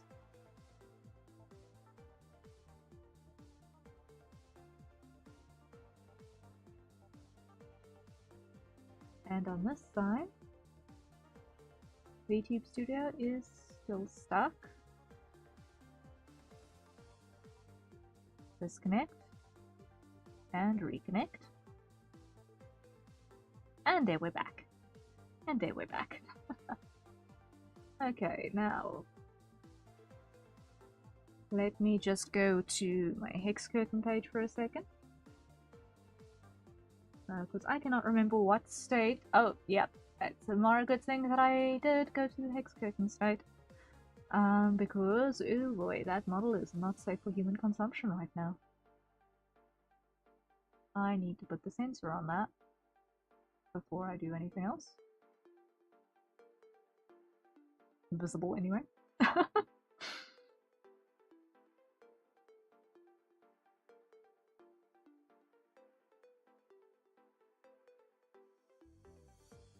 Loading.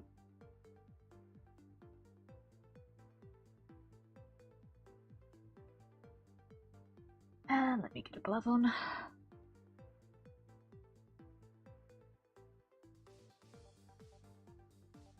Collapse that. Collapse that. Put that on.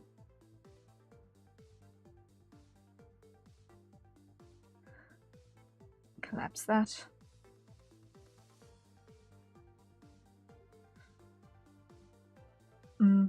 Hide that for a second.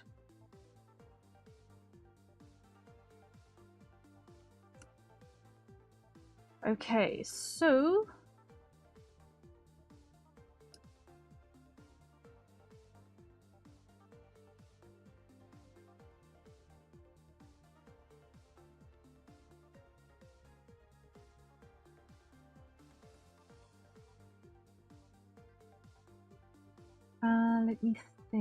let me see. I'm going to separate a couple of parts here off before I go any further, I think.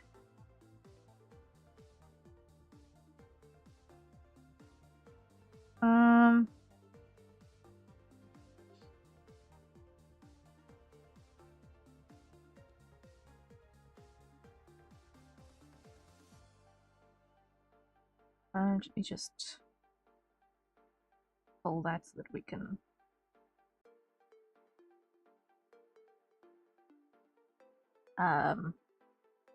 actually see what we're busy with. Okay, hydrate. That's a hydrate. So everyone acquire your nearest safe for consumption beverage. And let's take a sip. Okay. So we're back to the art layers.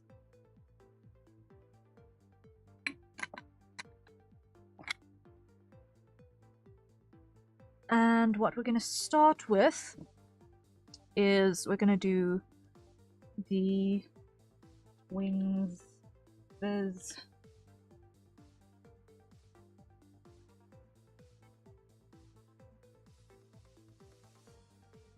effects. Okay. And we're going to grab a pale blue.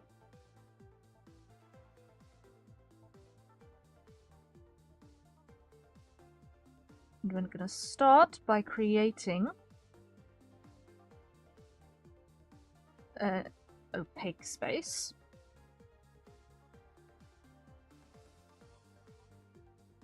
No, we're going to start by taking black.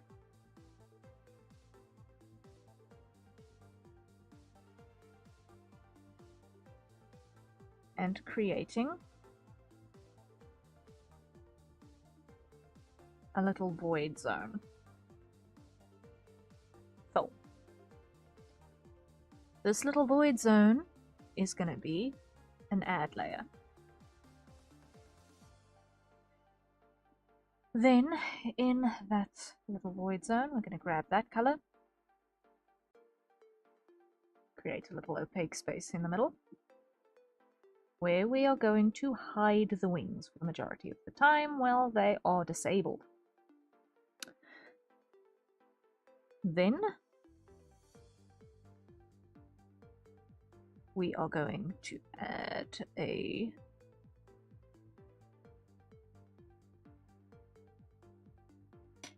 margin around.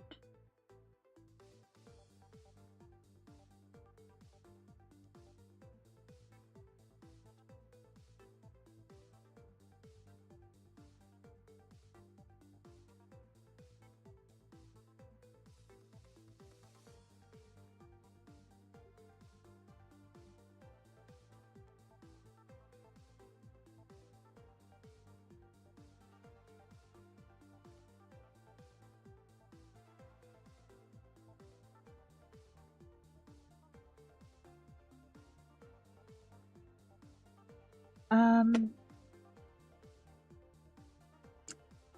want to protect the black on the edge.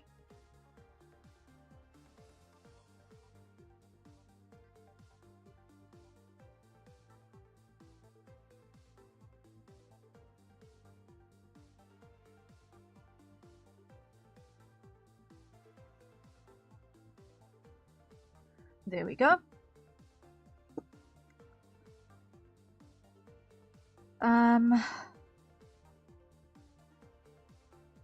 Add glow.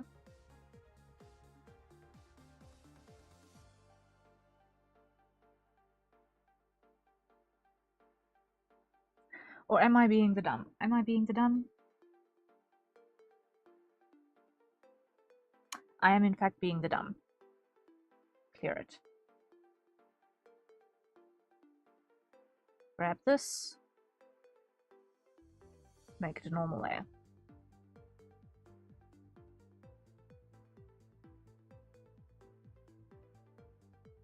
Create a void.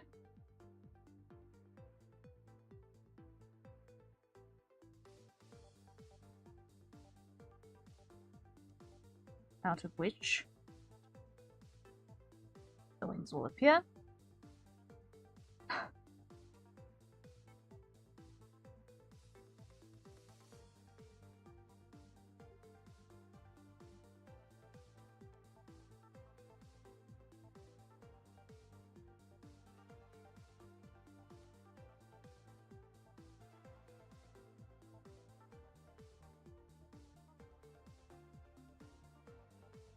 Make sure that there is an opaque space in the middle.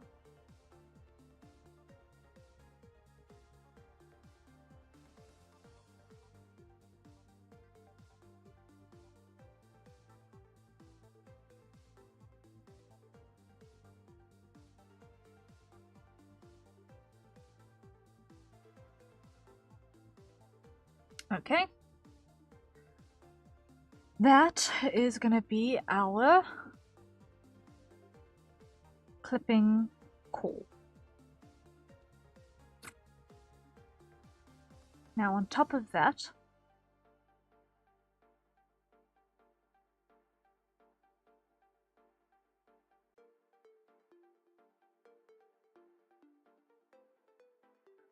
this is going to be wings clippers.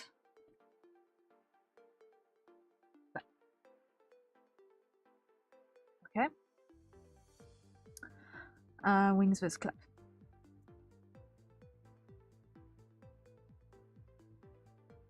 On top of that, we need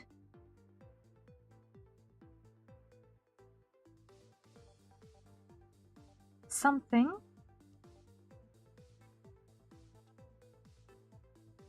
sort of magical and sparkly looking? Ah, let's think.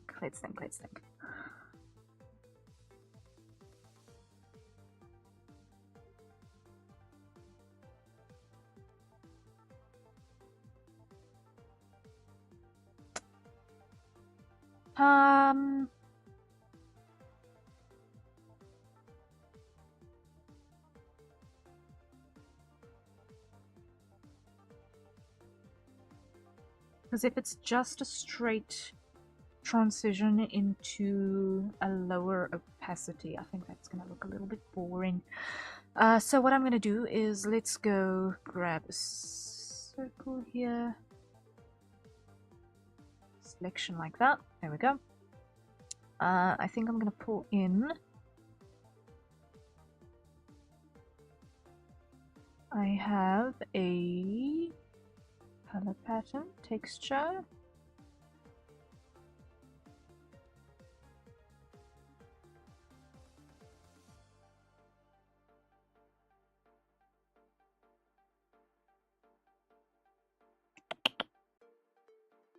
Where are you? I think you should.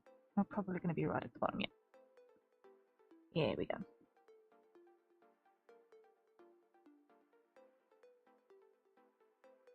That's the one I'm looking for.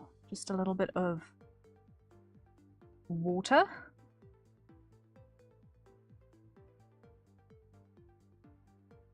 I need to get back into guitar. I've been slacking. Oh dear. Oh dear. That ain't gonna do.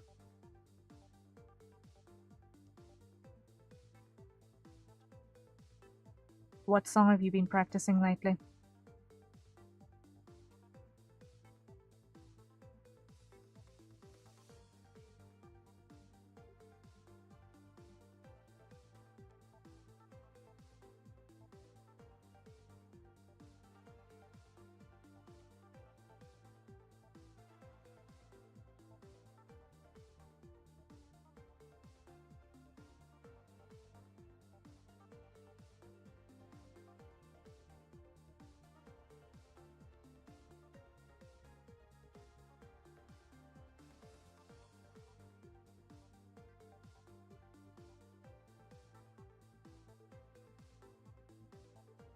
Are you mine by Arctic Monkeys? Ooh. And how's that going?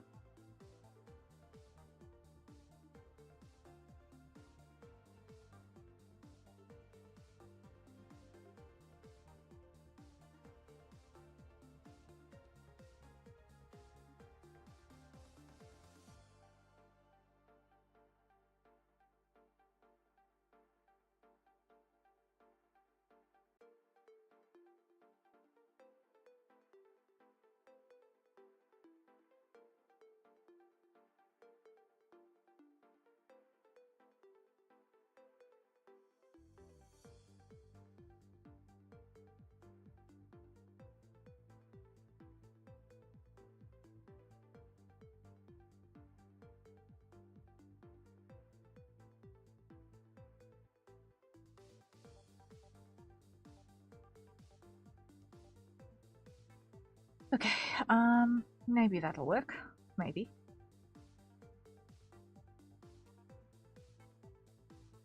If I make it wobbly, maybe.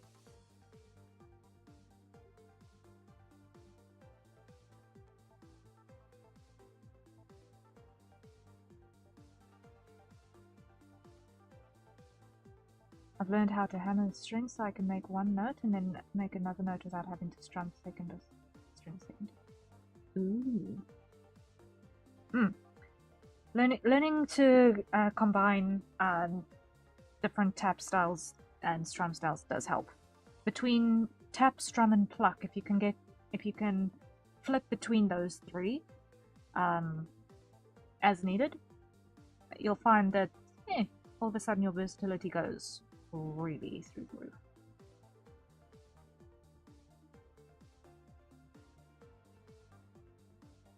I only say this because my dad and brother play guitar, so I have watched them fiddle around with a couple of different styles and methodologies. It also depends on the instrument.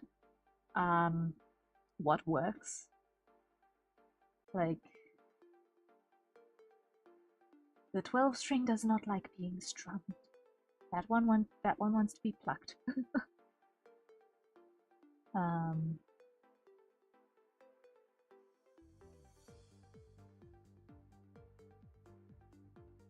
It also does not want to be dealt with bare fingers. It wants to click on it. You absolutely must strum it.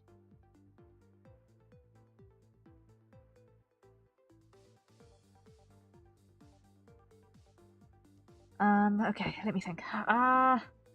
Okay, I think that's gonna be okay for the effects for now. I'll put a pin in that.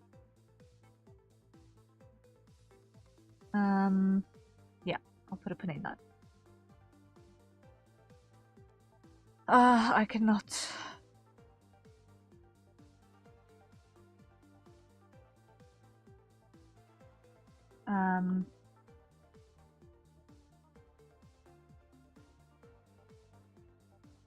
I cannot procrastinate on this any longer. I have to actually do the thing.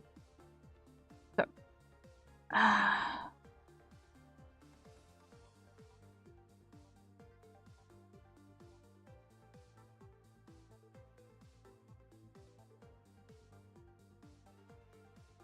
Test render. Reduce that one's visibility.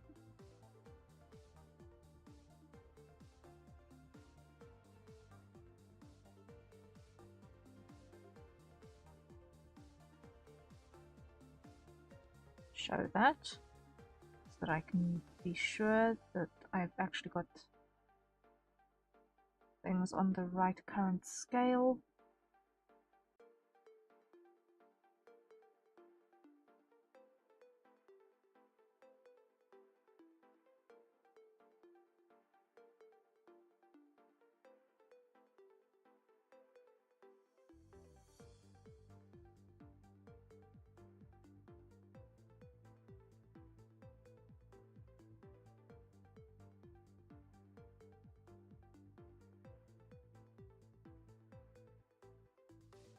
Yeah, okay.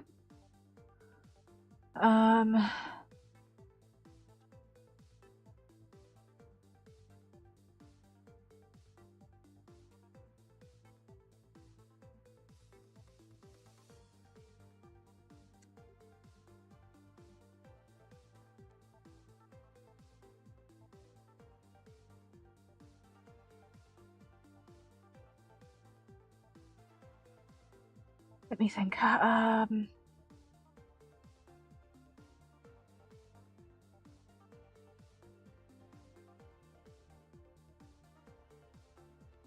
Detail.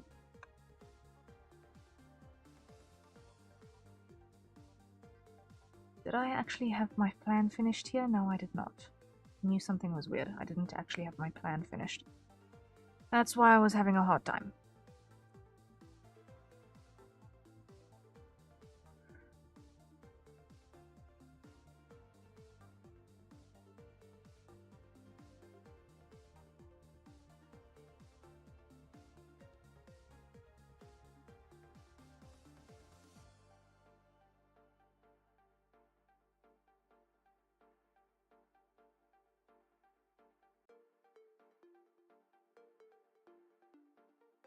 Also, I can also somewhat do the intro of Reminded by a Drowning Pool.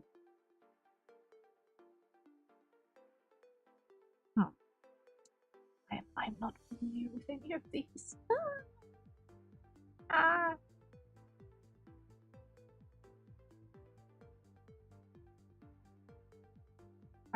I can safely say I probably only know your dad's music.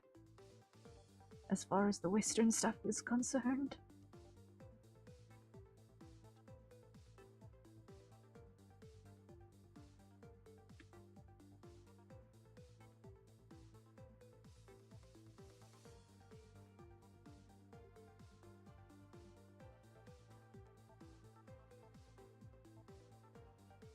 Shocking, I know.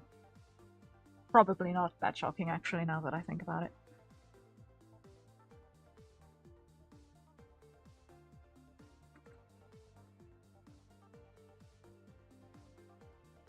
It's okay, it's a new metal band. Ah. You see, I didn't even know that new metal existed. But then again, I should not be taken as a measure for knowing what exists, because especially in the rock genre, the last 40 odd years have been so experimental that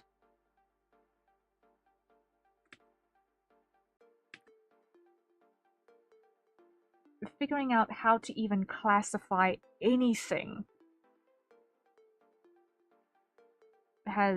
is beyond me. Like, how do you guys figure out what genre it is you're listening to, or how do you define the sound? It's not a field that I am learned in at all.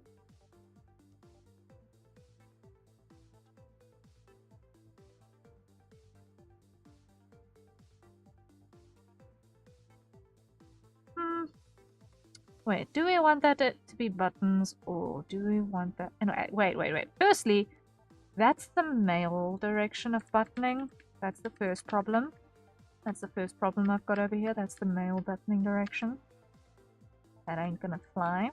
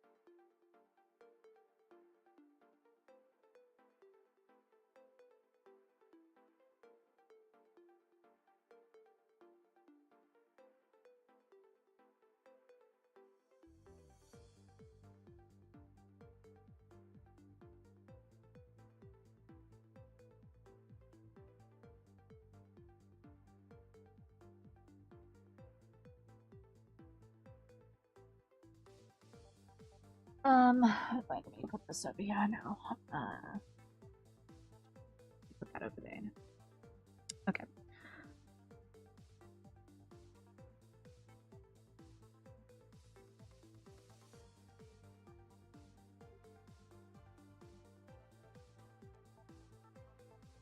There we are. And come over here and calibrate. There we go.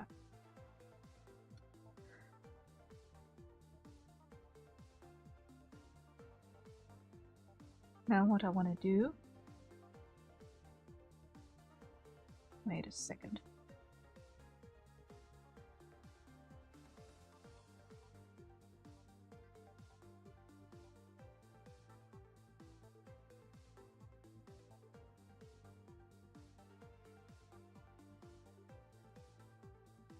Figures. Figures. I had somehow accidentally moved the thing. Okay, it's fine. It's fine.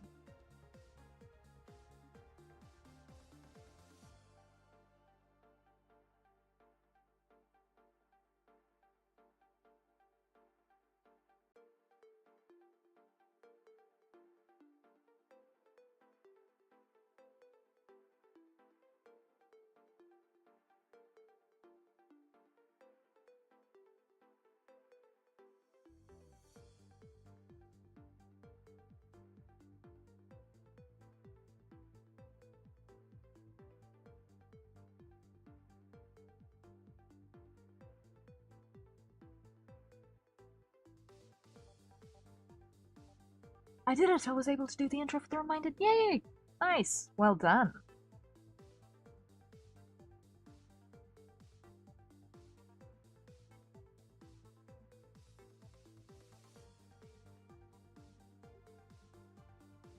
There we go. Okay. A little bit of texture on the buttons helps to figure things out.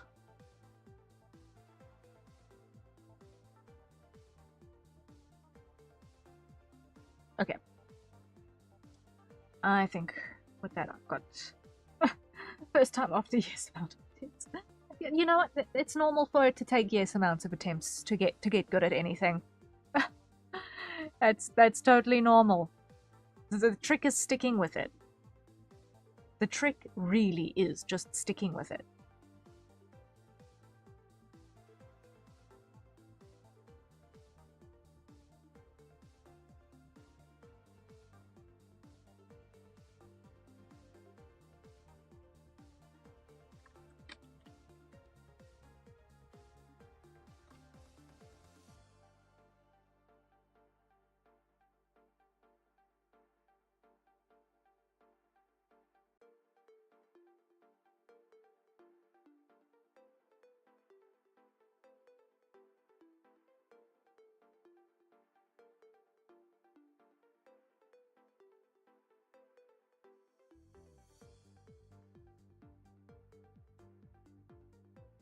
Oh, well done.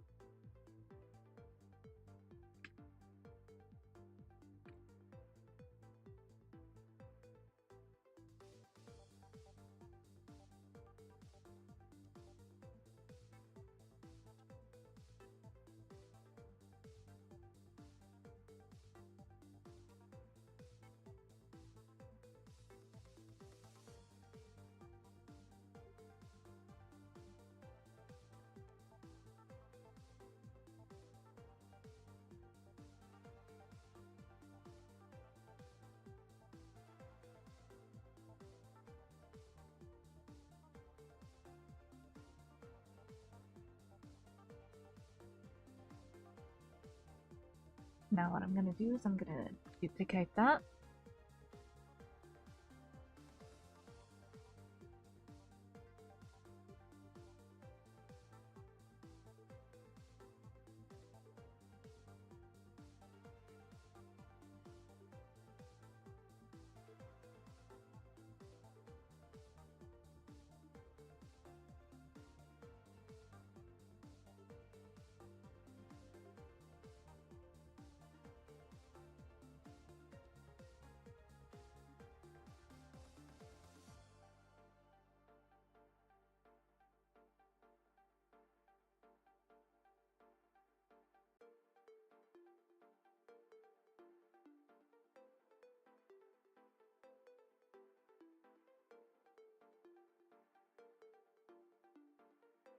Go.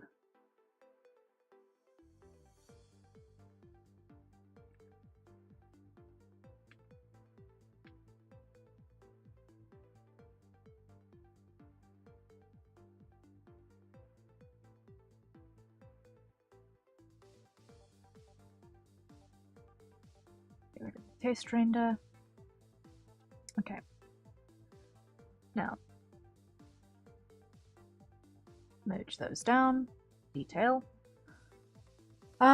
What we're gonna do is we're gonna grab some. Gonna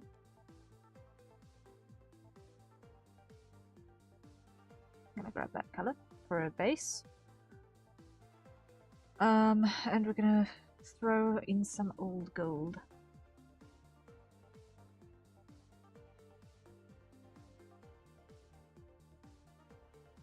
There's a joke to be made at this moment in time, but I'm better than that.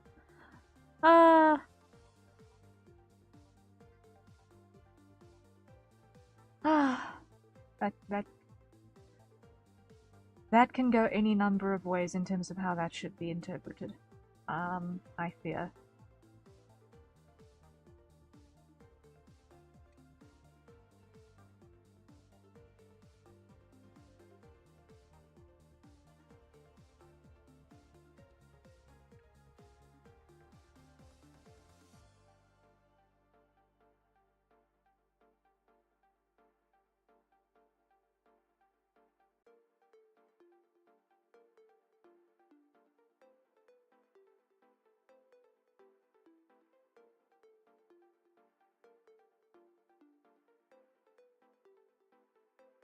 I would feel an awful lot better about life, the universe, and everything if, when I attempt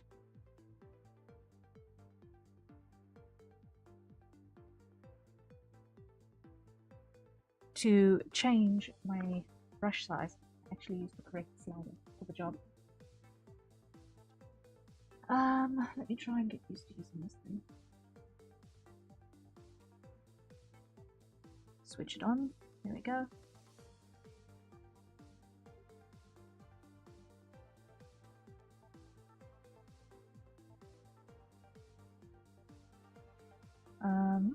So yeah, that's currently on Zoom.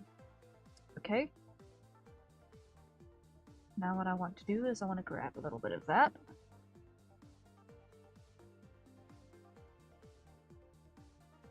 Pick up some white bounce off of the ambience here.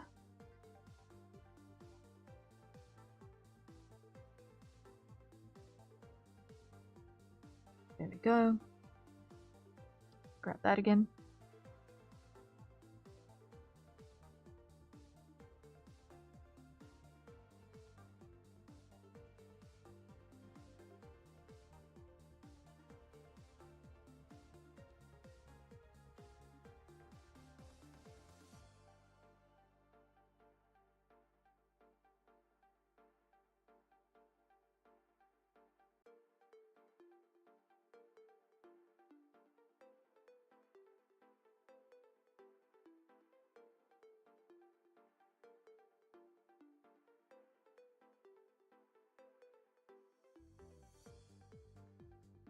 Undo.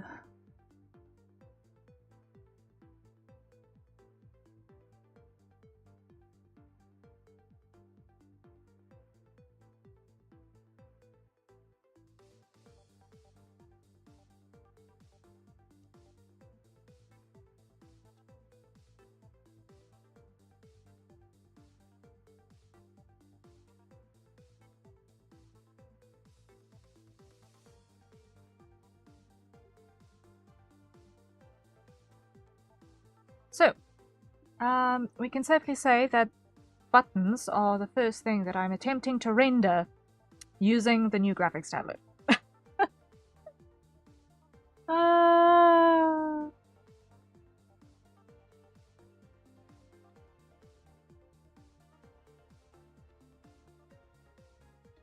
Buttons, yes, buttons.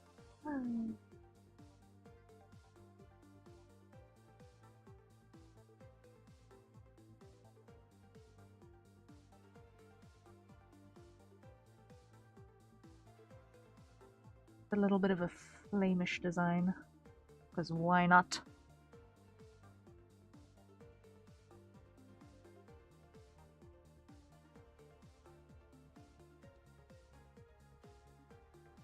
And that is a hydrate. So everyone, acquire your nearest safe for consumption beverages. And let's take a sip. Yes.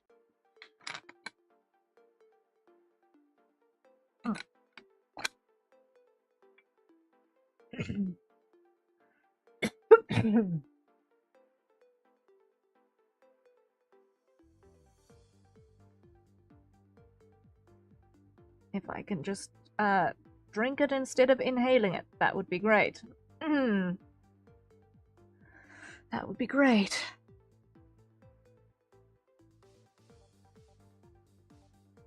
Bit of a tall ask, though.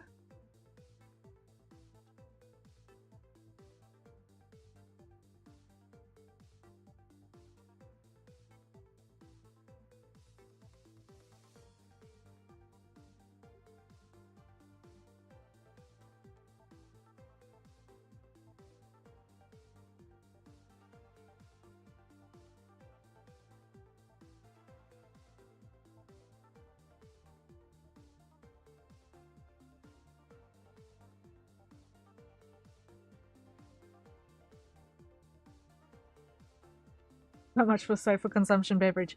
Yeah. Unfortunately, it's something that kind of runs in my family a little bit. That we kind of accidentally try to breathe while consuming things.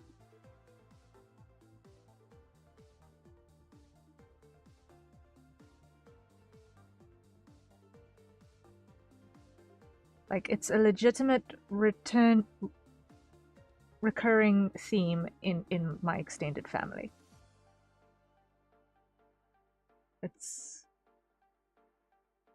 It would be hilarious if it weren't so tragic.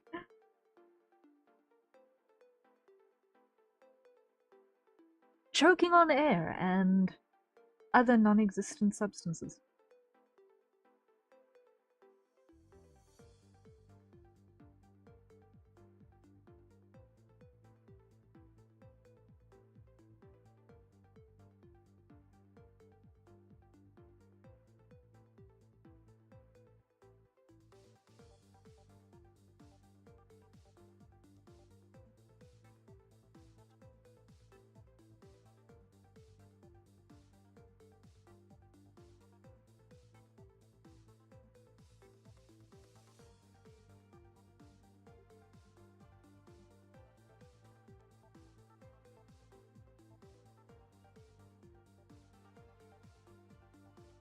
So it's not that the beverage is not safe for consumption, it's just that I'm bad at actually consuming it.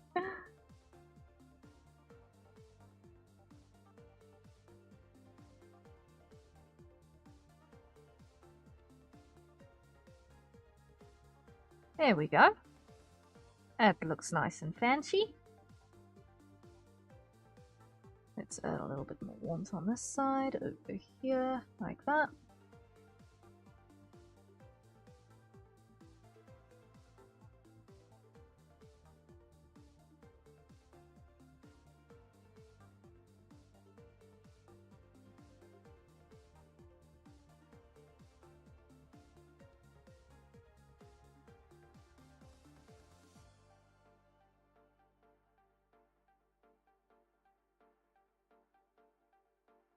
Okay. Lock the full layer. Grab that. Now what we're gonna do is we're gonna start with the mapping pen, and we're just going to give ourselves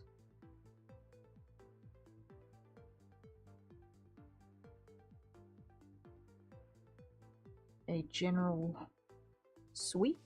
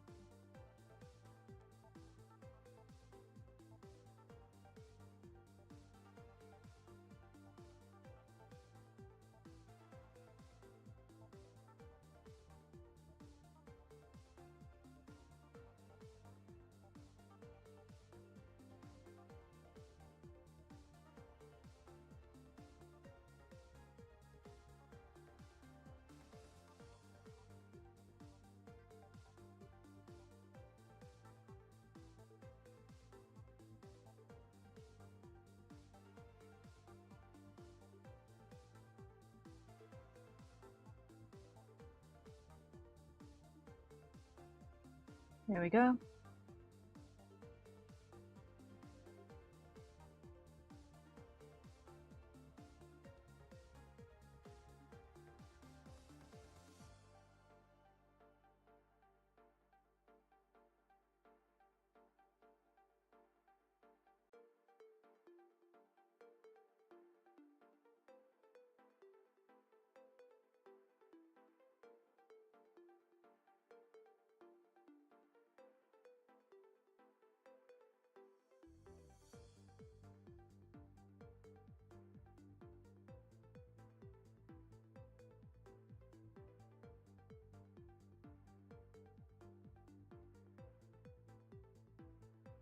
Now, let's see if I can figure out how to actually render white fabric, because I almost never draw it.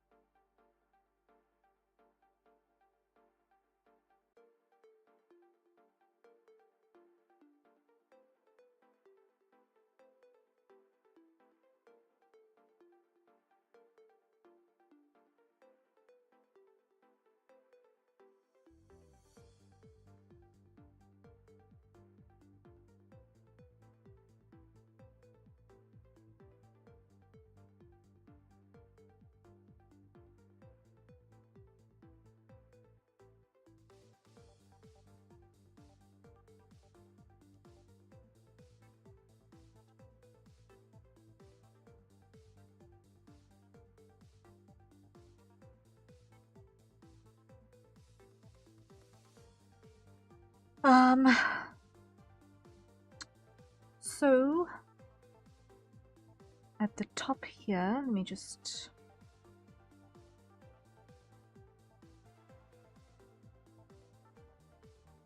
show that again for my own sanity and reference.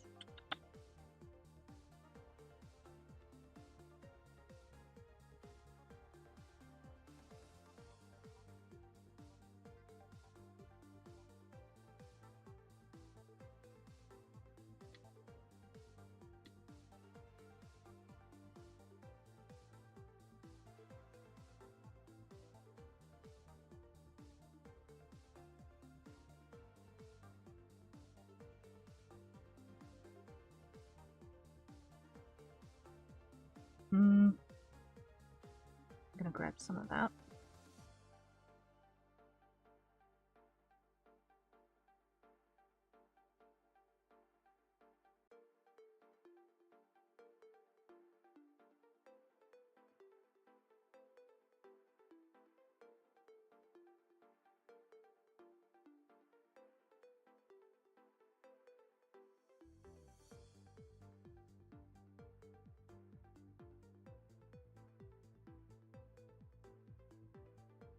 Put that down.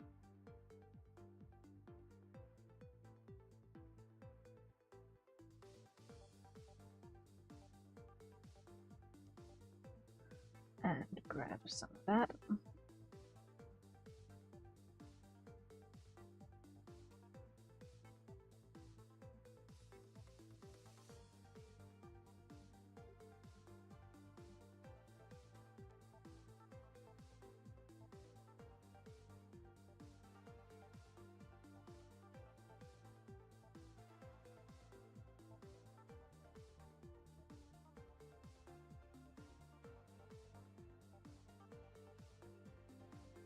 Just getting some of the color from the immediate environment to shine through as well and bounce things.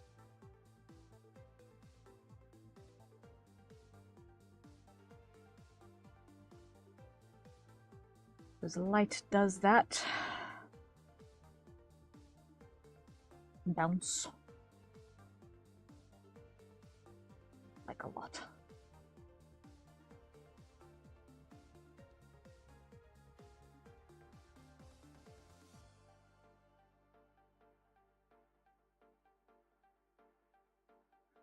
Okay,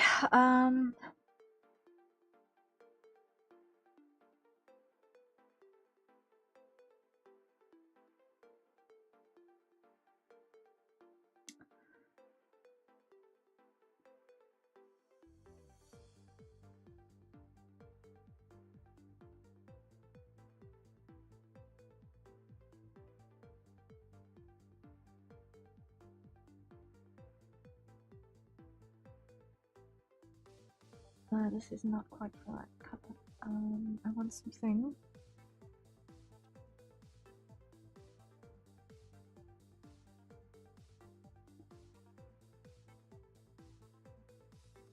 A little bit more there.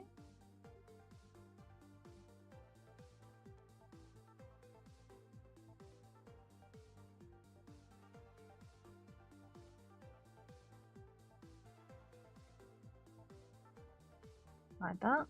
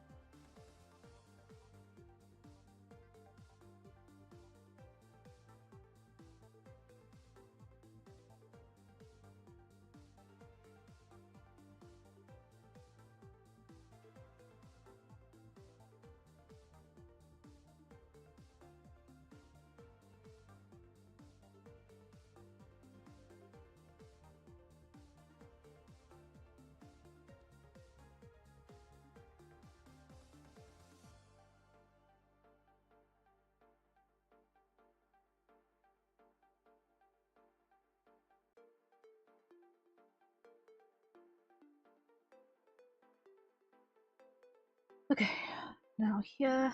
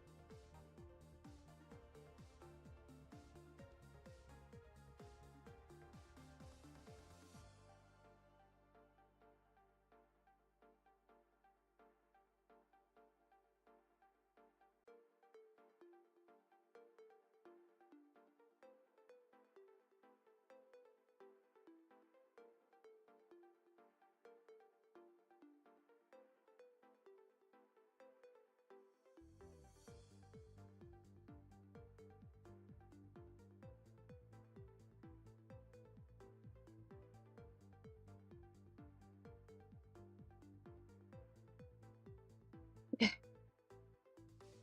That is actually starting to look like fabric now. Yay.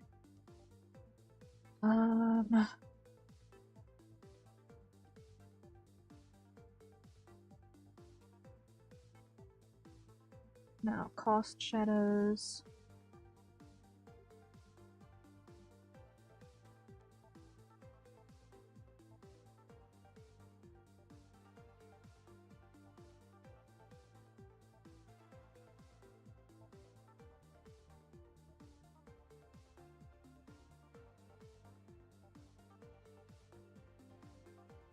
There we go.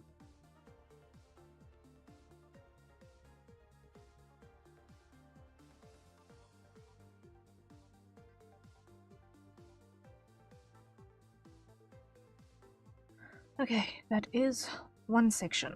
Check.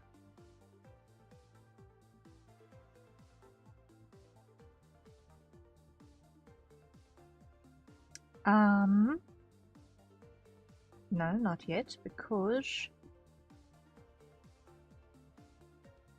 it still needs shading from color.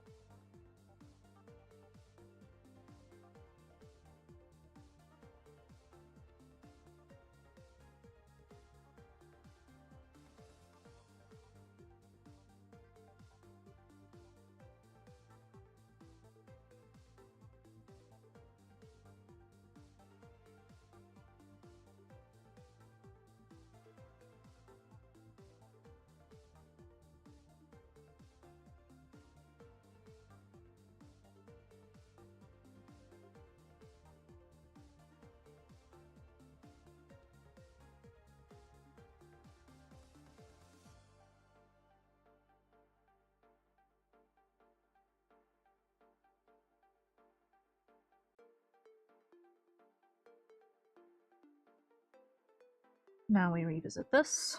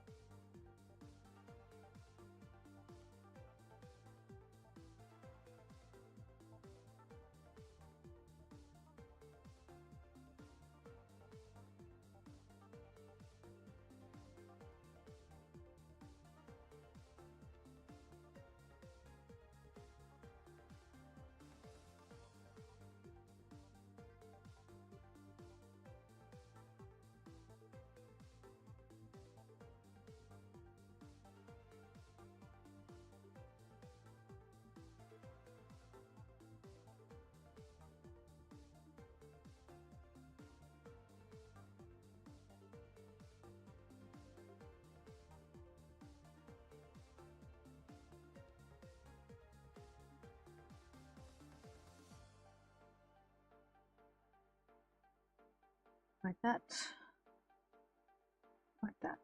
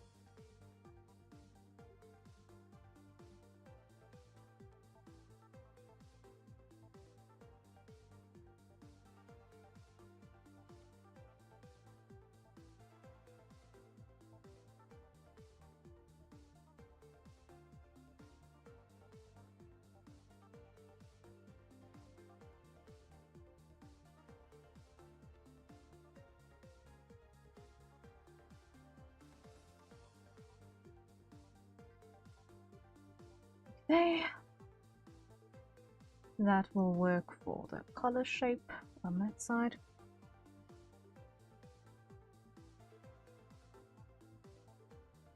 Lock.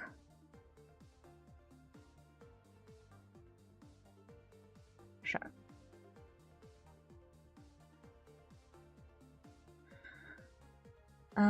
Now, here, we're gonna start seeing something different in the sense that the kind of bounce light colors we're gonna get are gonna be as well. So, for a start, let's just grab that and fill it all like so. Grab that.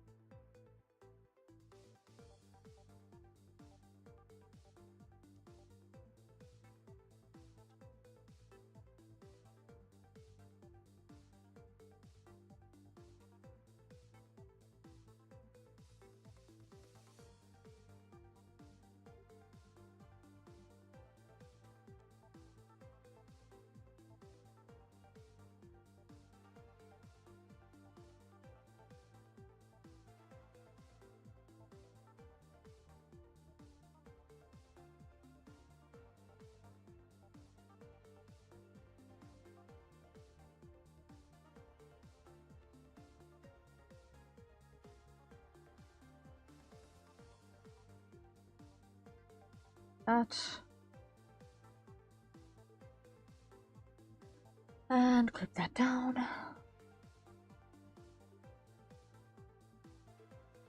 Outside from the skin.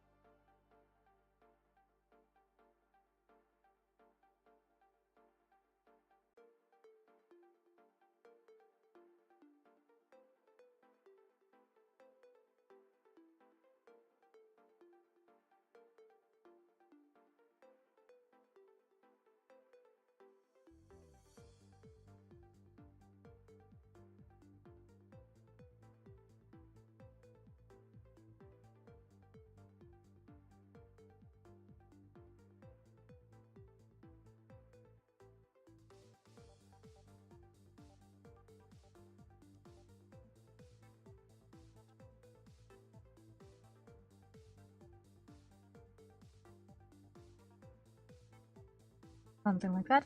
Is that a Biden? Hello, hello, welcome in.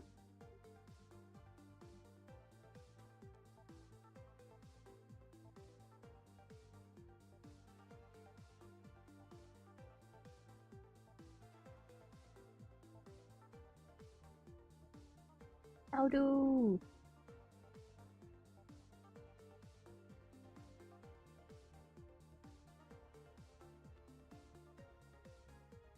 I've returned. I had to speak to Mama Toaster. Ah. But Mama Toaster is doing okay.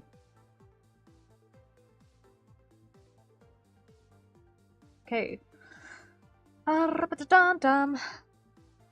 So, the collar is now behaving itself, I think.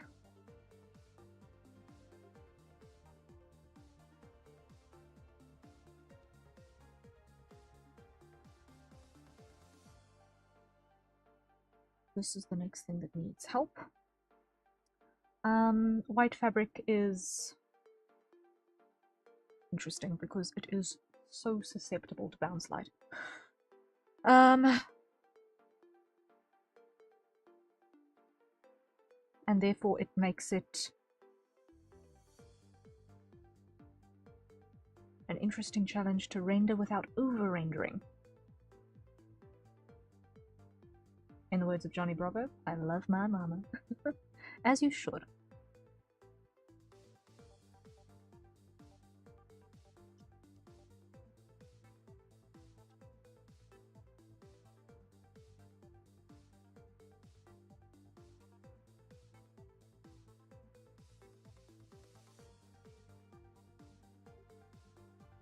Okay, now, next I need to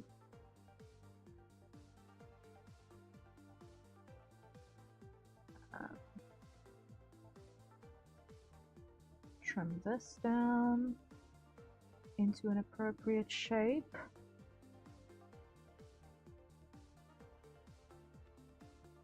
Unlock.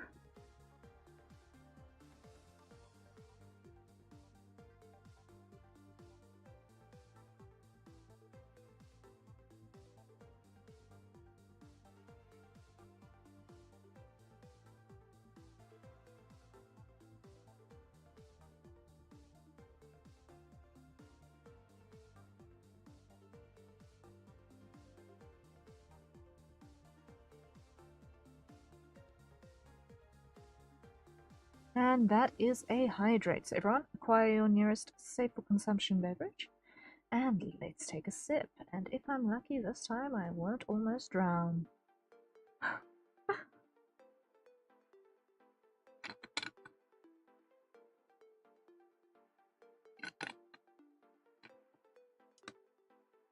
I had to consciously say breathe, then swallow.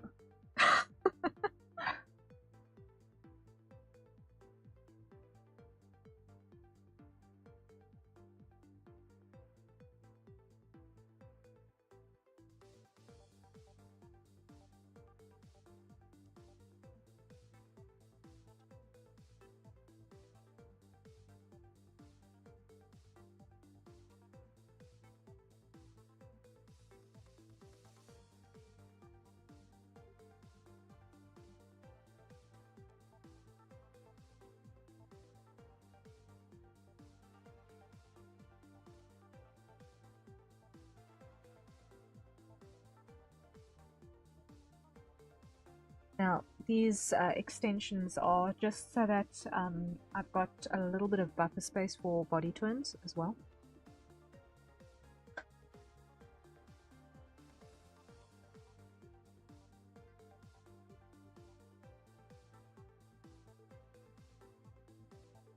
Actually, I think I'm going to straighten this more.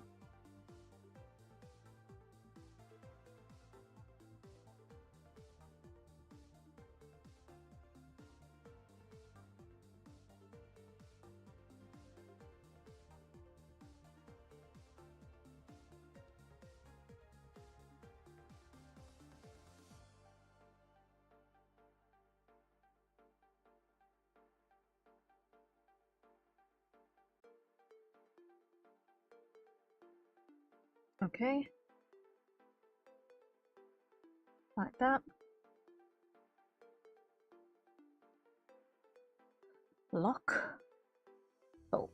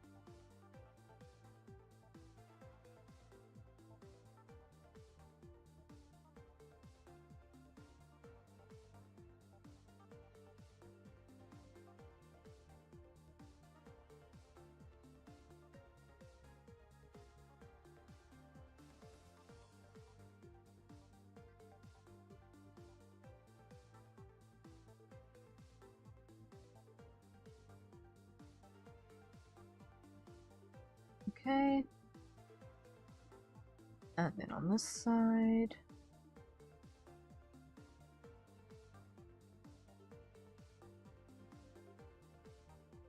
A little bit of that.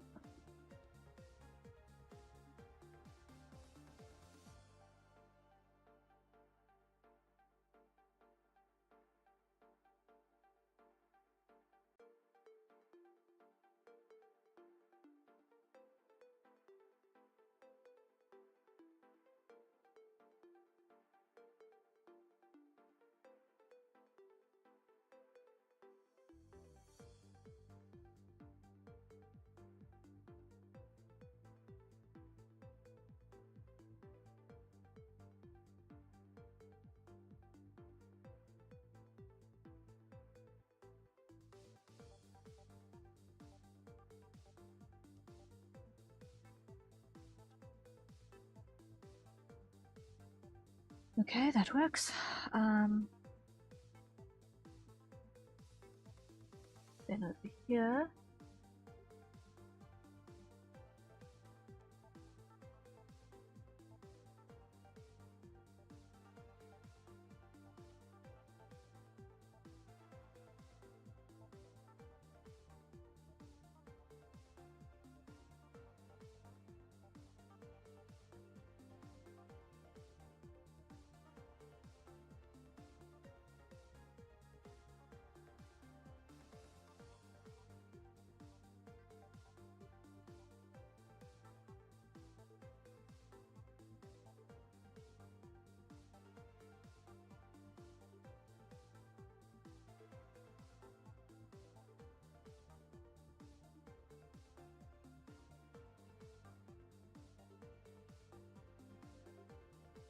I think we're getting there. I think.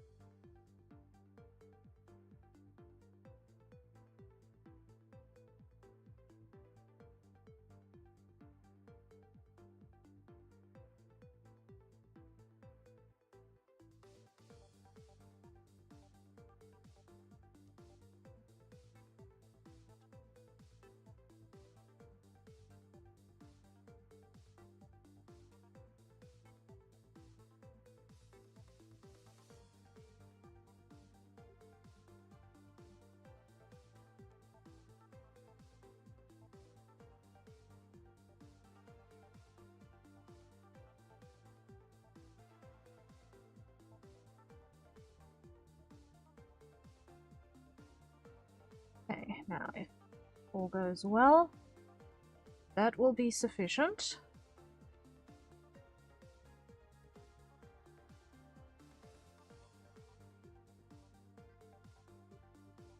For however that behaves. Hopefully. If we're lucky.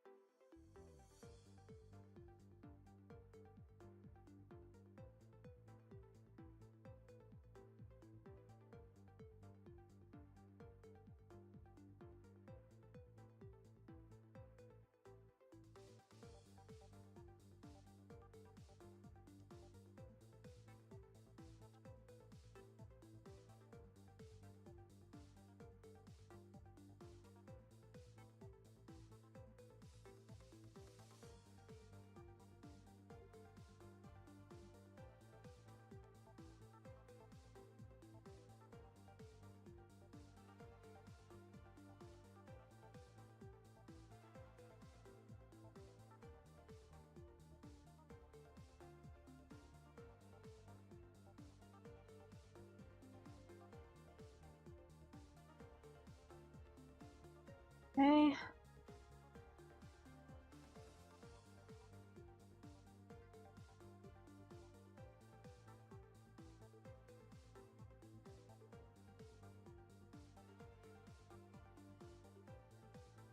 Yeah. Here we go. White is all about subtlety. It is insane.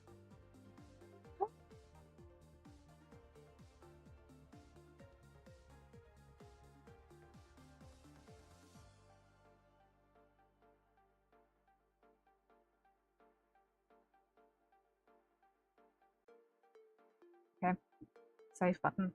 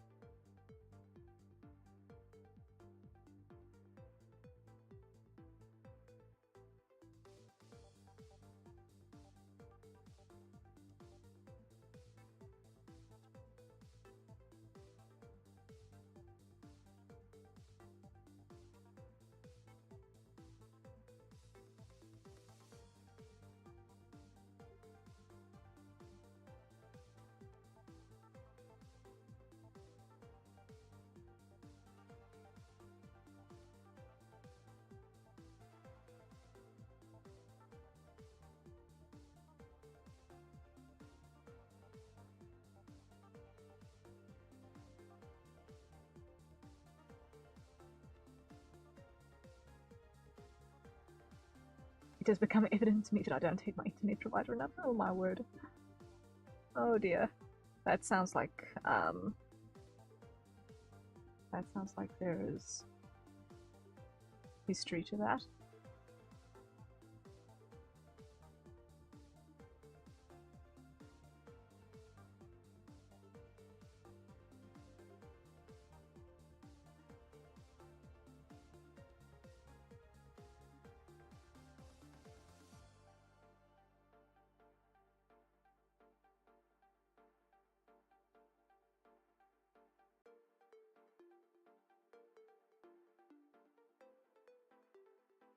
Pain. It is pain.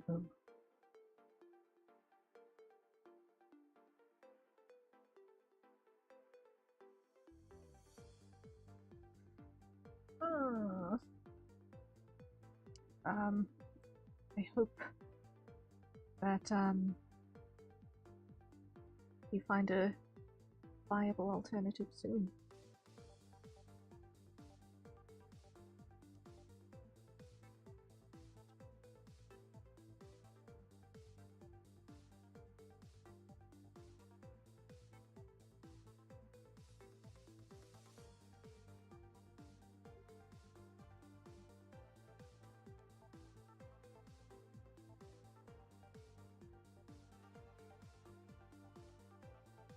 There is no alternative, sadly. Oh no.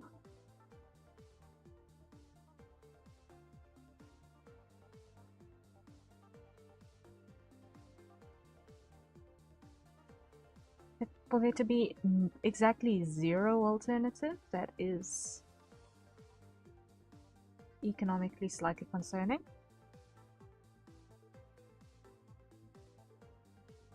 That your ISP has a monopoly in what's going on in your realm.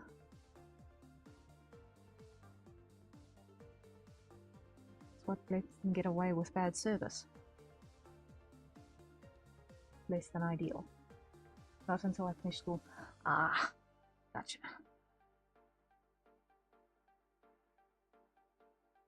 It's the internet provided by the school. Okay, yeah.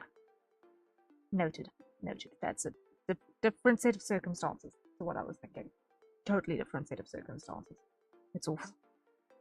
I understand. I understand.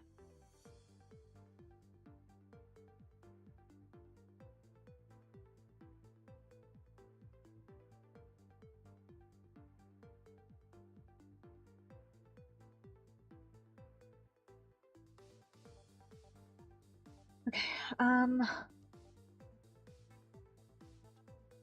otherwise I would happily switch to a better provider, one that I would happily have. Oh wow. I haven't encountered anything. I have not personally encountered an internet provider that good.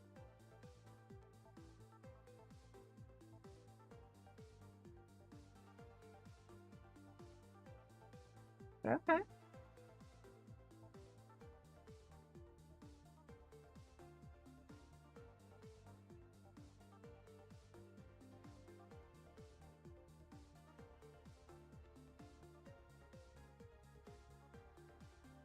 Okay. I think as far as the top of the blouse goes, that is gonna serve us pretty well, I think, hopefully, maybe.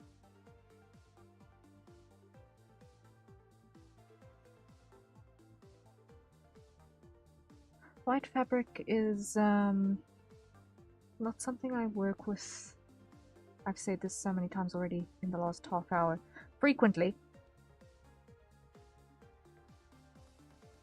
So I'm always scared I'm overcooking it.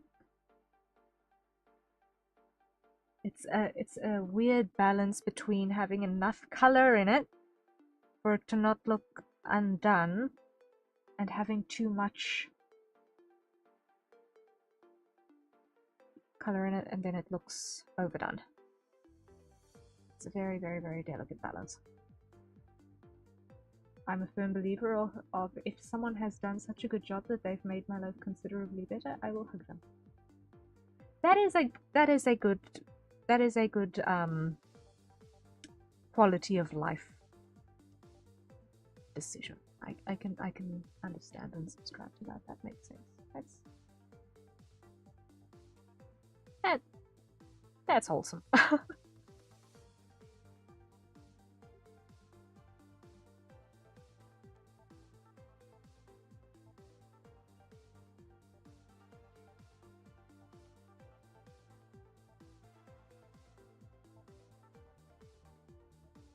This list includes former barbers, pawn shop salespersons, tattoo artists, and a handful of people that have made delicious foods.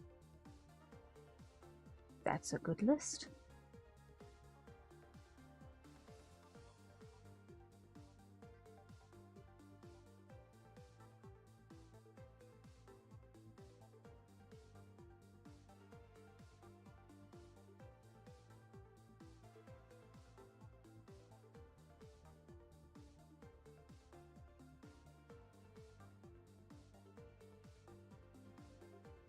Okay. Those 3 groups I think are okay. So now, the next patch of white that needs to happen is gonna be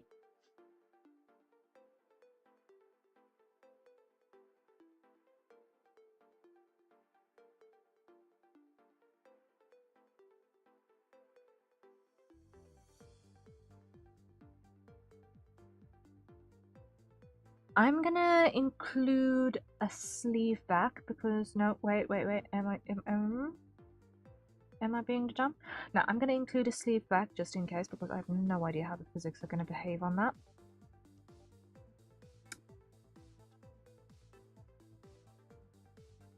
Because in all likelihood there is gonna be physics on this. So, new folder. No, it's rather duplicated.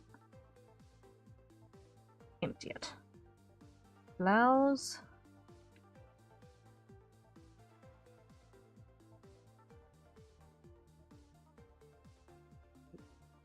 Back. Okay.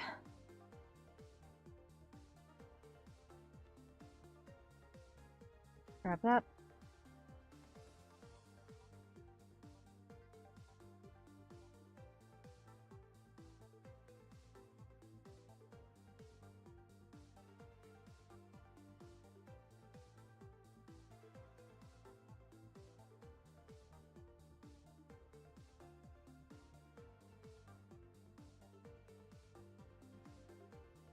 Go. Let's start.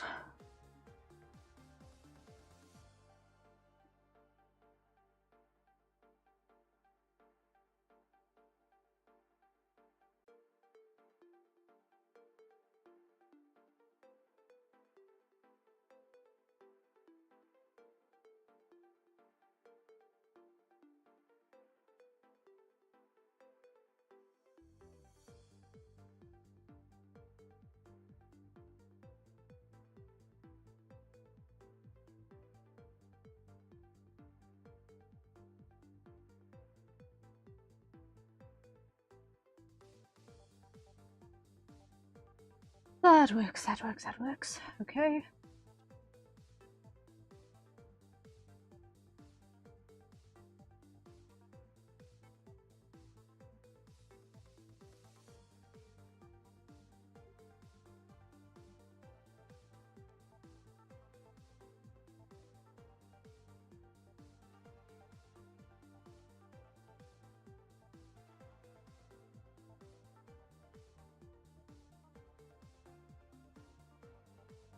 Like that.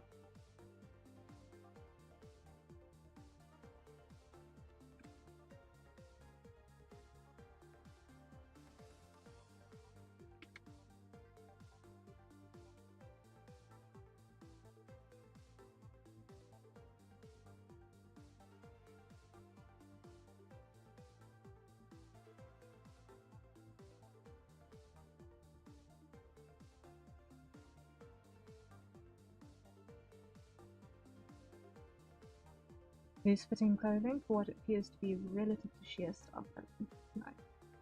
Yeah. It's actually going to be opaque. This is just the back of the sleeve because this opening you see over here is actually open. And I'm scared that when I put physics on it, if I don't have an actual backing section, sometimes I'm scared that the physics might actually show a hole if there isn't something behind. Interestingly, what you're describing, I've actually got on the sleeves of one of my male characters who's from a very warm environment. Actually, one of the Fort Misthaven characters. He's got a similar sort of sleeve, but with a sheer detail down the front here.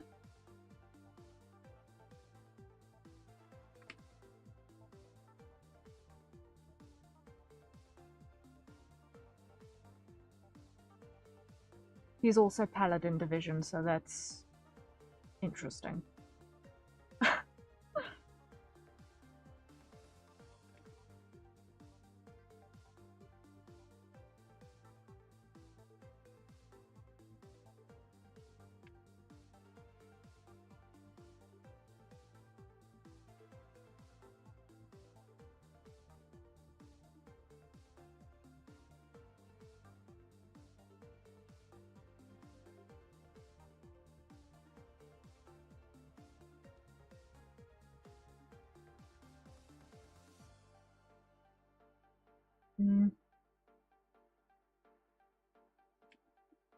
It's a bell type of sleeve, right?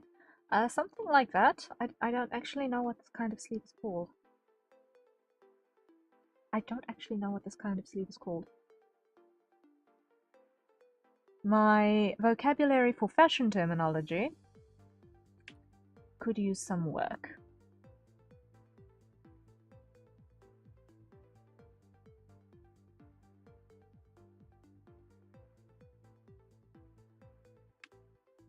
Internet! Ah!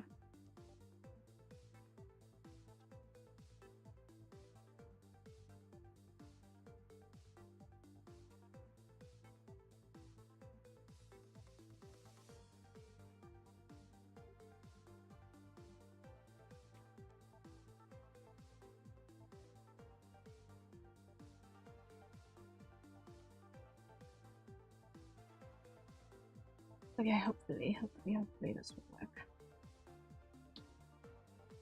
Now this, unfortunately, is not going to work without glue working, so hopefully by the time I put these in place, well, they're going to be entirely dependent on the layers in front of them, so if all goes well, I will be able to glue them without them doing the dump. If all goes well. Okay, it should be fine. Hopefully, it should be fine. It should be fine. So, that is going to be a solid color.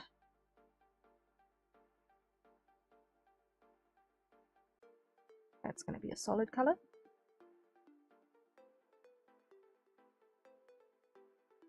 Duplicate. Allows the low. Empty it. Grab white. Unlock that.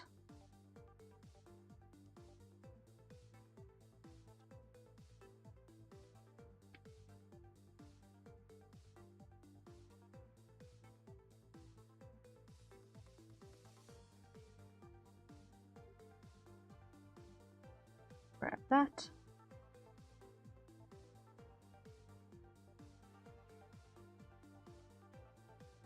Make sure that we don't go outside of that area. There we are.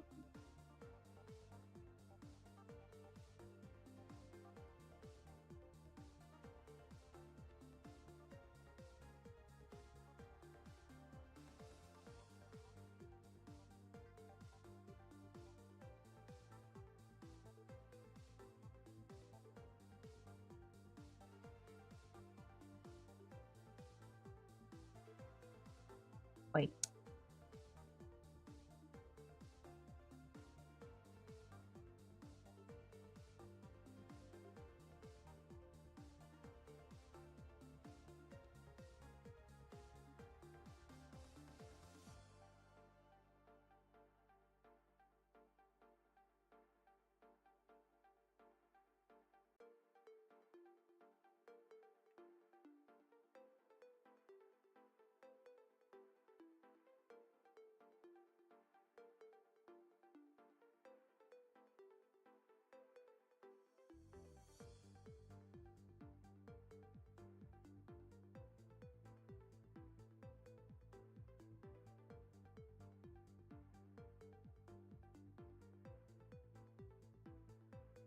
There we go.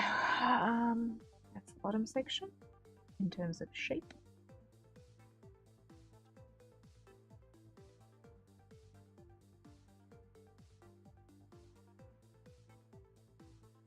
Now lock. Grab that color.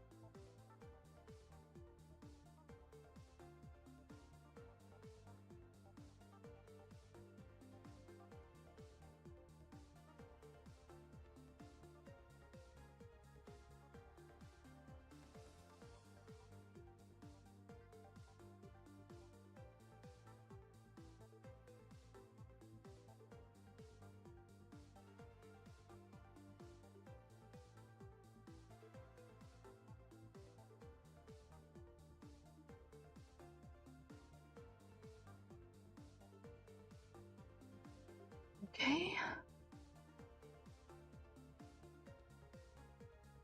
And that is a hydrate. So everyone, acquire your nearest safe for consumption beverage. Let's grab a sip.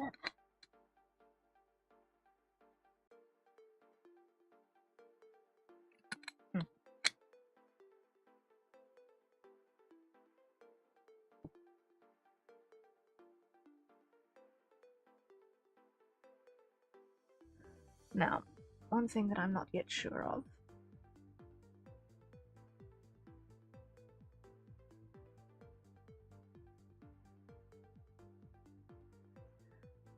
Actually, at this point, I need to turn off the symmetry ruler.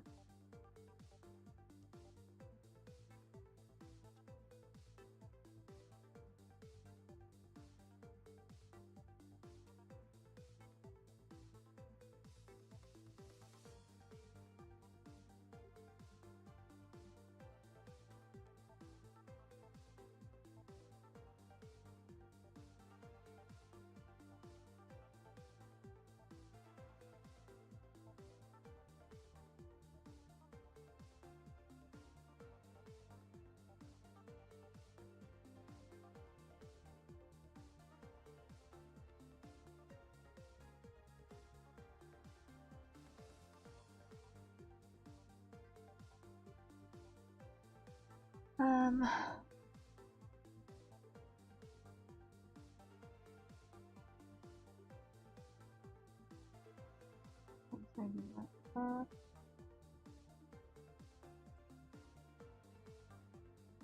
Okay.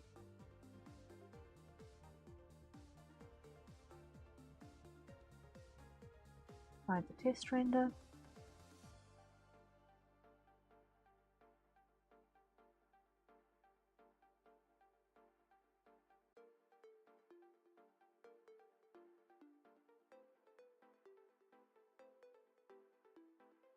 There we go.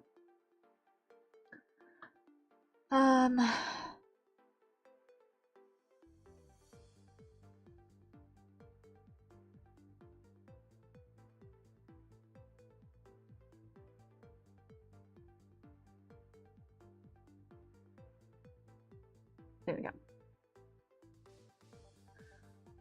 So we're doing a little bit of asymmetrical lighting. And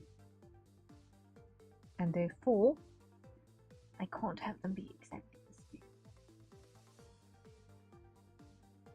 Considering that I'm going to need to re-glue this anyway, because glue does not get copied in Live2D.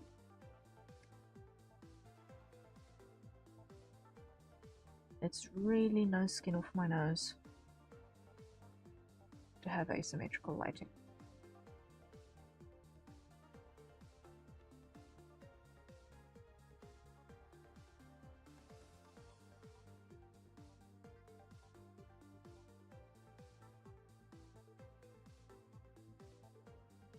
Okay, then we grab that.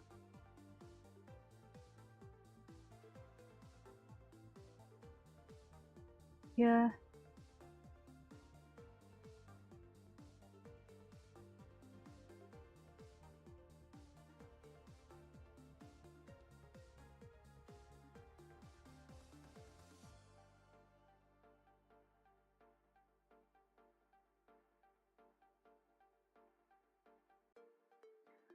It would help at this point if I did have that on now.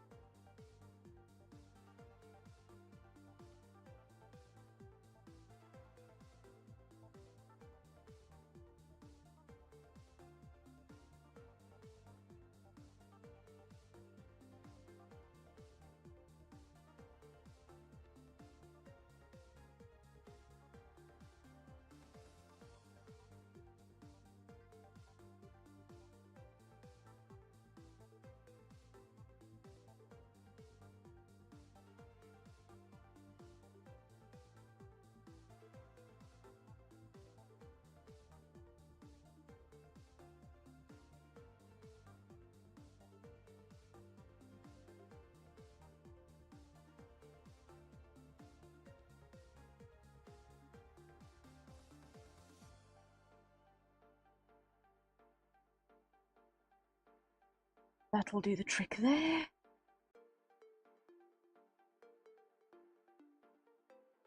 And that goes away.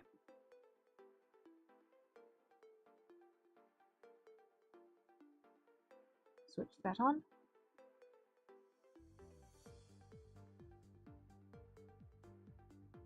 Switch that on. Slowly but certainly getting there.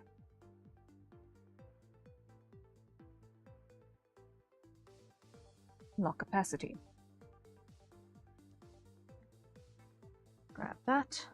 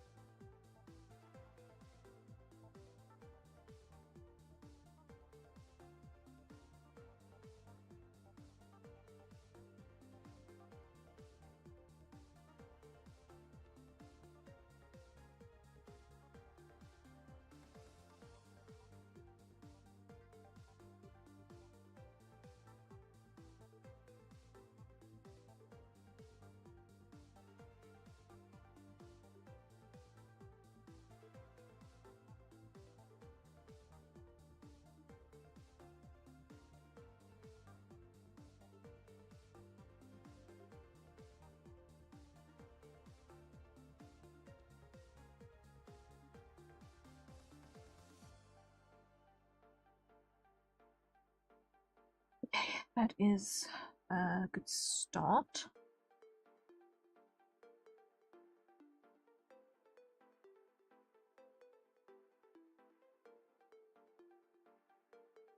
That's a good start. Symmetry ruler off.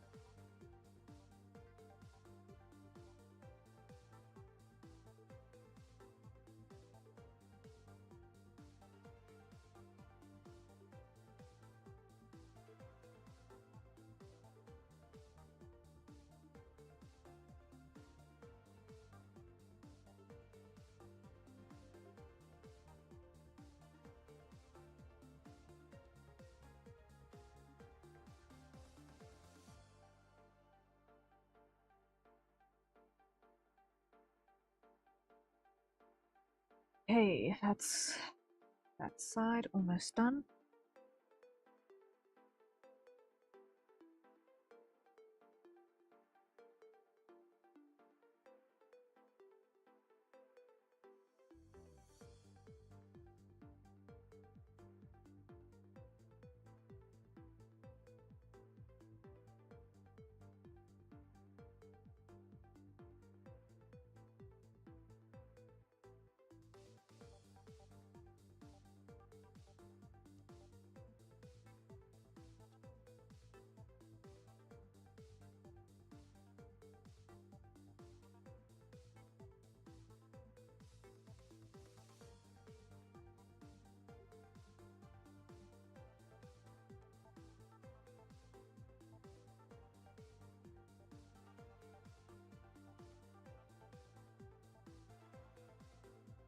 Okay,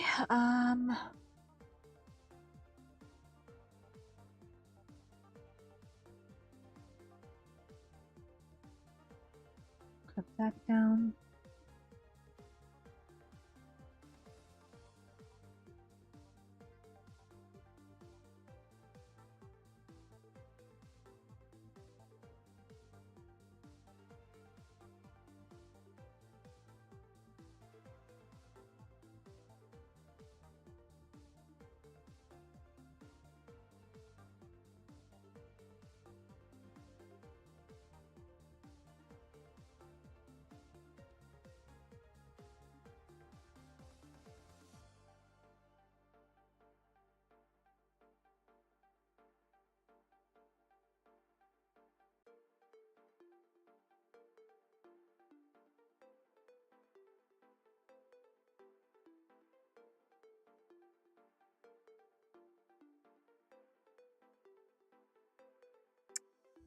I should have done that on the symmetry ruler. I should have done that with the symmetry ruler on. Go. Okay. Hear it. Symmetry ruler on. Grab that.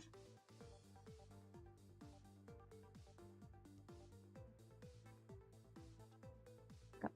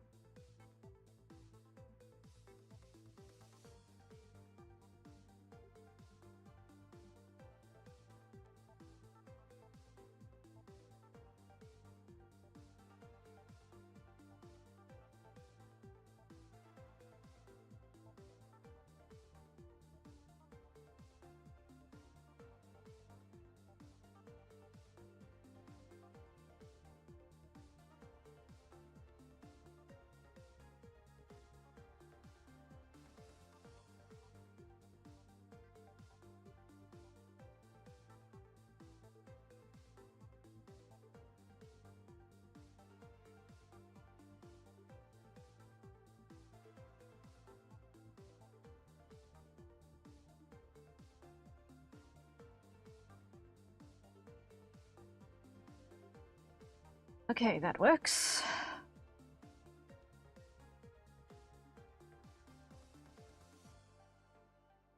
Now I need to quickly do the same sort of a thing here. I forgot to do it the first time around.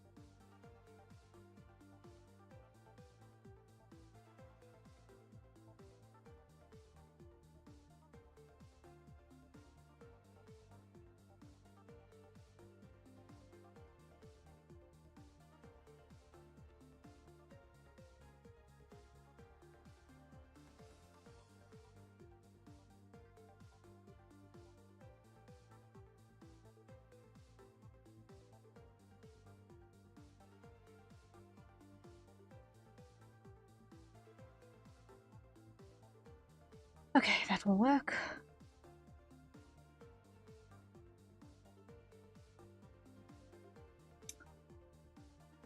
Great. The blouse is just almost done. The blouse is almost done. So it's just now this little bit of creasing here at the top of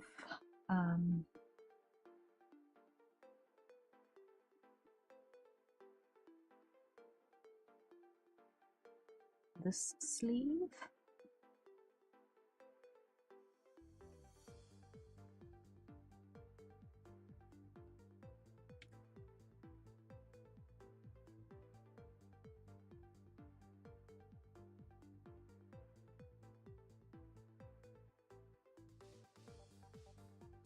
Found it.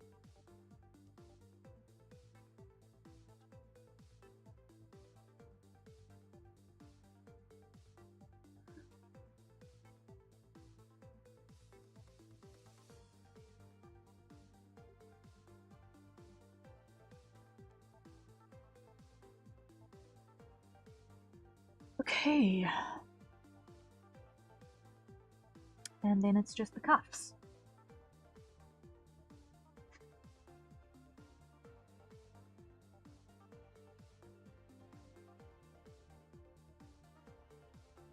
Nice. Okay. Duplicate. Clear it.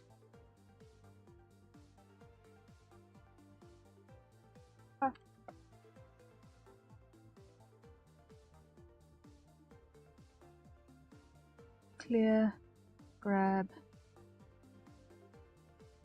show the test render for a bit. Symmetry ruler on.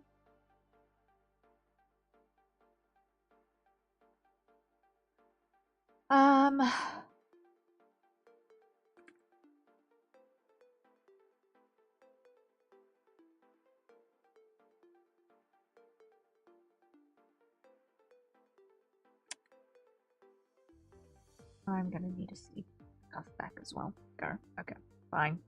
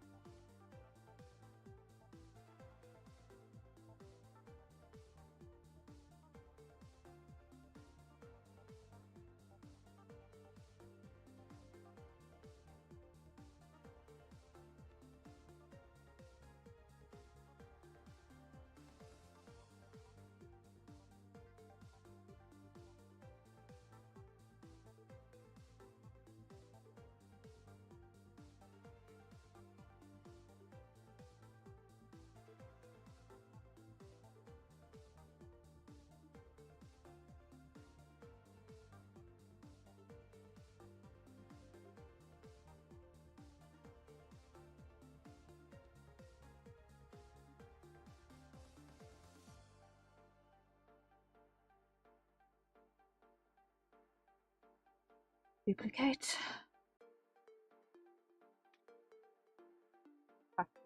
Font. Clear it.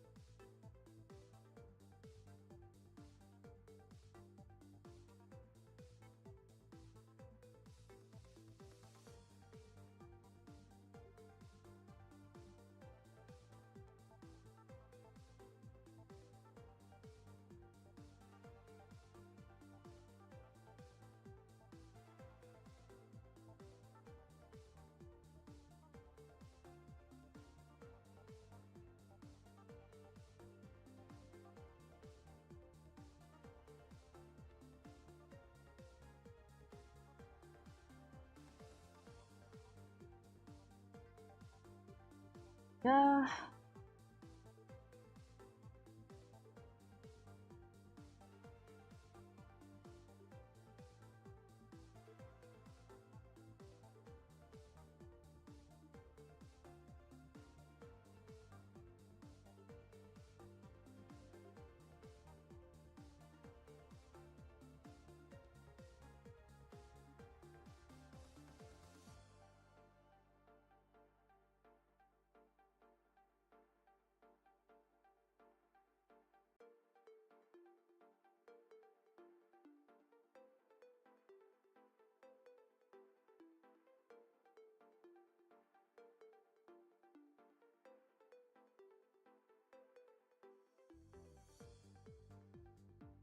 Okay, almost there, almost there.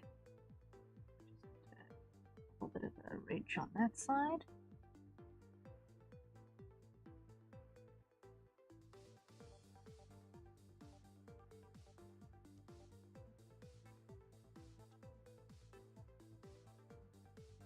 Come on.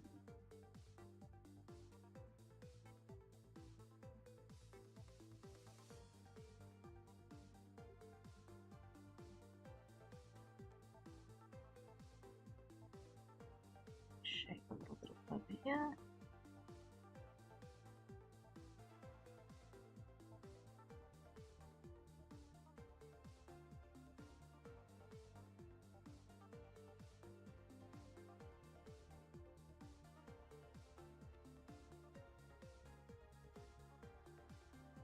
Okay. That is that. But I'm gonna have to finish these sleeve cuffs tomorrow, as well as continue rendering more of these clothing pieces to pour into the rig. Because it is now basically midnight UTC, or 1 o'clock in the morning UTC, which means it is time for me to end stream. We've been going just under 6 hours. But we have gotten a lot done. We got the wings in, which was our main goal. I did a whole bunch of other stuff yesterday. Yesterday. In the morning as well, in terms of getting the body in place and getting it all pieced together. So slowly but certainly getting our actual rendered clothing pieces to throw in as well.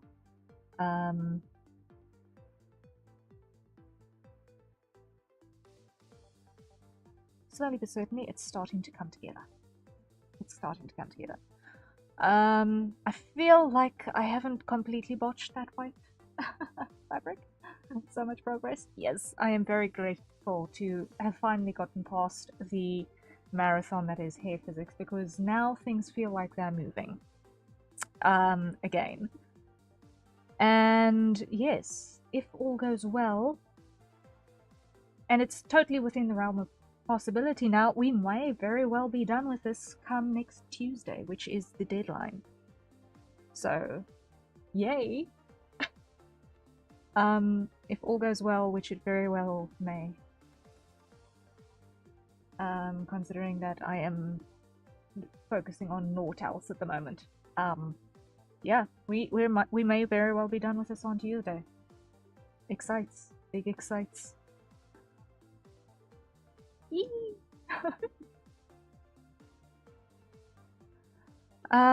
So yeah, fun times. Things that I still need to do is actually design the cutlass. I need to write this down. Hold up. Where's my pencil? Where's my pencil? Is that what fell? Yes, it is what fell. There. Okay, so things that need to happen.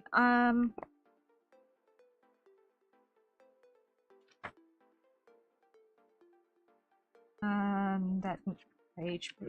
That was all the other IRL madness that I had to deal with.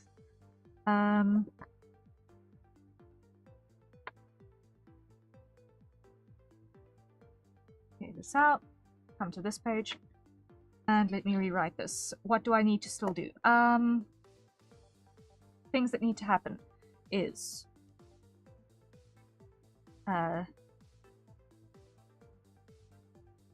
sleeve, cuff, render.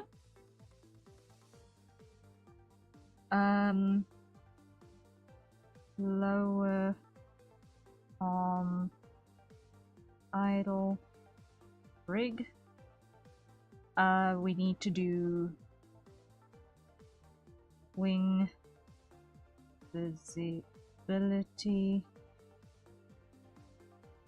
effect, and toggle. We need to do mouth, interior, draw order. We need to do physics on choker chain.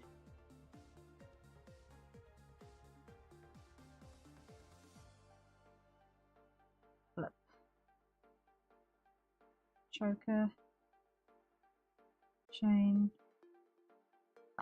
Then we need to do I want to redraw the tail. I'm not happy with how that fluff is looking. I think what I'm gonna do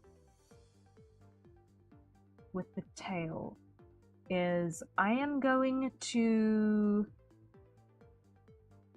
pseudo skim it to make it look fluffier without being gross looking. So I saw a work in progress of this one ferret VTuber, and there was this really fluffy tail, and I think I figured out how they did that. So I'm gonna see if I can replicate that and get the ultimate fluffiness that is still stylistically consistent, because what I had I was not happy with. So redo tail layers.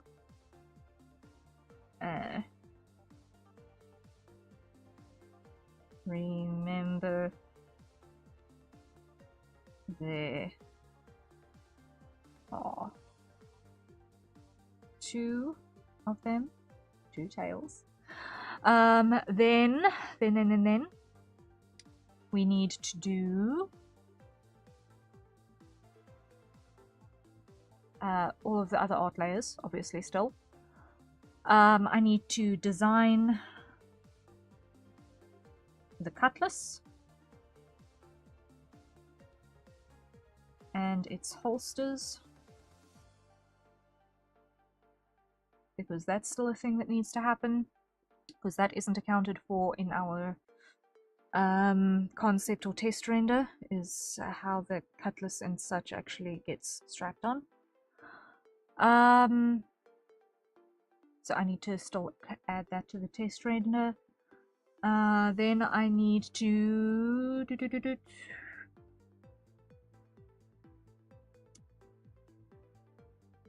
template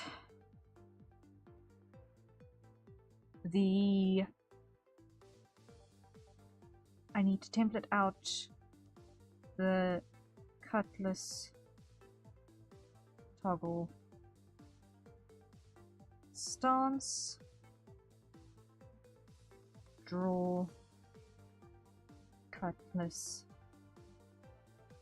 hand pieces, hand parts.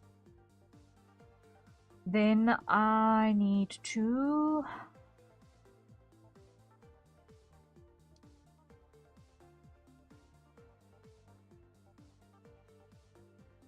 I'm gonna prioritize working on the trousers after this after the blouse as far as outfit goes, because then I don't need to censor things anymore. Render trousers, apply blouse and trousers to rig. Cician, welcome back. Welcome back. We are busy wrapping up. I'm just writing out the to-do list yet for the next session. We've managed to get a lot done. The wings are sorted. The wings work. And we have been rendering outfit layers. And that is a hydrate. I have finished my water, so I need to fill up my bottle again before I hit the hay. But yeah, we're just quickly writing out the to-do list yet for what I need to prioritize. I also then need to still do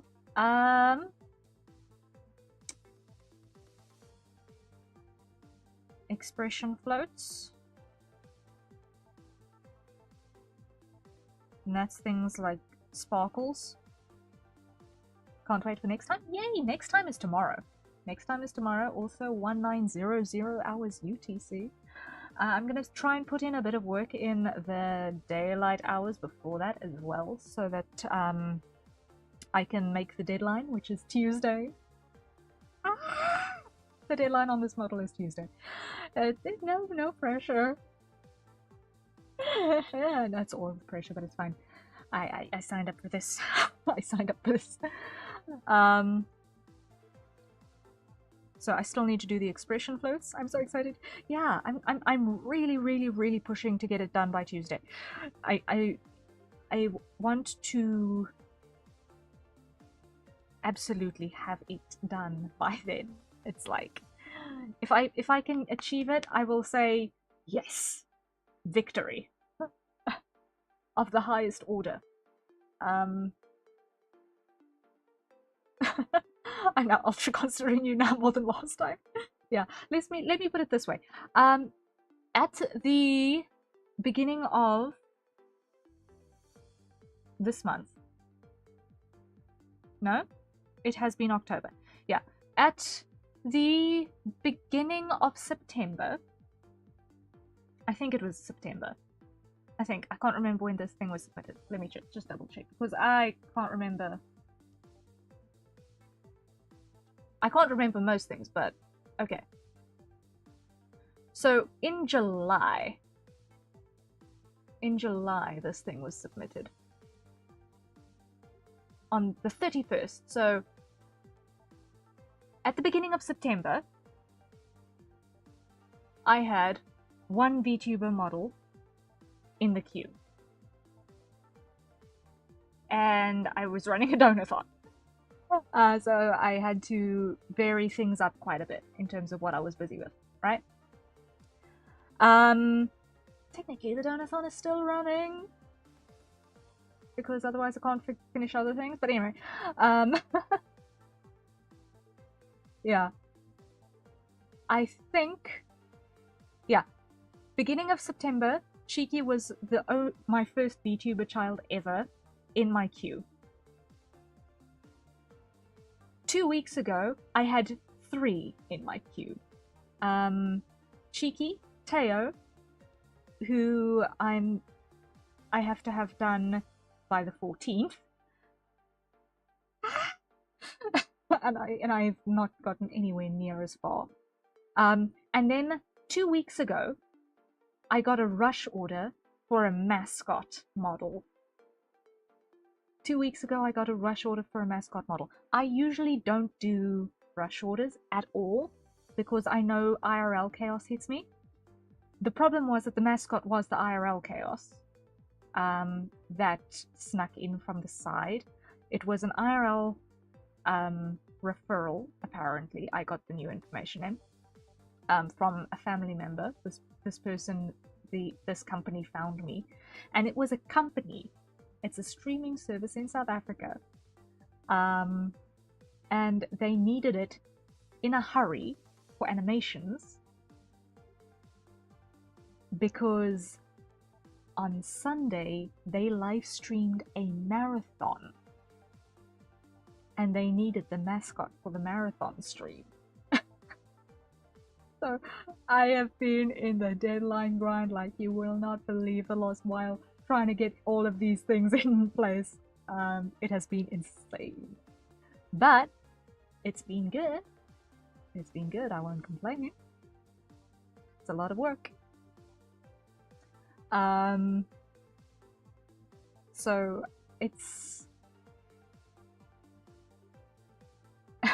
it's been hectic. And I've also got a whole bunch of other stuff that is in the queue.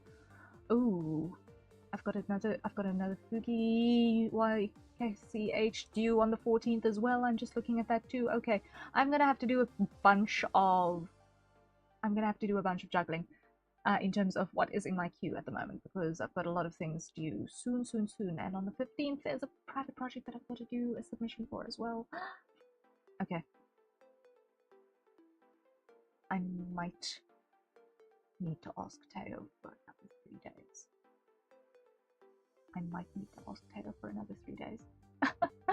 Also, I thought I was following you on Twitter, but now I am. Thank you. Yeah. No, it's been a while. But it's been good while. It's been good while. So I've got a lot of Fugis in the queue that I've got to handle. Also, I've got a armor design I've got to finish before December hits, so yeah, fun times. You know, you don't have to finish mine by the deadline. No rush if you need extra time. I appreciate the thought, but I'd like to actually get these things done. September, October, into a little bit of November. That's 2 months, I think, for a VTuber model. That's a decent turnaround-ish. Considering that I'm doing it with the other stuff in between as well. So I would like to achieve it. I don't like having to ask for extensions. Because I feel like if I get into the habit of asking for extensions, it's gonna end badly.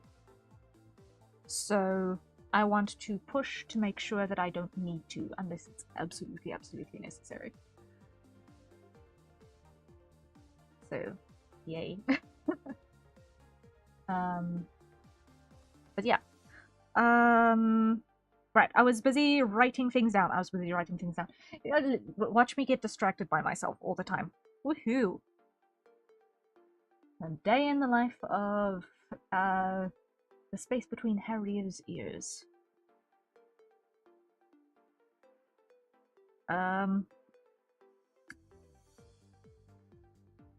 Giant vortex of doom fills my mind.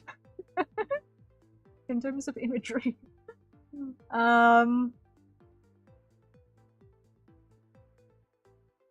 Okay, so expression floats still need to happen, so sparkles need to be a thing.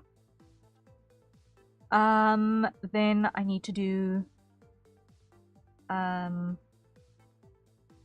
heart eyes as well, because that needs to happen.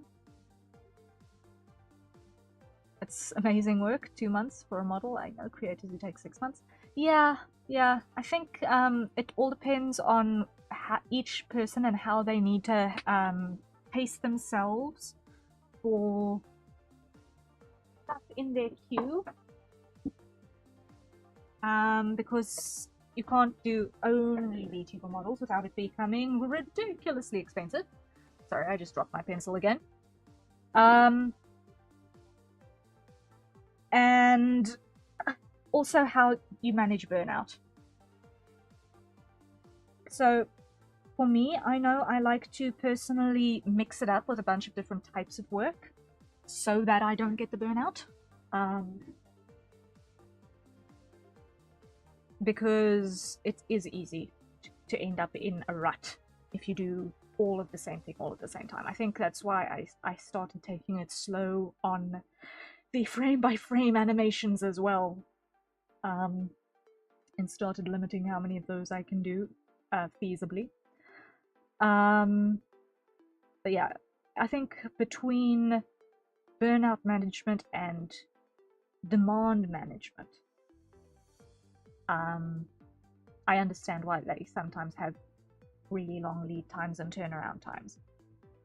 I would rather take smaller amounts of work more frequently than fill up a queue and then have everyone hanging for months at a time. I don't feel good about that. I don't feel good about that. If I get to the point where the demand is that high where I need to, okay, take a batch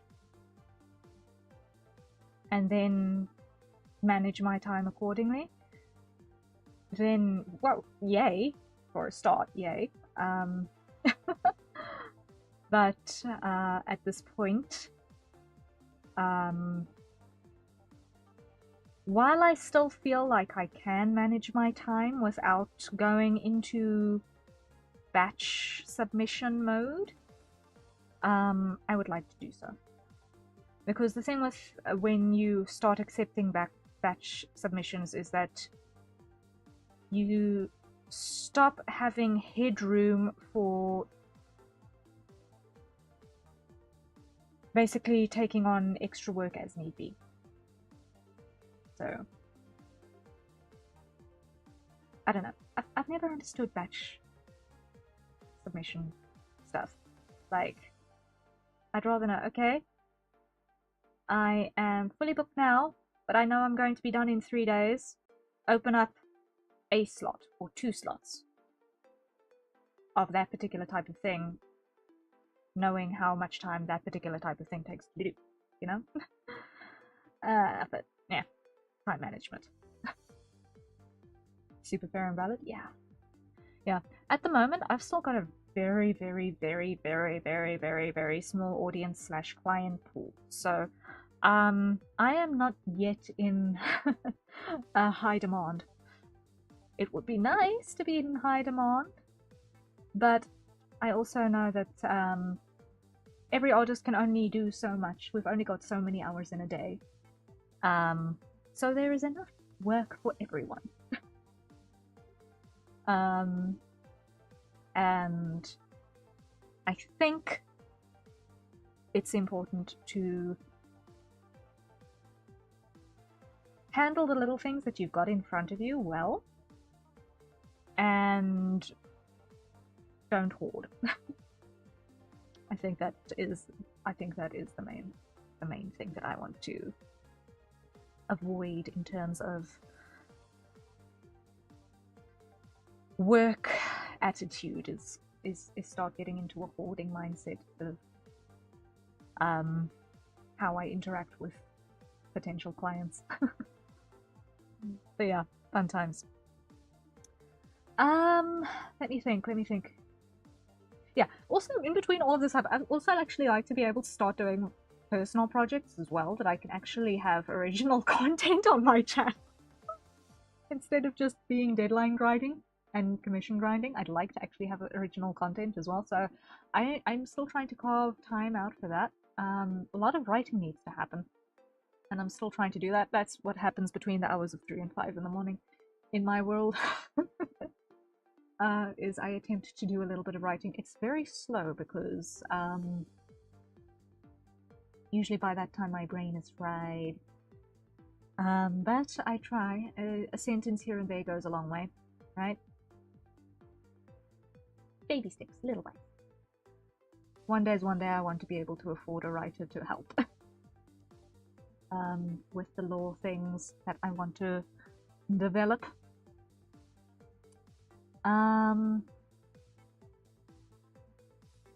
Yeah, we'll see. We'll see. Actually, I think I might have someone that I can conscript. I don't know if he'll do it for free. Come on, Vgen, when are you going to open up studio mode?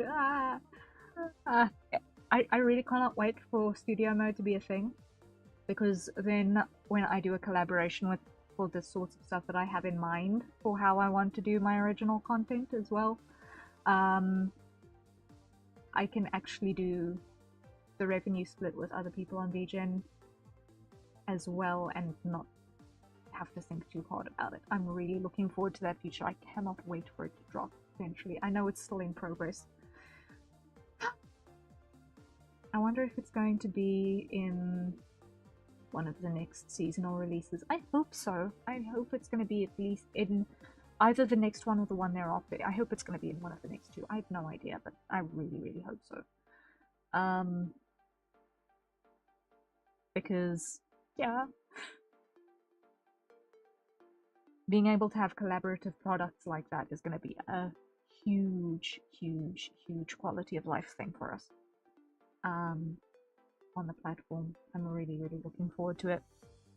Because then I can collaborate with my writing buddies and not feel bad about having to ask them for stuff without, you know, at least having a tangible way of saying, yes, you are definitely getting compensated for your work one way or another.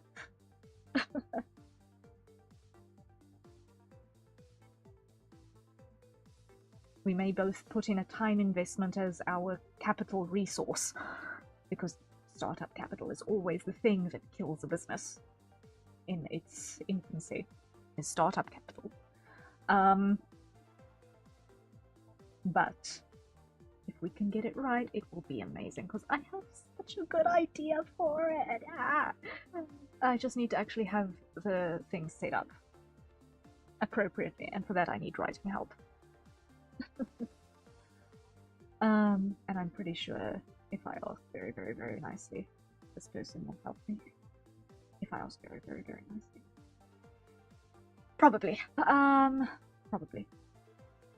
If we can be sure that the revenue splitting will be happy, I will be 100% on board on that. But anyway, I am now rambling in ways that actually nobody cares about right now. So, thank you guys so much for being here. I really, really, really, really, really appreciate it. We had a lot of fun conversations. We made good progress. Wings are functional. I will try and do a work in progress recording of the stream, because presently I can't actually stream and show the rig in action at the moment, because it has officially gotten to the point where the amount of processing power that it needs to actually do the physics simulations and track the face and all that fish madness, all of that madness at the same time, is too much for my poor machine to handle. So at this point I need to start progressing into progress videos instead.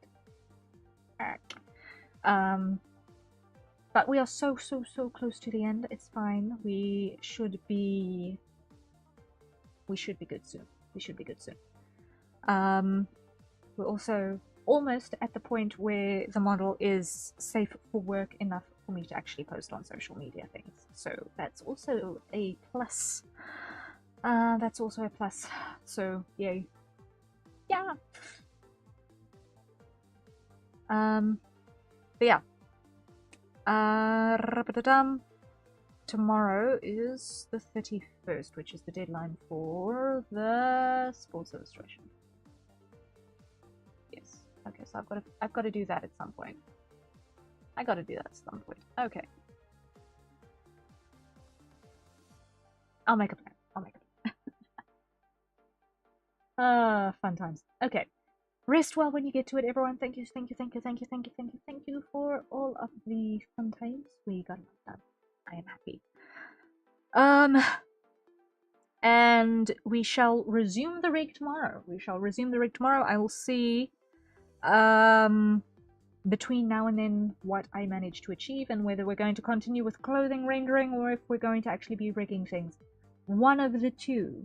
If it is,